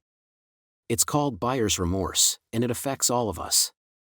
The little chicken won, and a chance at freedom was lost. In another example, I hold a small portion of my assets in tax lien certificates instead of CDs. I earn 16% per year on my money, which certainly beats the interest rates banks offer on CDs. The certificates are secured by real estate and enforced by state law, which is also better than most banks. The formula they're bought on makes them safe.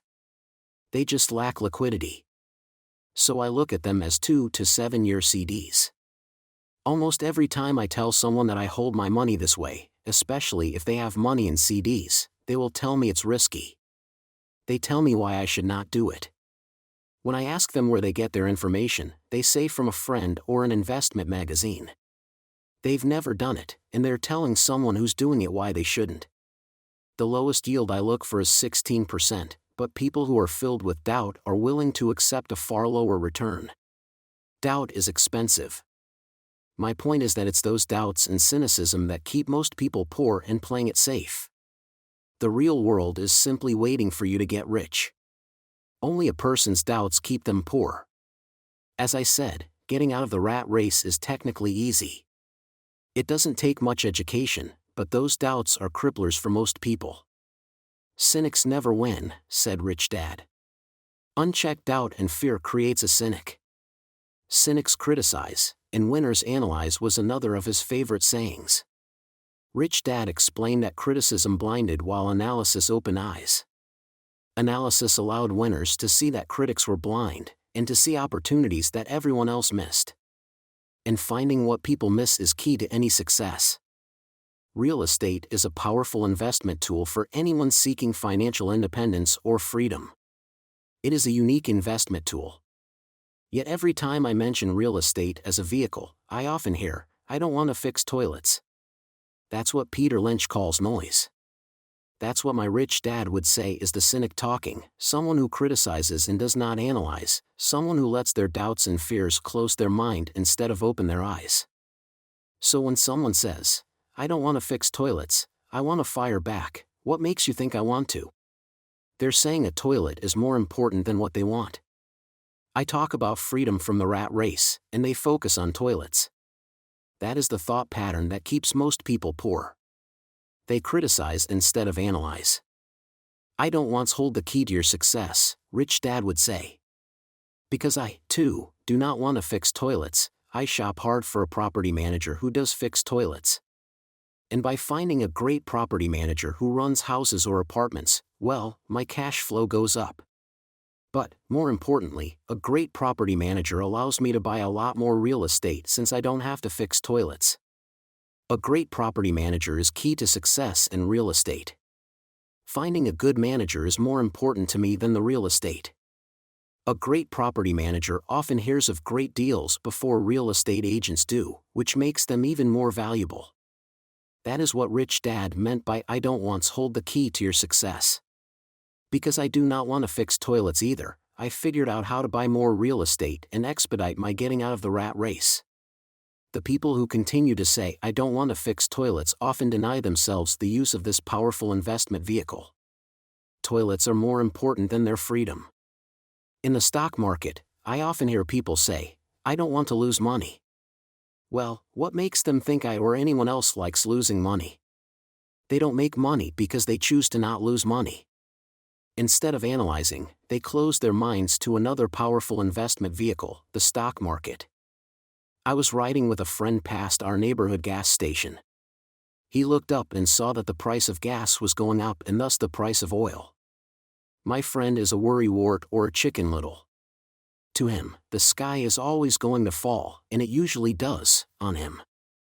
When we got home, he showed me all the stats as to why the price of oil was going to go up over the next few years, statistics I had never seen before, even though I already owned substantial shares of an existing oil company. With that information, I immediately began looking for and found a new, undervalued oil company that was about to find some oil deposits. My broker was excited about this new company, and I bought 15,000 shares for 65 cents per share. 3 months later, this same friend and I drove by the same gas station, and sure enough, the price per gallon had gone up nearly 15%. Again, the chicken little worried and complained. I smiled because, a month earlier, that little oil company hit oil and those 15,000 shares went up to more than $3 per share since he had first given me the tip. And the price of gas will continue to go up if what my friend says is true. If most people understood how a stop worked in stock market investing, there would be more people investing to win instead of investing not to lose.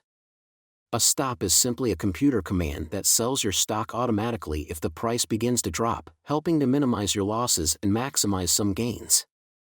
It's a great tool for those who are terrified of losing. So whenever I hear people focusing on their I don't wants, rather than what they do want, I know the noise in their head must be loud.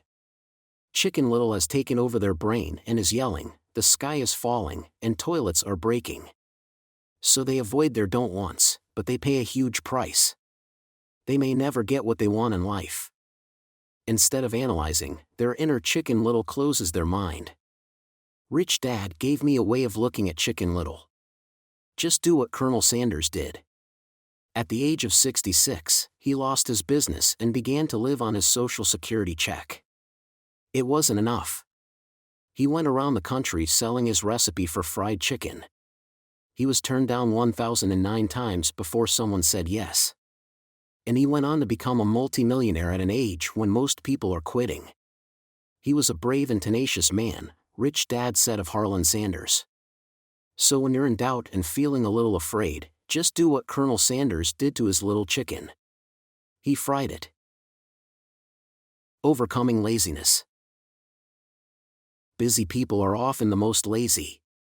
We have all heard stories of a businessman who works hard to earn money. He works hard to be a good provider for his wife and children. He spends long hours at the office and brings work home on weekends. One day he comes home to an empty house. His wife is left with the kids. He knew he and his wife had problems, but rather than work to make the relationship strong, he stayed busy at work. Dismayed, his performance at work slips and he loses his job. Today, I often meet people who are too busy to take care of their wealth. And there are people too busy to take care of their health. The cause is the same. They're busy, and they stay busy as a way of avoiding something they do not want to face. Nobody has to tell them. Deep down they know. In fact, if you remind them, they often respond with anger or irritation. If they aren't busy at work or with the kids, they're often busy watching TV, fishing, playing golf, or shopping. Yet deep down they know they are avoiding something important. That's the most common form of laziness by staying busy. So what is the cure for laziness? The answer is, a little greed. For many of us, we were raised thinking of greed or desire as bad. Greedy people are bad people, my mom used to say. Yet we all have inside of us this yearning to have nice, new, or exciting things. So to keep that emotion of desire under control, often parents find ways of suppressing that desire with guilt. You only think about yourself. Don't you know you have brothers and sisters, was one of my mom's favorites. You want me to buy you what, was a favorite of my dad. Do you think we're made of money? Do you think money grows on trees? We're not rich people, you know. It wasn't so much the words, but the angry guilt trip that went with the words that got to me.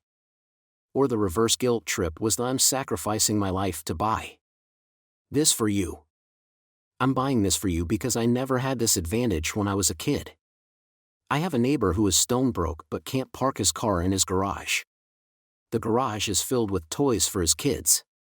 Those spoiled brats get everything they ask for. I don't want them to know the feeling of want are his everyday words. He has nothing set aside for their college or his retirement, but his kids have every toy ever made.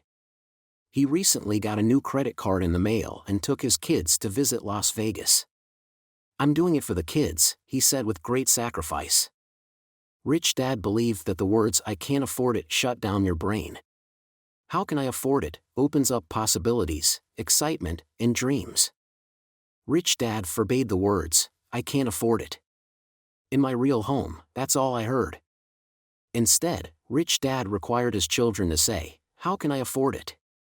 He believed that the words "I can't afford it" shut down your brain. It didn't have to think anymore.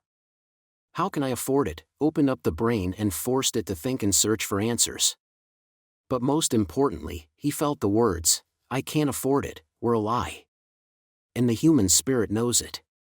The human spirit is very, very powerful, he would say. It knows it can do anything.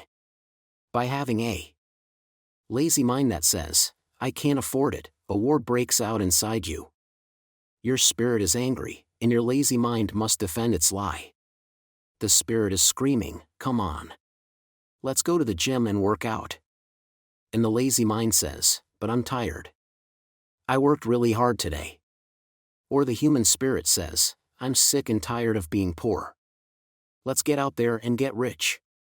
To which the lazy mind says, "Rich people are greedy. Besides, it's too much bother. It's not safe.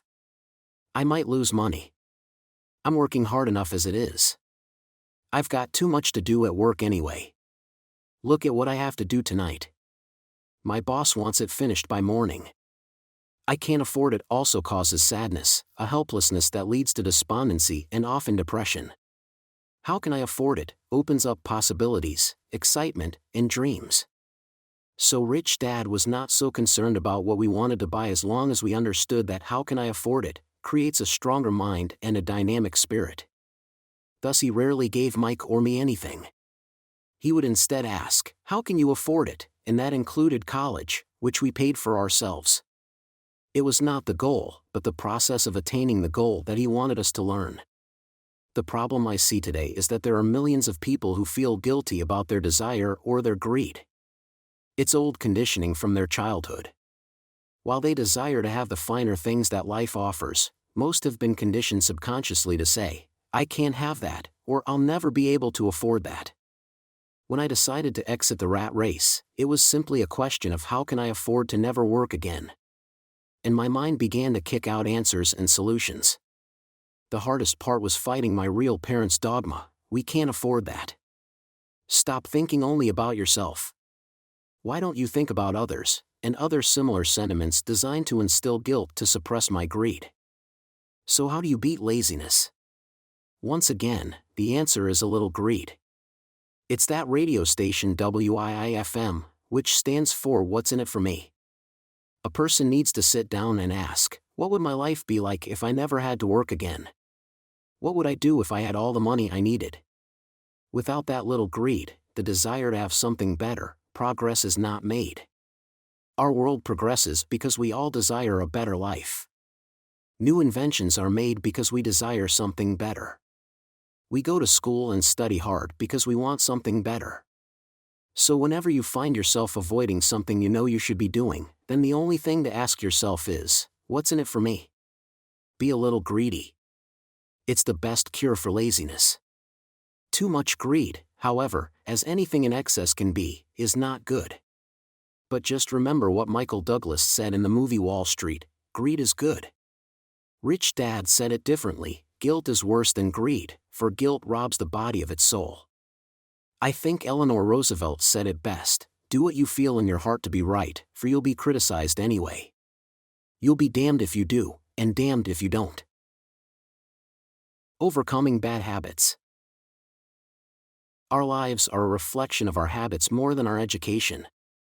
After seeing the movie Conan the Barbarian, starring Arnold Schwarzenegger, a friend said, I'd love to have a body like Schwarzenegger. Most of the guys nodded in agreement. I even heard he was really puny and skinny at one time, another friend added. Yeah, I heard that too, another one said. I heard he has a habit of working out almost every day in the gym. Yeah, I'll bet he has to. Nah, said the group cynic. I'll bet he was born that way. Besides, let's stop talking about Arnold and get some beers. This is an example of habits controlling behavior. I remember asking my rich dad about the habits of the rich. Instead of answering me outright, he wanted me to learn through example, as usual. When does your dad pay his bills? Rich dad asked. The first of the month, I said. Does he have anything left over? He asked. Very little, I said. That's the main reason he struggles, said Rich Dad. He has bad habits. Your dad pays everyone else first. He pays himself last, but only if he has anything left over. Which he usually doesn't, I said. But he has to pay his bills, doesn't he? You're saying he shouldn't pay his bills? Of course not, said Rich Dad. I firmly believe in paying my bills on time. I just pay myself first. Before I pay even the government. But what happens if you don't have enough money? I asked. What do you do then? The same, said Rich Dad. I still pay myself first. Even if I'm short of money. My asset column is far more important to me than the government. But, I said. Don't they come after you? Yes, if you don't pay, said Rich Dad. Look, I did not say not to pay. I just said I pay myself first, even if I'm short of money. But, I replied. How do you do that? It's not how. The question is why, Rich Dad said. Okay, why? Motivation, said Rich Dad. Who do you think will complain louder if I don't pay them, me, or my creditors? Your creditors will definitely scream louder than you, I said, responding to the obvious. You wouldn't say anything if you didn't pay yourself. So you see, after paying myself, the pressure to pay my taxes and the other creditors is so great that it forces me to seek other forms of income. The pressure to pay becomes my motivation. I've worked extra jobs, started other companies, traded in the stock market, anything just to make sure those guys don't start yelling at me. That pressure made me work harder, forced me to think, and all in all, made me smarter and more active when it comes to money. If I had paid myself last, I would have felt no pressure, but I'd be broke. So it is the fear of the government or other people you owe money to that motivates you? That's right, said Rich Dad. You see, government bill collectors are big bullies. So are bill collectors in general. Most people give in to these bullies. They pay them and never pay themselves. You know the story of the 98-pound weakling who gets sand kicked in his face? I nodded. I see that ad for weightlifting and bodybuilding lessons in the comic books all the time. If I pay myself first, I get financially stronger, mentally and fiscally. Well, most people let the bullies kick sand in their faces. I decided to use the fear of the bully to make me stronger. Others get weaker.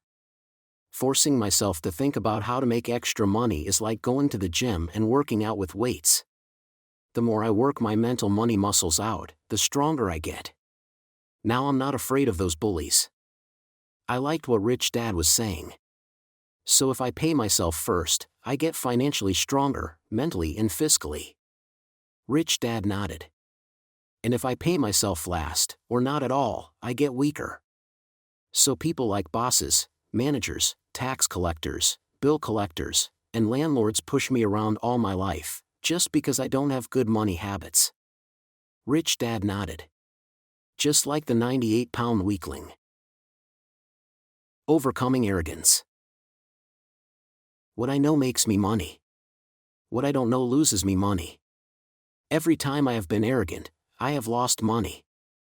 Because when I'm arrogant, I truly believe that what I don't know is not important, Rich Dad would often tell me. I have found that many people use arrogance to try to hide their own ignorance. It often happens when I am discussing financial statements with accountants or even other investors. They try to bluster their way through the discussion. It is clear to me that they don't know what they're talking about. They're not lying, but they are not telling the truth. There are many people in the world of money, finances, and investments who have absolutely no idea what they're talking about. Most people in the money industry are just spouting off sales pitches like used car salesmen. When you know you are ignorant in a subject, start educating yourself by finding an expert in the field or a book on the subject. Chapter 8. Getting started. There is gold everywhere. Most people are not trained to see it. I wish I could say acquiring wealth was easy for me, but it wasn't. So in response to the question, how do I start? I offer the thought process I go through on a day-to-day basis. It really is easy to find great deals. I promise you that. It's just like riding a bike. After a little wobbling, it's a piece of cake. But when it comes to money, it takes determination to get through the wobbling. That's a personal thing. To find million-dollar deals of a lifetime requires us to call on our financial genius. I believe that each of us has a financial genius within us.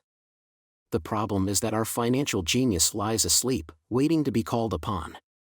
It lies asleep because our culture has educated us into believing that the love of money is the root of all evil. It has encouraged us to learn a profession so we can work for money, but failed to teach us how to have money work for us.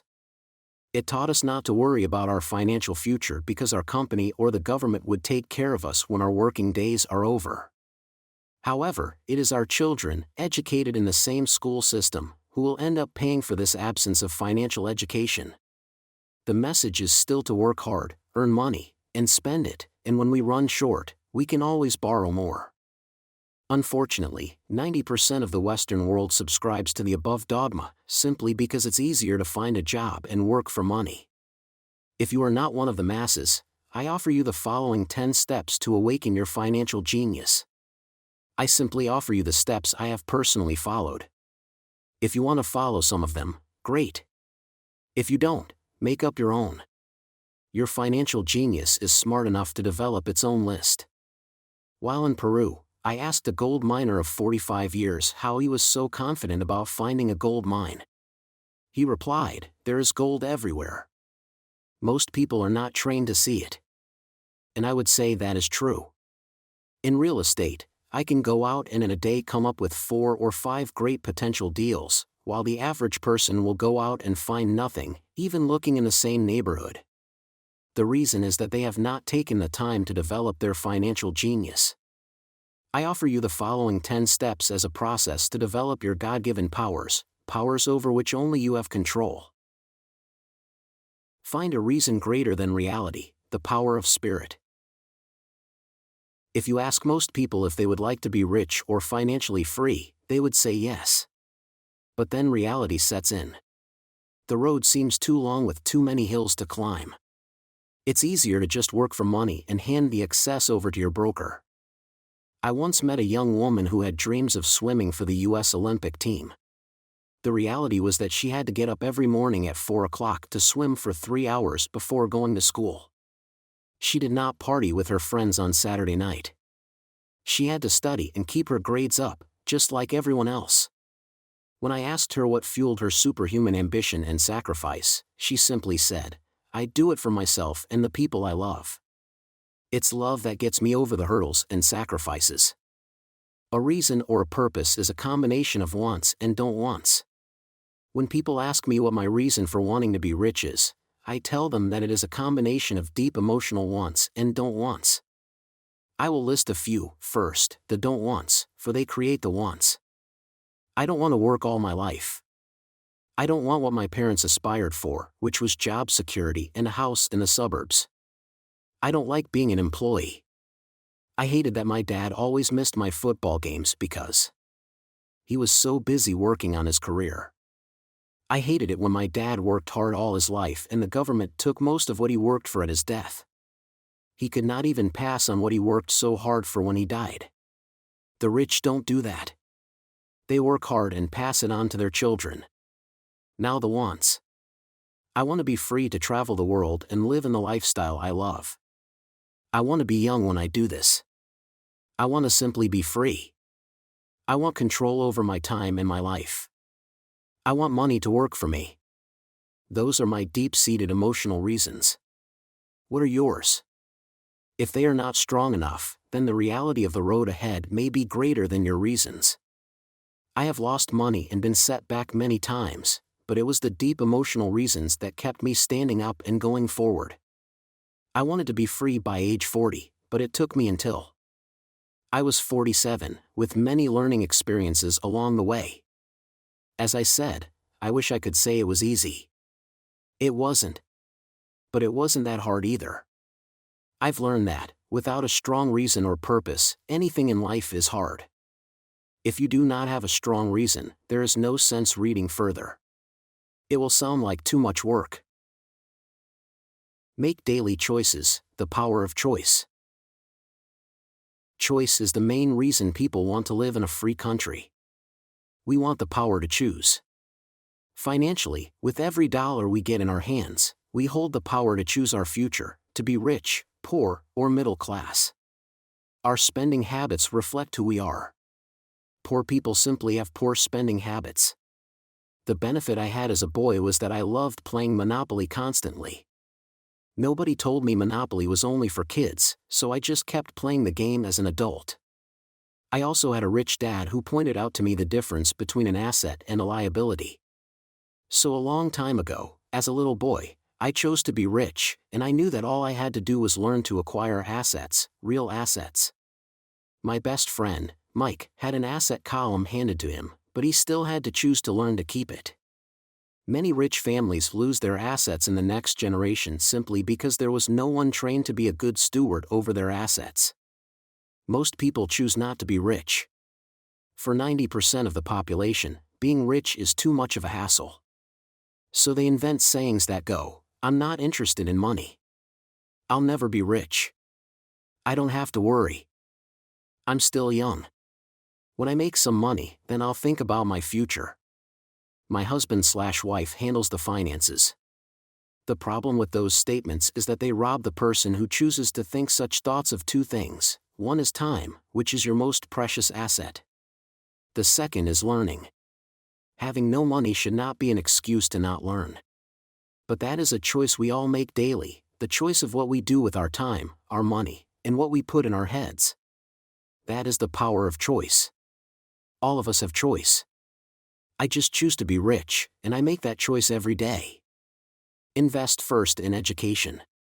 In reality, the only real asset you have is your mind, the most powerful tool we have dominion over. Each of us has the choice of what we put in our brain once we're old enough. You can watch TV, read golf magazines, or go to ceramics class or a class on financial planning. You choose. Most people simply buy investments rather than first investing and learning about investing. A friend of mine recently had her apartment burglarized. The thieves took her electronics and left all the books. And we all have that same choice. 90% of the population buys TV sets, and only about 10% buy business books. So what do? I go to seminars. I like it when they are at least 2 days long because I like to immerse myself in a subject.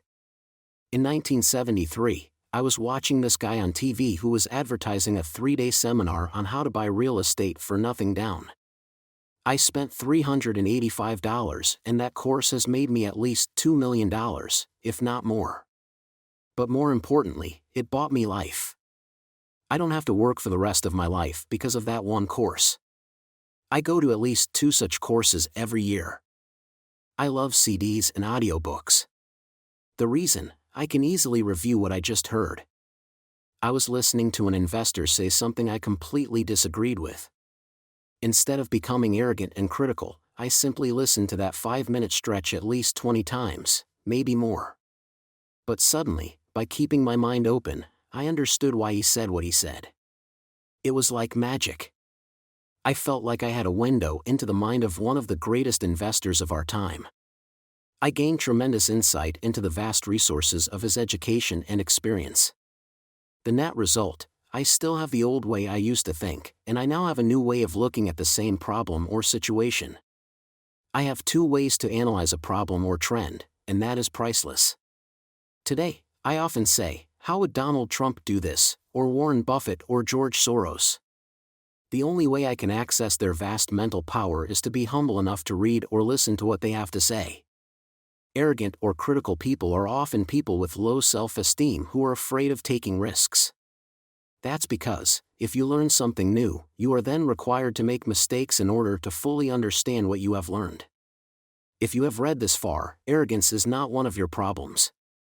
Arrogant people rarely read or listen to experts. Why should they? They are the center of the universe.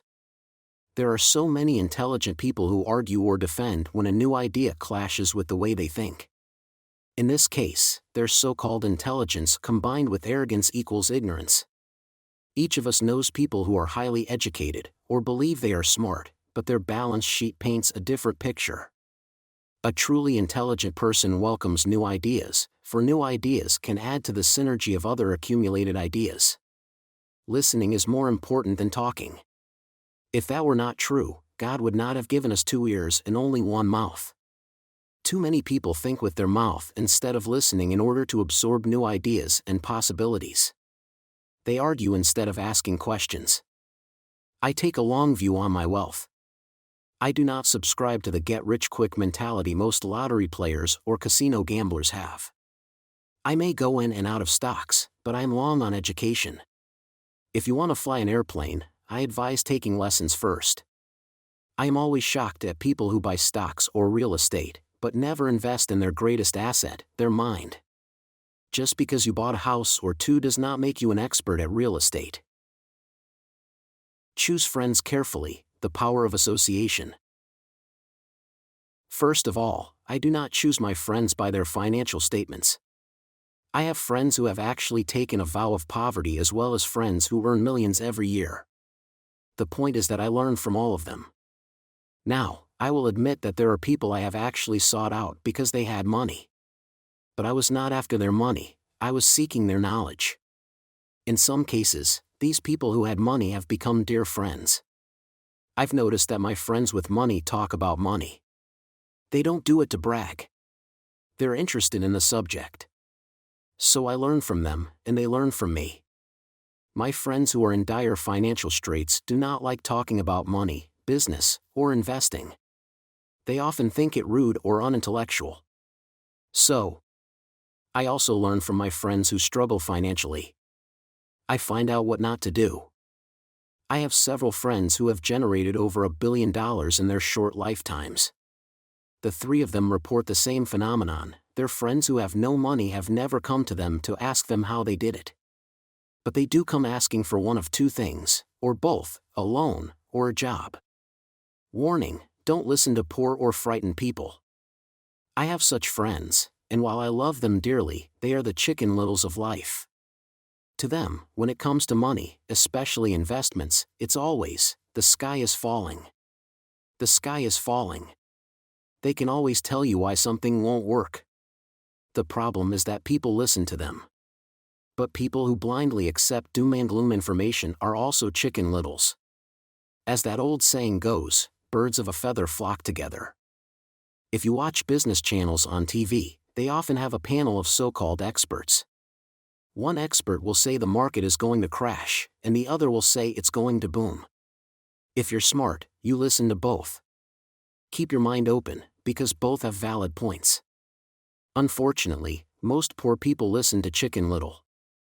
I have had many close friends try to talk me out of a deal or an investment. Not long ago, a friend told me he was excited because he found a 6% certificate of deposit. I told him I earned 16% from the state government.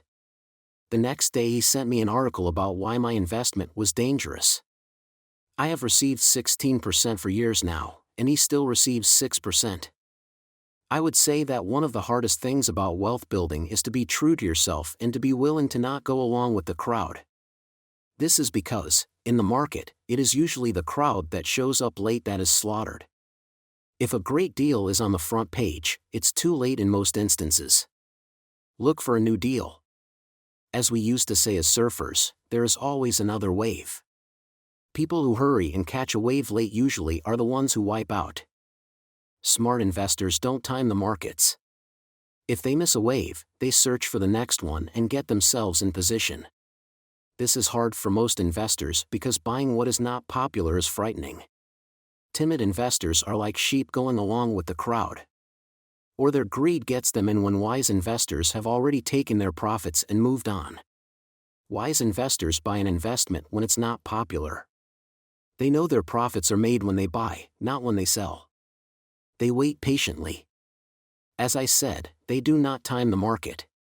Just like a surfer, they get in position for the next big swell. It's all insider trading.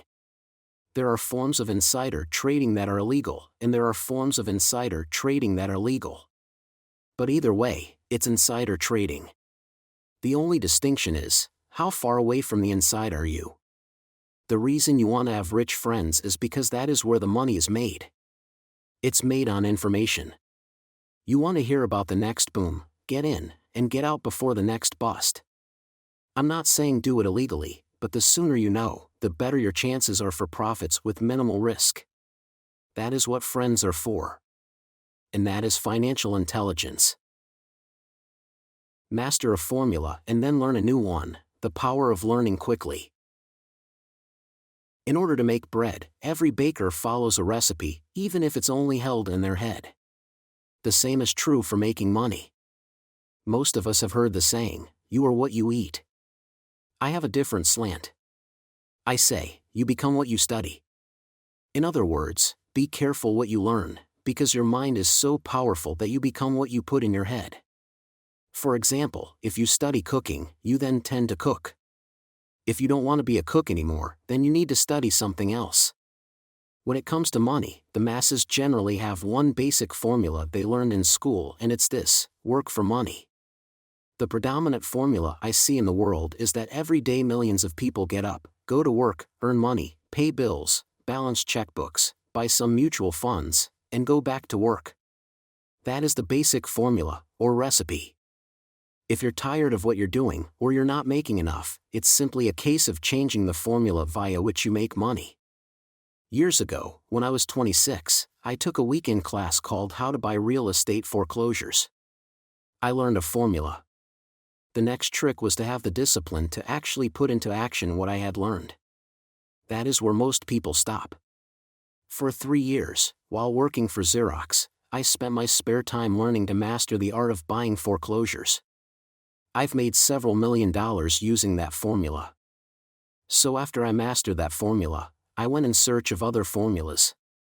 For many of the classes, I did not directly use the information I learned, but I always learned something new.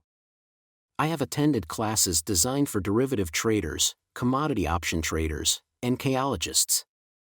I was way out of my league, being in a room full of people with doctorates in nuclear physics and space science. Yet, I learned a lot that made my stock in real estate investing more meaningful and lucrative. Most junior colleges and community colleges have classes on financial planning and buying traditional investments. They are good places to start, but I always search for a faster formula. That is why, on a fairly regular basis, I make more in a day than many people will make in their lifetime. Another side note, in today's fast-changing world, it's not so much what you know anymore that counts, because often what you know is old. It is how fast you learn. That skill is priceless. It's priceless in finding faster formulas, recipes, if you will, for making dough. Working hard for money is an old formula born in the day of cavemen. Pay yourself first, the power of self-discipline. If you cannot get control of yourself, do not try to get rich. It makes no sense to invest, make money, and blow it. It is the lack of self-discipline that causes most lottery winners to go broke soon after winning millions.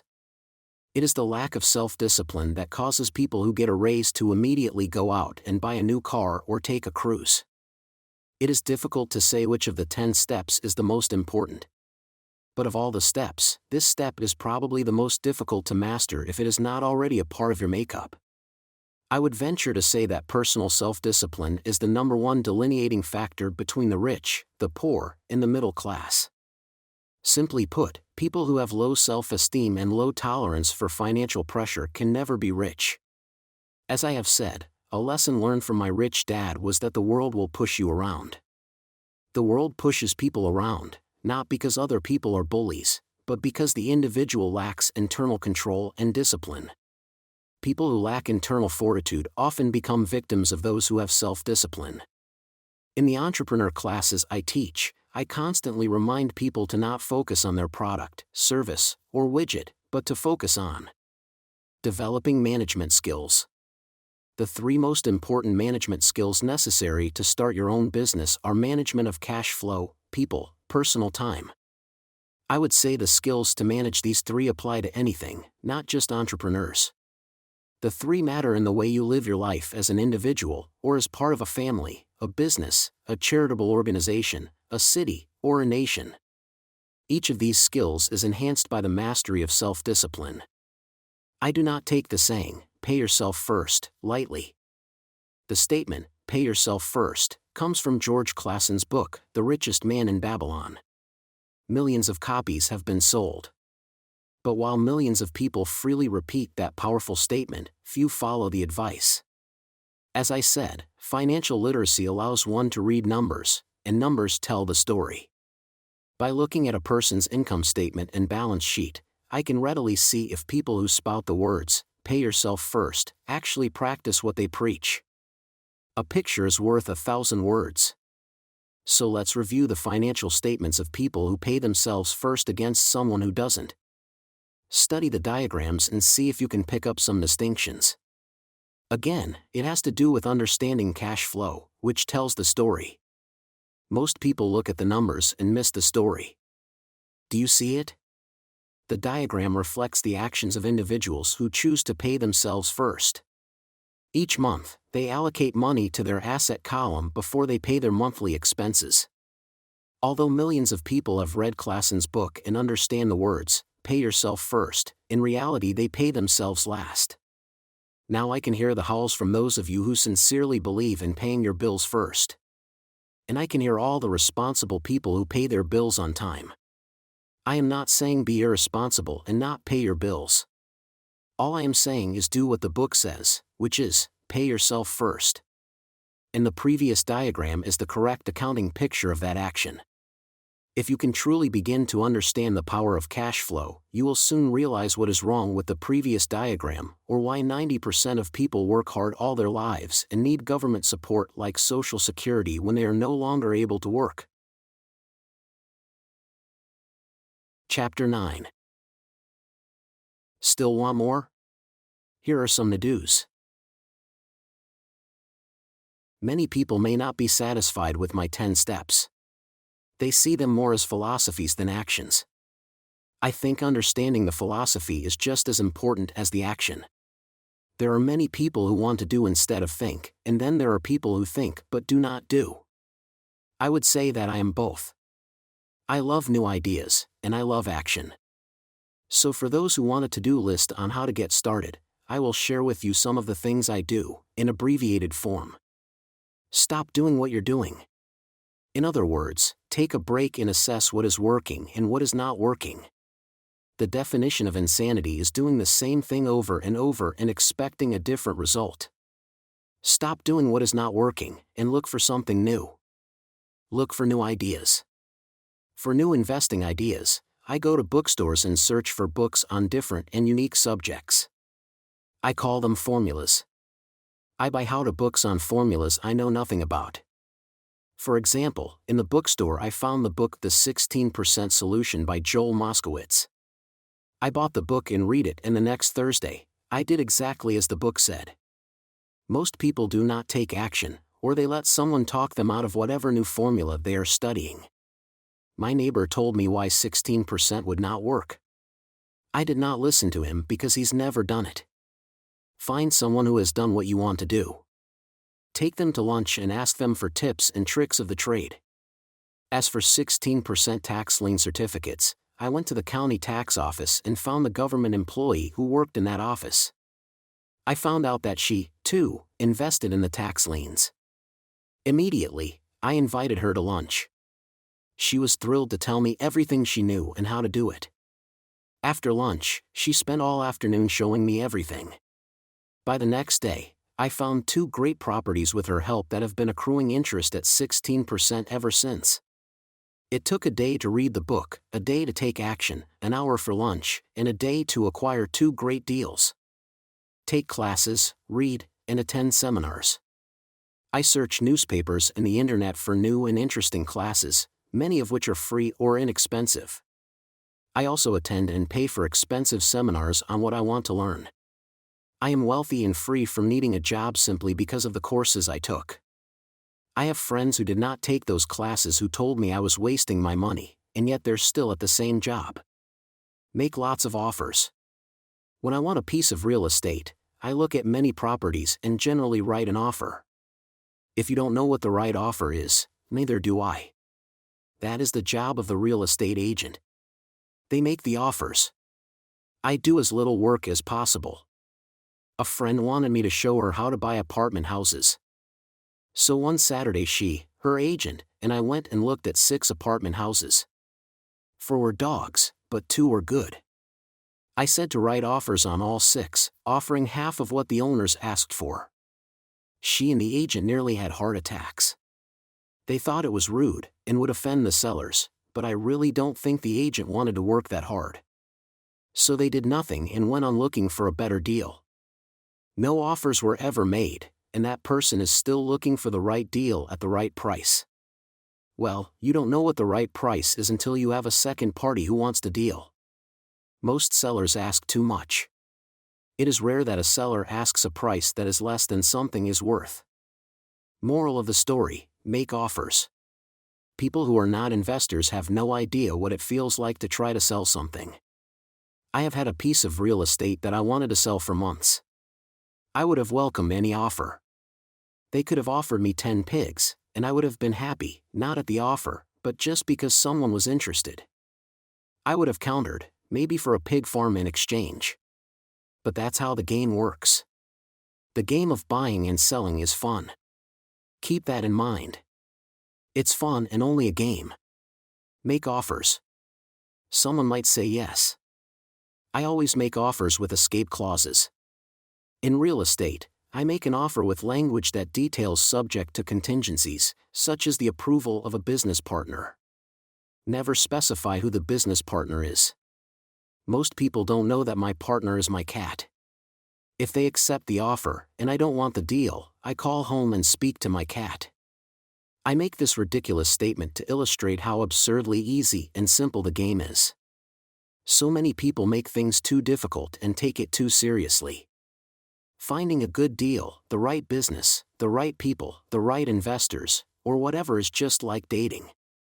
You must go to the market and talk to a lot of people, make a lot of offers, counteroffers, negotiate, reject, and accept. I know single people who sit at home and wait for the phone to ring, but it's better to go to the market, even if it's only the supermarket. Search, offer, reject, negotiate, and accept are all parts of the process of almost everything in life. Jog, walk, or drive a certain area once a month for 10 minutes. I have found some of my best real estate investments doing this. I will jog a certain neighborhood for a year and look for change. For there to be profit in a deal, there must be 2 elements, a bargain and change. There are lots of bargains, but it's change that turns a bargain into a profitable opportunity. So when I jog a neighborhood I might like to invest in. It is the repetition that causes me to notice slight differences. I notice real estate signs that are up for a long time. That means the seller might be more agreeable to deal. I watch for moving trucks going in or out. I stop and talk to the drivers. I talk to the postal carriers. It's amazing how much information they acquire about an area. I find a bad area, especially an area that the news has scared everyone away from. I drive it for sometimes a year waiting for signs of something changing for the better. I talk to retailers, especially new ones, and find out why they're moving in. It takes only a few minutes a month, and I do it while doing something else, like exercising or going to and from the store. Shop for bargains in all markets. Consumers will always be poor. When the supermarket has a sale, say on toilet paper, the consumer runs in and stocks up. But when the housing or stock market has a sale, most often called a crash or correction, the same consumer often runs away from it. When the supermarket raises its prices, the consumer shops somewhere else. But when housing or the stock market raise their prices, the same consumer often rushes in and starts buying. Always remember, profits are made in the buying, not in the selling. Look in the right places. A neighbor bought a condominium for $100,000. I bought the identical condo next door for $50,000. He told me he's waiting for the price to go up. I told him that profit is made when you buy, not when you sell. He shopped with a real estate broker who owns no property of her own. I shopped at the foreclosure auction. I paid $500 for a class on how to do this. My neighbor thought that the $500 for a real estate investment class was too expensive. He said he could not afford the money, or the time. So he waits for the price to go up. Look for people who want to buy first. Then look for someone who wants to sell. A friend was looking for a certain piece of land. He had the money but did not have the time. I found a large piece of land, larger than what my friend wanted to buy, tied it up with an option, called my friend, and he said he wanted a piece of it. So I sold the piece to him and then bought the land. I kept the remaining land as mine for free. Moral of the story: buy the pie, and cut it in pieces. Most people look for what they can afford, so they look too small.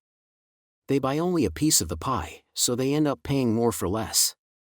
Small thinkers don't get the big breaks. If you want to get richer, think big. Think big. Retailers love giving volume discounts, simply because most business people love big spenders. So even if you're small, you can always think big. When my company was in the market for computers, I called several friends and asked them if they were ready to buy also. We then went to different dealers and negotiated a great deal because we wanted to buy so many. I have done the same with stocks. Small people remain small because they think small, act alone, or don't act all. Learn from history. All the big companies on the stock exchange started out as small companies. Colonel Sanders did not get rich until after he lost everything in his 60s. Bill Gates was one of the richest men in the world before he was 30. Action always beats inaction. These are just a few of the things I have done and continue to do to recognize opportunities. The important words are have done and do. As repeated many times throughout the book, you must take action before you can receive the financial rewards. Act now. Final thoughts. I would like to share some final thoughts with you. The main reason I wrote this book, and the reason it has remained a bestseller since 2000, was to share insights into how increased financial intelligence can be used to solve many of life's common problems. Without financial training, we all too often use the standard formulas to get through life: work hard, save, borrow, and pay excessive taxes. Today, more than ever, we need better information. I use the following story as an example of a financial problem that confronts many young families today. How do you afford a good education for your children and provide for your own retirement? It requires using financial intelligence instead of hard work. A friend of mine was griping one day about how hard it was to save money for his 4 children's college educations. He was putting $300 away in a college fund each month and had so far accumulated only about $12,000. He had about 12 more years to save for college since his oldest child was then 6 years old. At the time, the real estate market in Phoenix was terrible. People were giving houses away. I suggested to my friend that he buy a house with some of the money in his college fund. The idea intrigued him, and we began to discuss the possibility. His primary concern was that he did not have credit with the bank to buy another house since he was so overextended. I assured him that there were other ways to finance a property rather than through the bank. We looked for a house for 2 weeks, a house that would fit all our criteria. There were plenty to choose from, so shopping was fun. Finally, we found a 3-bedroom, 2-bath home in a prime neighborhood. The owner had been downsized and needed to sell that day because he and his family were moving to California where another job waited.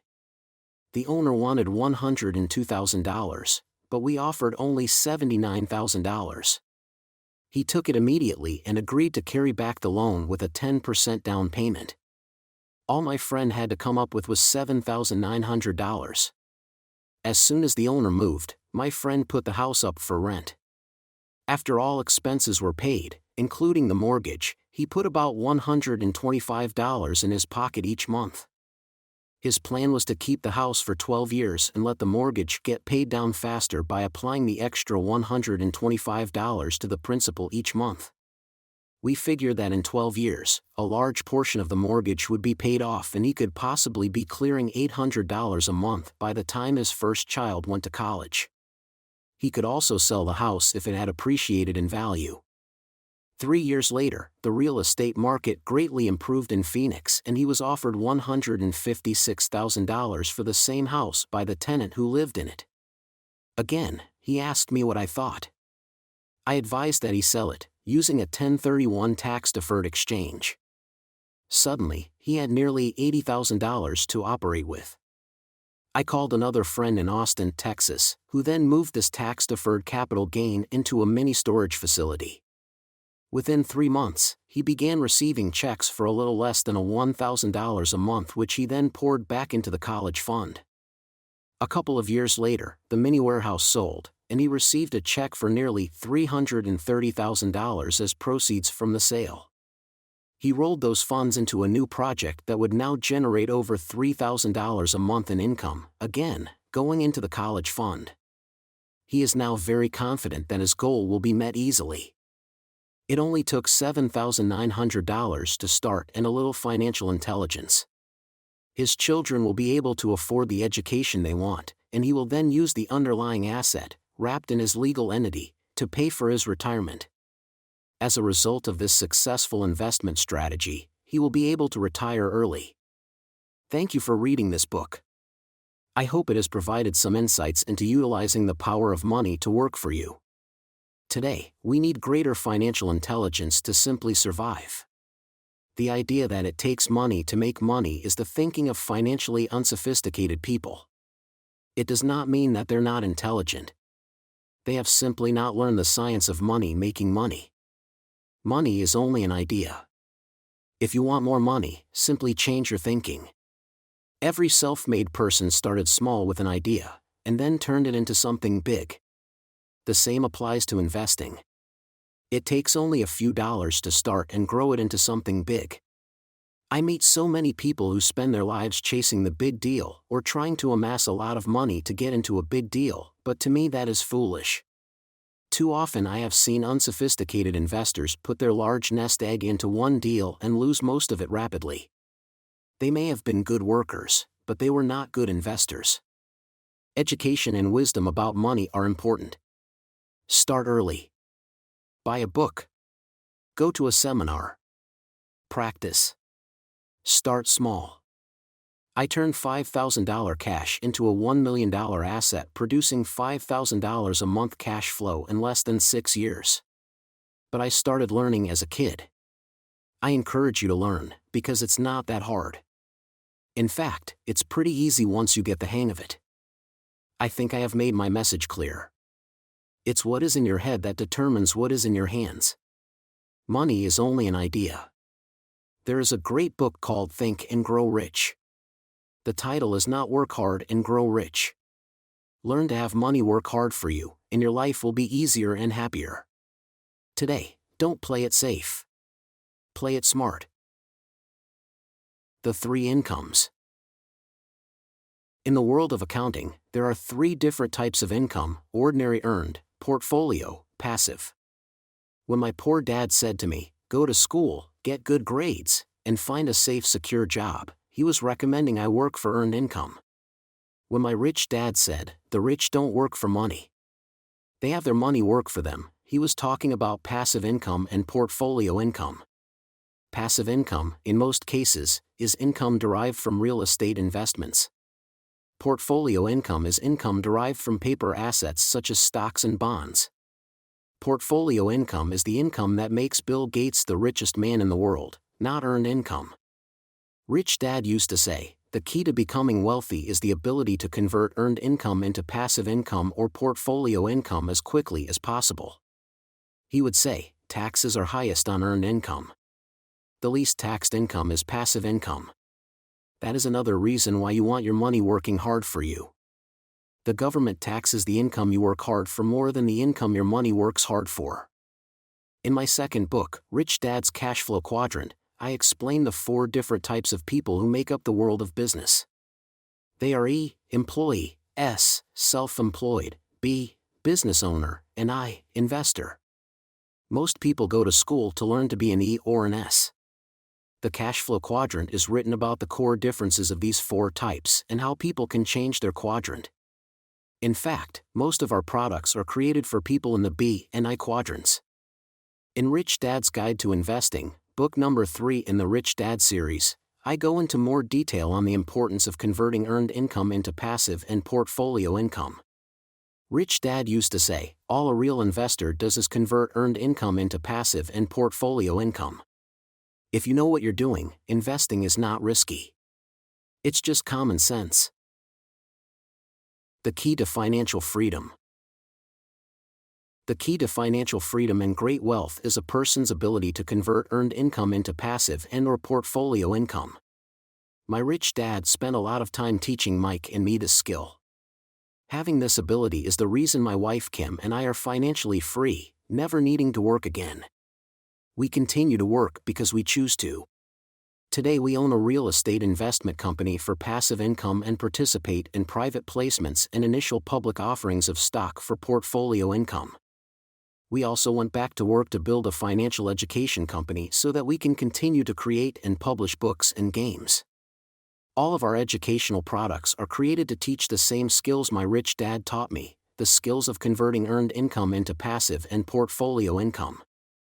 The games we create are important because they teach what books cannot teach. For example, you could never learn to ride a bicycle by only reading a book. Our cash flow games for adults and cash flow for kids game are designed to teach players the basic investment skills of converting earned income into passive and portfolio income. They also teach the principles of accounting and financial literacy.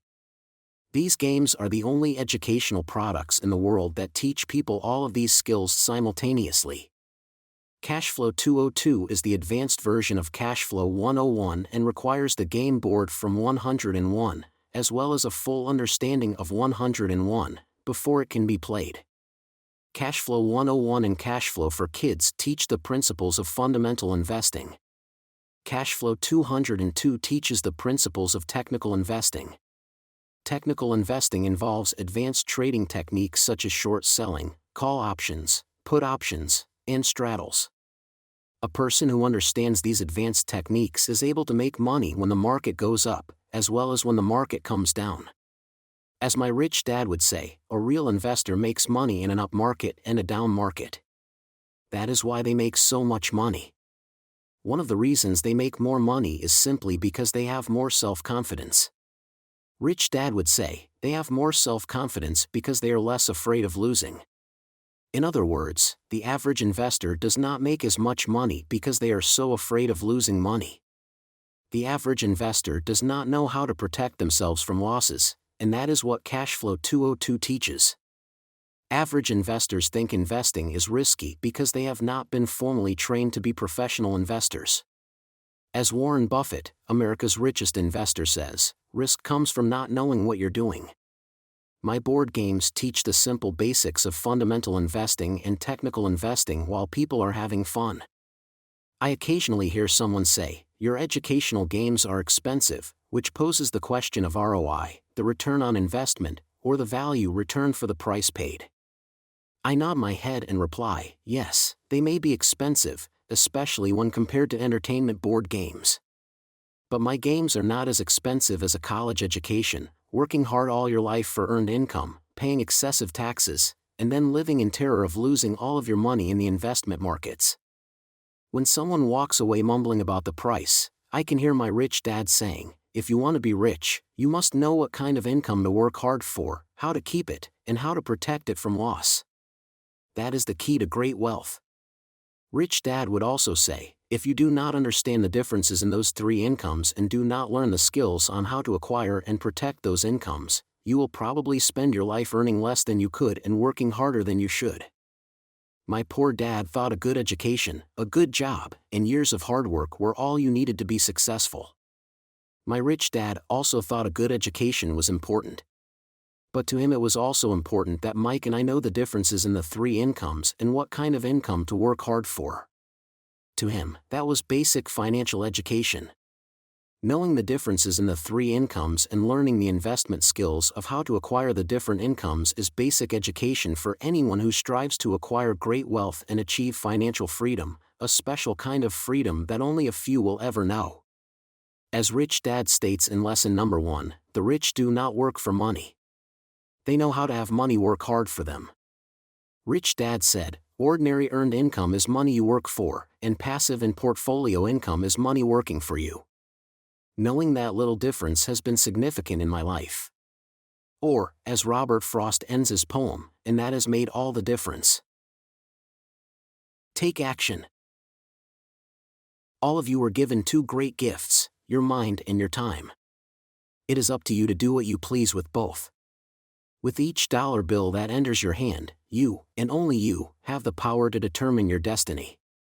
Spend it foolishly, and you choose to be poor. Spend it on liabilities, and you join the middle class. Invest it in your mind and learn how to acquire assets, and you will be choosing wealth as your goal and your future. The choice is yours, and only yours. Every day with every dollar, you decide to be rich, poor, or middle class. Choose to share this knowledge with your children, and you choose to prepare them for the world that awaits. No one else will. You and your children's future will be determined by choices you make today, not tomorrow. I wish you great wealth and much happiness with this fabulous gift called life. Robert Kiyosaki.